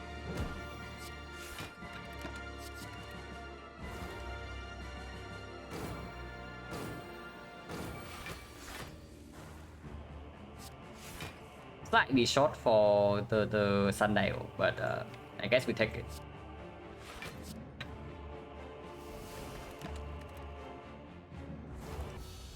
Okay, next sword preserve. And Catalyst Sword was like absolutely necessary, yeah, into Doran Decker, so we do not waste any potion. Man, playing on with brick boss fighting is always like this. Like you are just like limping along when the run gets in the later part, and then sometimes you win, sometimes you die. Usually you die. Hopefully we don't die. Okay, this matters a little bit. I see 1, 2, 3, 4 choices, but I'm not sure which one yet. So I take a short break, like maybe 3 minutes, and then we talk about it. So yeah, be right back.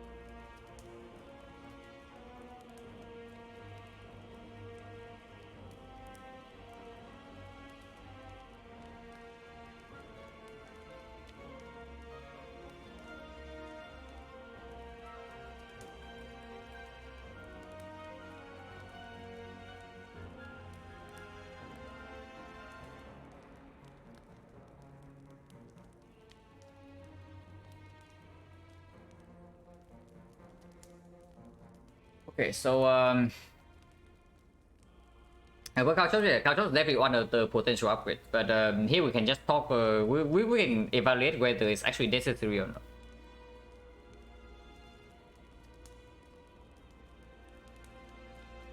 So our deck doesn't really have a lot of card draw, and it's very big, without gambling chip. So and then no cow gamble either. So we can probably assume that Culture doesn't line up first cycle. Second cycle, maybe it is in play. But by the time the heart reaches 4th cycle, when it gets to 4th cycle, it's 8 times 15. 8 times 15 with paper crane goes down to 4 times 15, so it's 60. But mid rate is 3. And let's say we can preserve this potion, how much can we block per turn? With the wallet plans, we can maybe set up the deflect. So deflect is 7 block, it's actually 8, it's actually 12, so 12 is 9. 9, and then energy efficiency, we have like 5 for every of these. So 5 is actually 6, 6 is actually 10. So 10 is 7. It means that on 3 energy, we can block at most 21 plus 9 is 30. So we take 30 damage to the 8 times 15. So if we cannot preserve Piercing Veil or the Malaise until then, we can never block the 4th cycle. So let's assume that we only have 2 cycles of Caltrops, like 2nd cycle into 3rd cycle. Which means that Caltrops upgrade is going to be 64 damage. Well, that's quite a lot. Yeah, like 64 damage is quite a lot. So it's definitely still worth it, even if it only lines up for 2 cycles. So the next question is whether something like Doppelganger or Adrenaline is better. So how good are we against the elites? Because the Culture upgrade does not play in the elite fight. And it's not like the other upgrades will not play in the hard fight either. So how good is the thing? Okay, the elites we have 2 strike.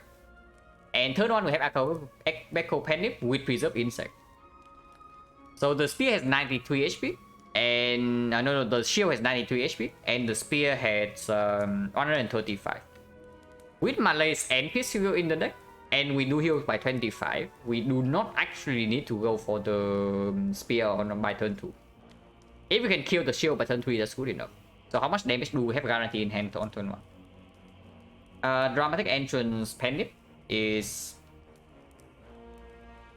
We don't even play Dramatic Entrance, right? If we want to snipe one of them. Like the card that we actually Panic at worst would be Backstab. So Backstab is 13. 13 with Akabeko goes to 21, and 21 is actually 42. 42 and entrance is 10. So that's already 52 damage on the shield. Ignoring whatever we might draw. If we draw Glass Knight, we kill it instantly. So yeah, I guess that we actually don't need to make the upgrade for the elites most of the time. So is Culture upgrade really what we need for the hard fight, or do we go on energy upgrade? Because energy upgrade here is also fairly good for us. Doppelganger probably slightly better than Adrenaline, because the energy from this can go 2 ways. But this also gives us +1 card draw. So the energy can be used better, especially if we have wallet plans in play beforehand. But energy and 1 card draw cannot be worth 64 damage, right? There's no way. Yeah, there's absolutely no way it's actually worth 64 damage. So we probably upgrade Caltrops. And you don't need to make weakness upgrade with the deck that we have. With like so much weakness in the deck already.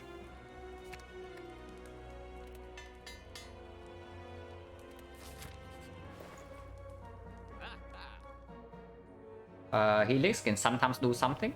This potion is very good for the spear and shield. This potion is very good for the heart. So what potion we buy here basically tells us how we're going to play. If we say that the deck wins against the heart with the deck spot already, and we do not need this, we just buy this and Storm Spear and Shield. Because this potion is completely nuts. Holy crap, it's good. This potion is 48 damage.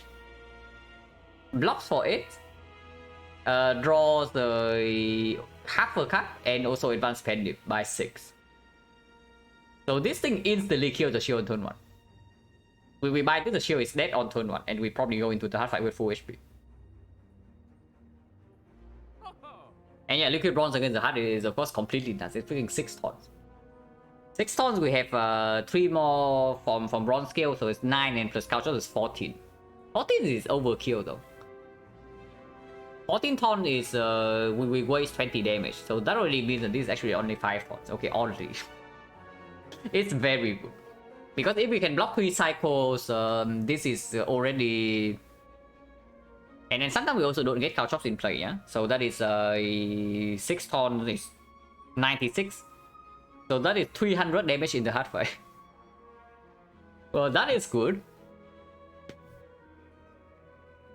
But honestly, if the Helix lines up in the hard, we don't even need these tons, right? Because then we can also face tank the 8 times 15. Like we lose 13 and we lose 30 HP, and then we will get like maybe 5 or 6 wounds in the deck, but who cares?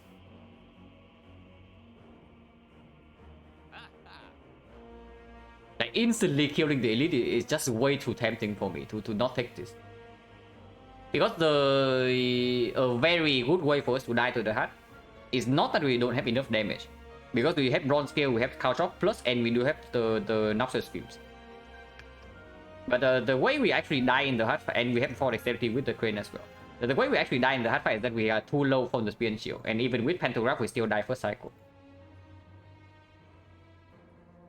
And that is the way I think we actually die. Like we draw our powers like slightly badly. We draw our block cast in the wrong order, and then yeah, we die first cycle. I want to prevent that. I want to go into the hard fight with full HP guarantee, and this gives me that. So I know that I buy Cunning Potion, and the Helix is slightly weird because turn 1 we don't have Anchor. So immediately it forces us to draw into... Basically we need to draw into a block card on turn 1 to preserve this thing. And we only have 5 draws. Because 2 of the draws are taken up by Backstab and Dramatic Entrance. And no, we are not removing these cards. Because they also help us one-shot the edit. The remove is probably on OR attack. On potion this 400 damage, 2 multi-hits, tons over decks. No, we definitely do not toss this. You throw the dexterity potion away, you die second cycle. So the only question is whether this is better than this, but I don't think it is. And yeah, healing is really good. How many block cards do we have in the deck? If we remove 4 attack, it's like 1, 2, 3, 4, 5, 6, 7, 8, 9, 10, 11, 12, 13, 14, 15, 16, potentially 17, but I don't really want to count on this. Counting on this to save Helix, it just gives me some bad memories, you know. Like the first time we got to 10 win streak, that was like the new world record at the time. The 11th run we died to the heart because we lost a 76% roll with the escape plan on turn 1 to preserve the Helix. So bad memories. Surely if we work this time. But yeah, our skill density is fairly high. Not skill density, block density. Like count again, yeah. 1, 2, 3, 4, 5, 6, 7, 8, 9, 10, 11, 12, 13, 14, 15, 16. So even if we don't count this, it's 16 and 39 draws. Yeah, 16 out of 39. And we have 5 draws. So the chance to fail is very low. yeah, copium. So the chance to fail is actually very low. If that's so, we just do it, yeah? It's Helix. It's a Cunning Potion. That is already 400, so we have 300 left. So we can still take card remove plus Toy Ornithopter. Or card remove plus Master Strategy. But Master Strategy is a little bit weird because it's another card that breaks the Helix on turn 1. And we are stuck on permanent 3 energy. Oh yeah, it's crazy. Like our relic bar is so freaking long, but there's no nunchaku, there's no happy flower, there's no lantern, there's no ice cream, there's nothing. There's a freaking sundial, and that's our energy. This is still good in the elite fight. Torrent Distorter, if we pop this instantly in the Spear and Shield, it only heals us for 5, and it's not even healing us for 5, because we do pop this turn 1. We definitely pop this turn 1 against the heart, and if we buy the Helix, we also like pop this before the block card. So yeah, this is actually 0 HP, right? Okay, it's 2 HP, because the 40% of the time the Spear and Shield drops a potion. So this is 0 HP. Catalyst? No. We only have 1 poison card, and it's not even... It's not recurring, it's not instant, and it gets wasted to sweep artifact. So definitely not Catalyst minus. What about the Abacus? No way, right? We shuffle once every like 5 turns or so. Maybe 6. So definitely not this.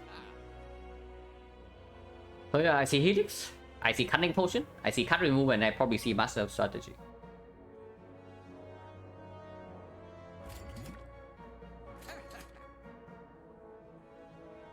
And yet removals or no attack. This guy's unplayable. Is it more unplayable than Unload? Okay, good question. But Unload sometimes can discard the burns to save us 4 HP in the Spear and Shield fight. Maybe slightly more than 4. And it's a better penny target against the heart as well. After Violet Pen is down, these are equally garbage. If we see tough bandages from the elite, this is better than this.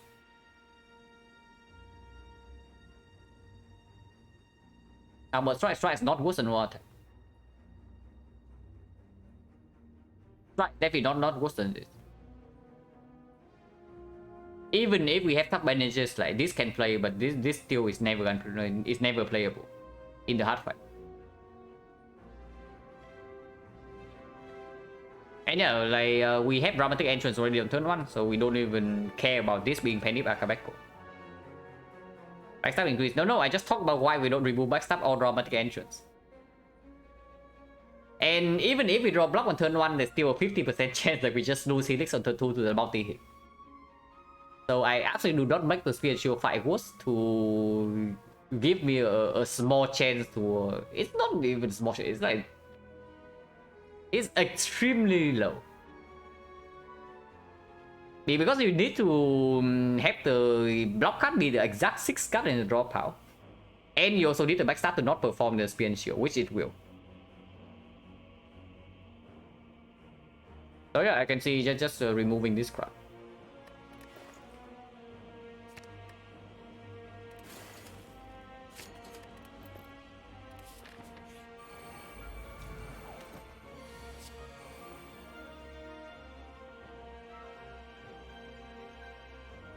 And yeah, I can also see using this right away.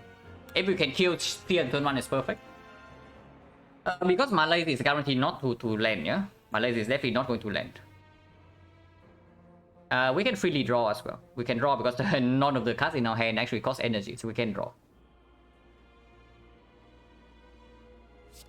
So I draw first. Actually, we calculate damage first and then I draw. This is 42, yeah? And I penlift this over this. Because we actually don't need the AoE damage. We need single target damage. So 42. This is 10 to 52. 52, this is 6 each, so this is 64. 64, 69. Oh yeah, nice. 69 plus 48. 69 plus... actually, it's not 48, it's more than that. Because we do get penlift a second time.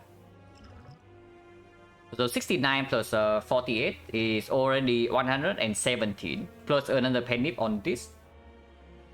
127. We are 8 damage off right now to kill this. Yeah, I know the shield dies, but with Malaise in my hand on turn 1, I want to kill this because Helix also protects me from this. But yeah, we can draw first and then we observe. Okay, this guy dies then. If this guy is dead and we kill him first. Double check damage. And yeah, like Cunning Potion already plays over the freaking Taunt Potion. Because otherwise the next turn is super massive. If you do not have this right here. Okay, because you also see, yeah, we draw into the OR weakness and also the Malaise. So next turn we are potentially facing the full 44 even if this guy dies turn 1. And then afterwards it is still bad because we don't get to malaise him. So double check. 42. If we can penip Akabeko this and still kill, we can also do that. So maybe I calculate that first. It's at 36. One attack. 2, 3, 4. So the penip goes to 0, yeah? Penip goes to 1, 2, 3, 4, 5. With this, it goes to 10. So we do get penip again. So 36. And this is 6 each. So 26 plus 24, 50. 50, 55. If I can play neutralize here, it's better. So maybe calculate neutralize on here. So 50. 50 plus 48 is 98. 98, and then we get to penip the backstab, which should be 26. It's not quite enough.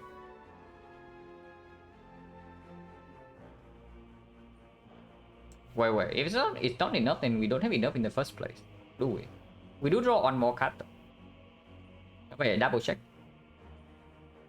36, and this could be 26. So that's already 62, yeah?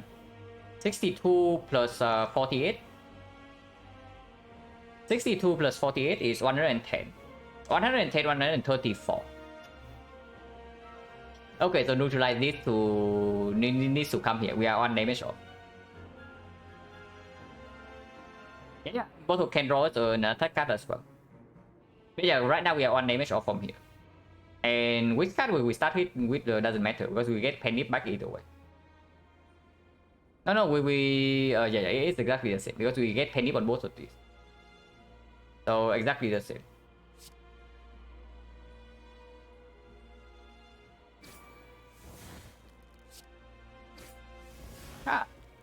Slice. So we actually can neutralize here then.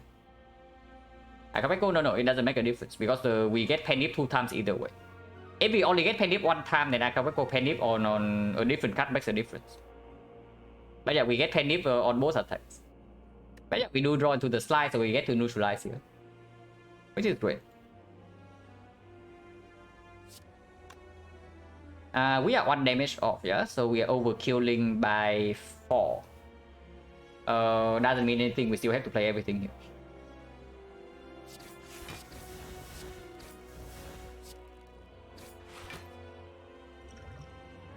Neutralize here and then open the potion. Because potion gives 6 ships. If we open right now, it's really bad.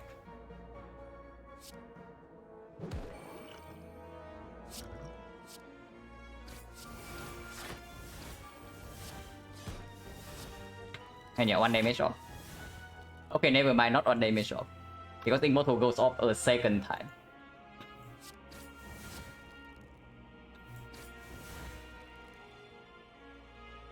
And we full block this, yeah? Penip again for the heart is also worth it to set up. Because yeah, we did not take Tons Potion, so our damage output against the heart is not as high as it can be. If that is so, we don't play this, right? And we just play Lex with Malaise.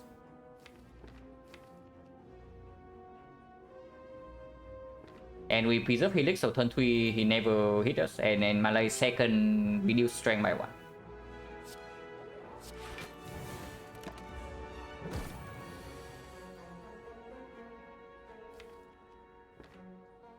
So now if possible, I want to set up Sundial and also advance Penip. Advancing Penip should not be too difficult. If we have weakness chain down, fully blocking every turn with our weapons, and then we kill with poison count drops. And play Fumes right now. Playing Fumes right now can never kill this before we actually want to. Fumes is not that fast.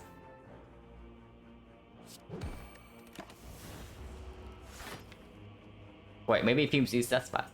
We don't really have 5 attacks in our deck. 1, 2, 3, 4, 5. Exactly 5. So we need to play all of these. Okay, unload as well.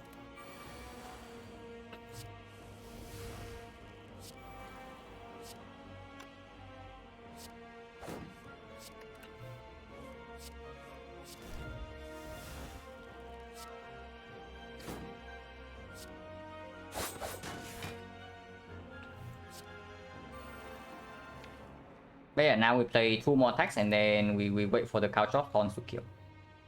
That important? Yeah, why not, right? It's free to set up and it gives us maybe 30 damage with the heart. You do not turn down 30 damage for free when you are not favored.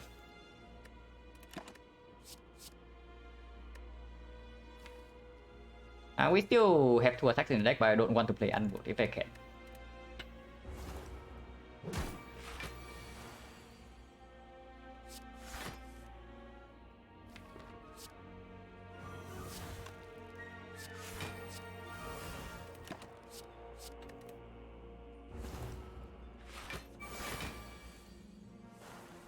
Next is a big hit, but we don't care.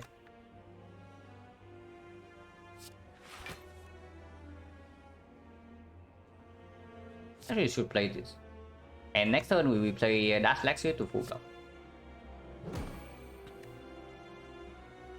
Play more cards as well.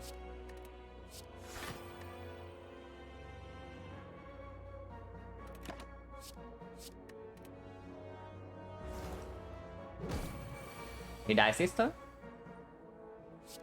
If he dies this turn, then you can play more cards then.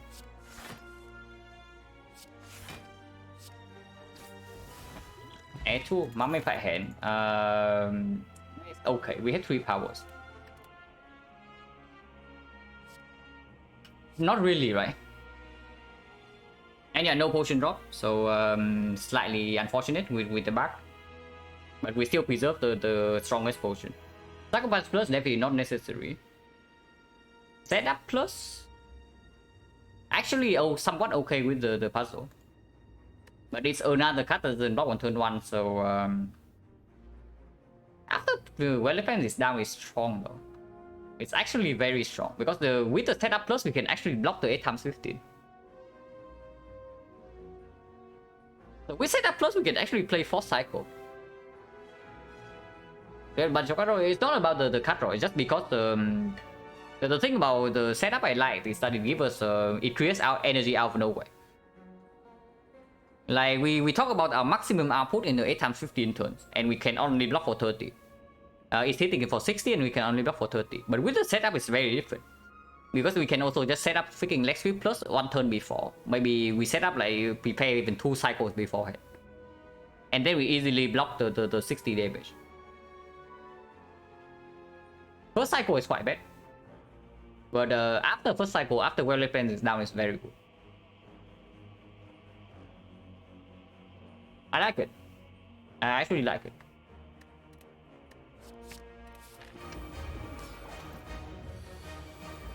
Okay, no brick per cycle, yeah. And I definitely do not bet on this thing. Okay, we would actually hit. And we get to Malays. And I absolutely Malays right now.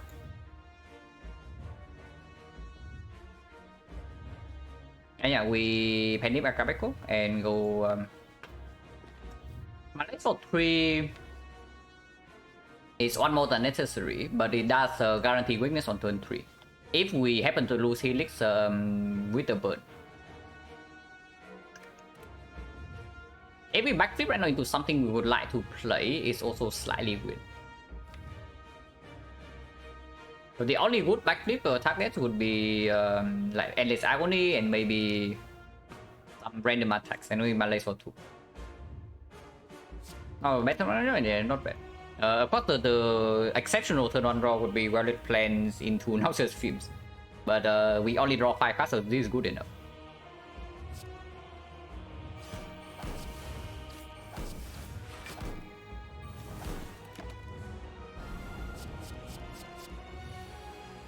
Big hit first. Extend weakness. We still have 4 weakness in the deck, but if we bottom deck the leg sweep, then playing this right now will allow to guarantee weakness on the second cycle. First hit. But I think I'm going to exhaust Slime over playing Sucker Punch to guarantee the hit. If we have 5 weakness here, it's like 1, 2, 3, 4, 5, it is weakened to the entire second cycle. If we do not play Sucker Punch, it can run out weakness on the second hit. But I think exhausting Slime is fairly important in this fight. Of course we play this. It is block for 25. And we draw into couch off on turn 3. That is very good. So the couch off gets full value. And I prop the puzzle right now, yeah? Of course I prop puzzle because any card we play we prop the puzzle.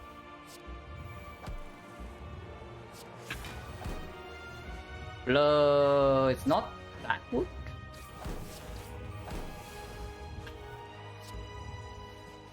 They don't draw to valid plans yet.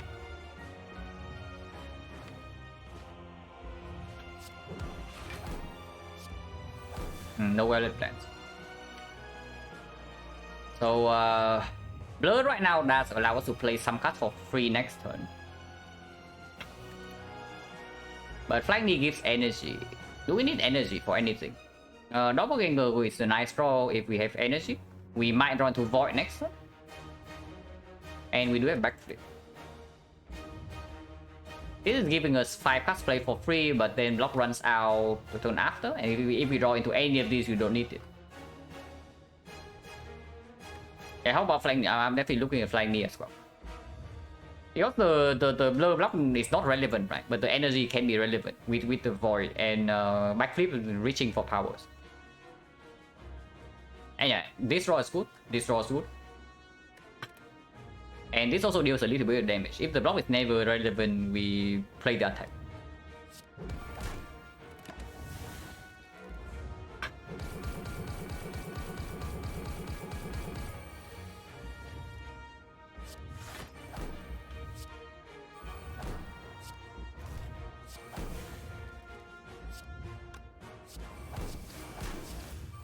Ouch.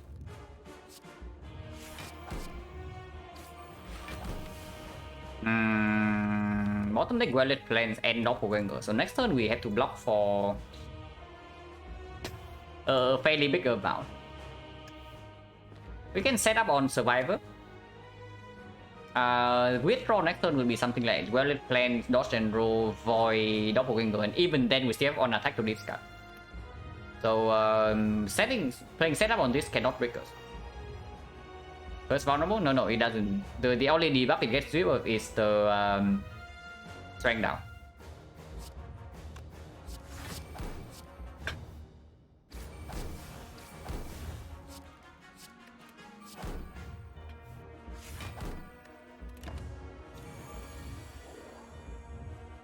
Yeah, 2 times 15 only.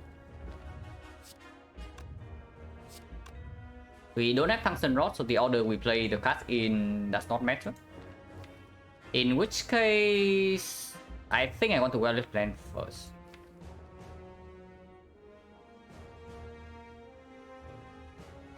Because Valid Plans allow me to proctor the ink bottle without spending another energy.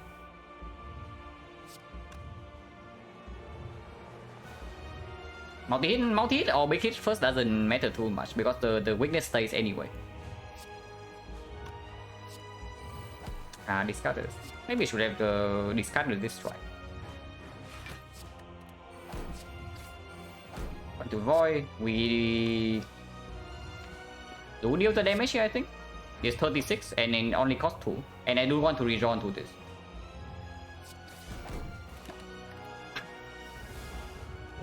Thunder does line up on the turn with Doppelganger though. Dodge and Roll is way better later and not now. If we do not play Dodge and Roll right now, we do take some damage though.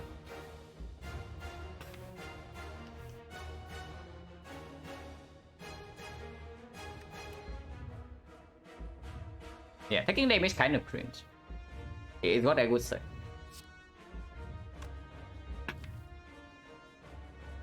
This is way better next turn. But we still have Piercing Wheel in the deck. So the 8 times 15 we can block with the Piercing Wheel for sure. If that's the case, no problem.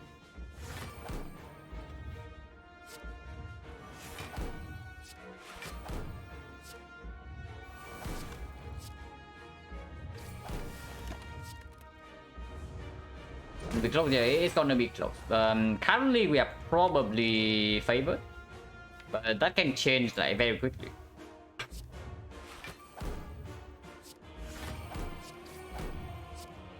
Because Beard of Death is 3 soon, and when Beard of Death is 3 all hell breaks loose.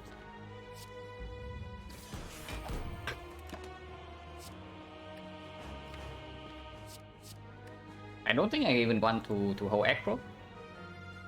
We do have 3 cards that apply weakness in the deck, and we only need to draw into one of them over 2 turns. And with a double backflip, I probably don't hold the dash actually. And then there's no way I ever play this.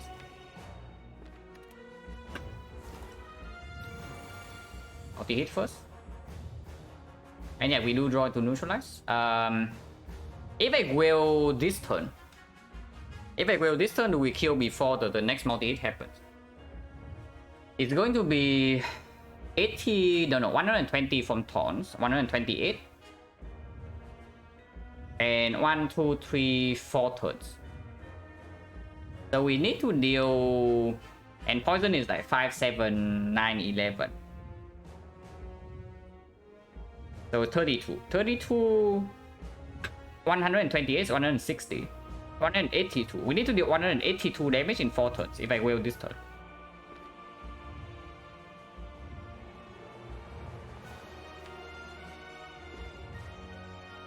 I guess there's no reason to actually will this turn, so we don't do that.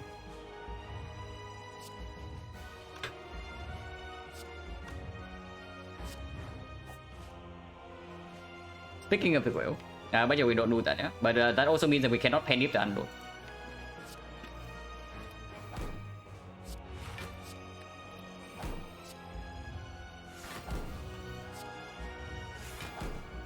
And play neutralize here. We need to play neutralize or we draw into leg sweep next turn anyway. Playing neutralize right now only costs me 2. Playing neutralize next turn will cost me 3. So I think neutralize can be played right now.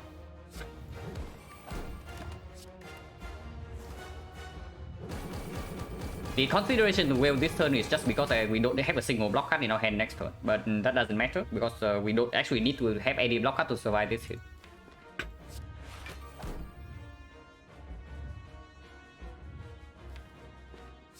So triple block and hold dagger spray piercing well.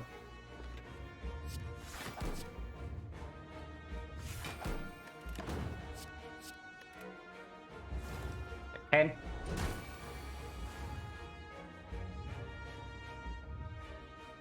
yeah, this is what I'm talking about the setup here. We can set up the deck sweep plus here, and it just gives us an energy chip.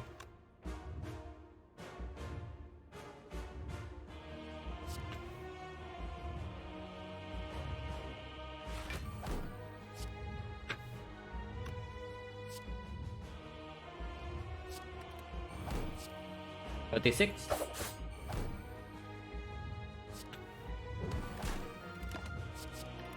And yeah, we definitely win next turn. Next cycle, I mean. Is that to taunt? Okay, so very nice run. Yeah, very nice run.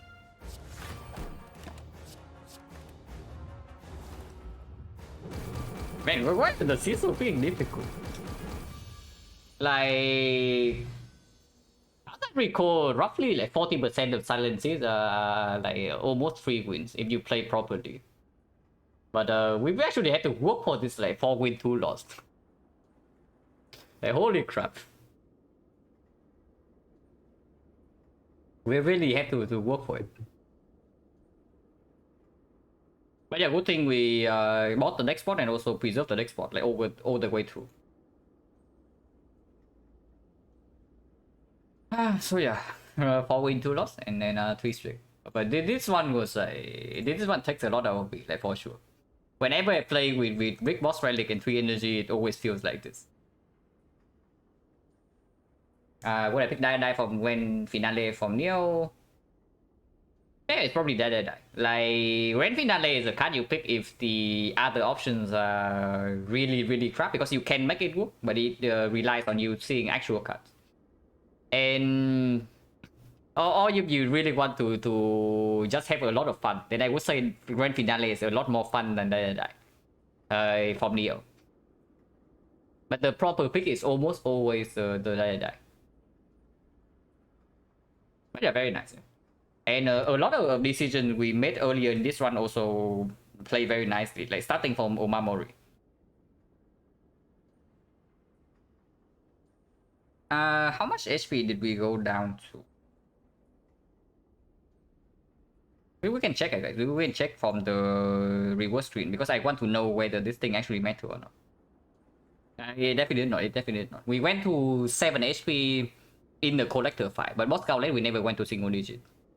So this thing did not actually give us the HP we needed to survive. Helix buff for 25, so even without the Helix, we would still win here with this draw order. But having no funnel now, yeah, okay. So yeah, that it is then. Mumfire Head was honestly irrelevant. It's nice and all, but it did not actually do anything in this fight. It gave us an acro for free, but we also did not need energy in that turn. On that turn.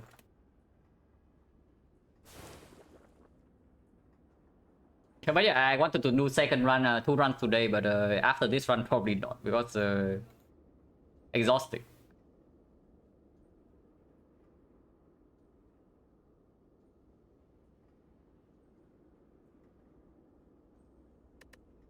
After the yeah, you also see what I talk about, yeah. This is our block, like the on the in the actual boss reward screen when you saw like Snecko, when you saw Snecko the starter trade in this thing. And yeah, you said it as well, yeah, Fish Magic Cup. You said that we need block somehow, and I say exactly this. Like this is our block, and you see it like right here. This thing gave us a very strong Act 4. If you can preserve potion until Act 4, this thing is incredible. The only problem with this is that it forces you to play the entire Act 3 basically without a boss relic because you need to save the good potions for Act 4. And when you are not strong doing that, it's really weird. And then you also see the taunt potion versus the shift potion. Like shift potion play instantly on turn 1. Ends up getting good potion instantly. Yeah, absolutely, it's not low. And of course, with our alchemize, it's hard to count on it, but we do have a lot of gold. If I would say like I would say this: if this is up against a pickable relic, like for example, Fusion Hammer, Coffee Ripper, or whatnot, then we would never pick them up, and we would probably have died in this run because we never saw any dexterity scaling. So even with 4 energy, we cannot. We might not be able to block the heart. And spear and shield fight would also not be super smooth. Yeah, good thing about both export hitting my blooms. Yeah.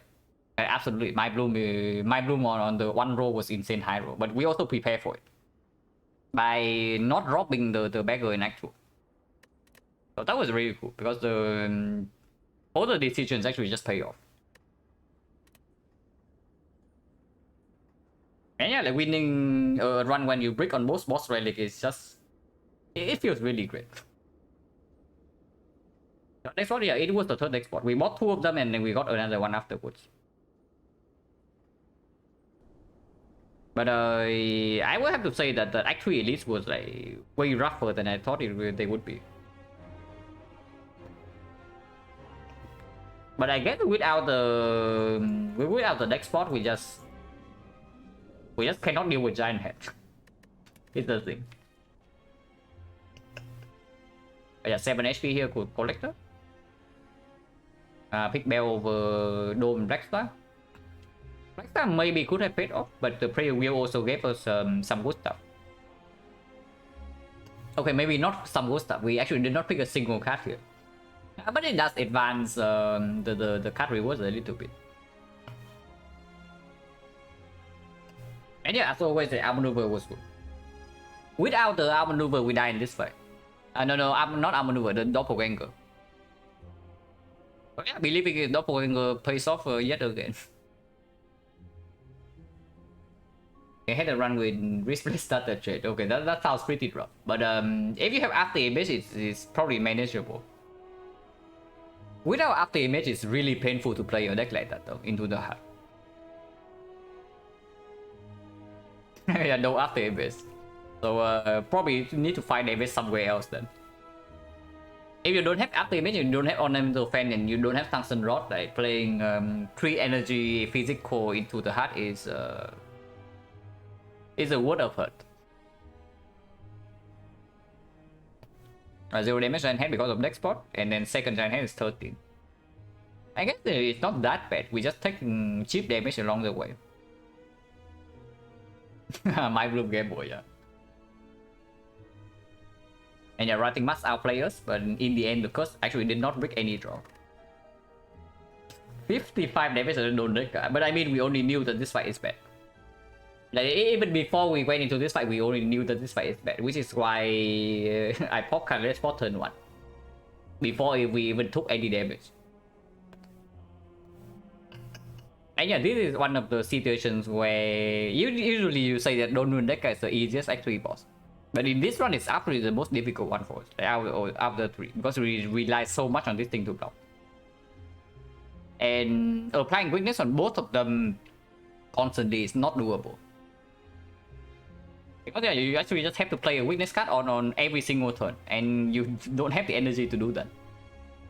How much damage bronze can do in total? Probably quite a lot. 433, the hard fight hits 4 multi-hits. Yeah, 4 multi-hits in the hard fight, 4 cycles. So in the hard fight alone, this deals 48 times 4, right? Yeah, 48 times 4 minus 3. So 189 damage in the hard fight alone. Oh yeah, like good relic. And we found it in Act 3 as well. It's not even that early. It does deal a lot of damage in this fight. Right, time meter attack constantly, and then this just deals damage. Which is why you also see why I say that Cow Chop's actually a very good card in this fight. Like, we are just blocking and then Cow Chop deals damage when we don't even have to do anything. And yeah, very clean fight here with the shift pot, and hard fight when as expected. Did do its thing. It was not that good, but it was definitely positive. This thing probably saved us like maybe 20 HP in the hard fight, because it allow us to have the survivor on the turn where we had Violet Plants. Otherwise we have no block in hand. So that alone is already 11 block. And then afterwards it gives us a leg sweep plus for free. So that saves 2 energy. 2 energy is worth how much is 2 energy worth? Like 2 block cards, 2 defense, and defense block for 6, block for 10, block for 7. So it's 14. So it's 14 and another 11. Actually it saved 25 HP. Holy crap, it was good. We would still not have died without it, but this thing actually definitely performed. Even in only one fight. Very, very nice one. I wanted to play a second one, but probably not happening. So let's see if there's anybody I can send you guys to.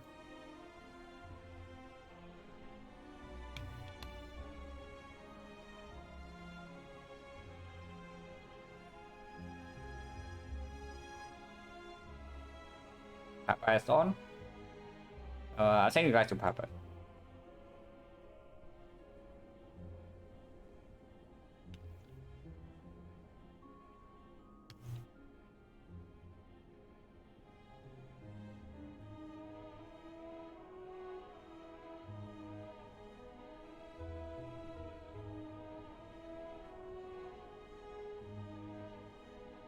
Yeah, thanks for watching guys, as always, and see you later.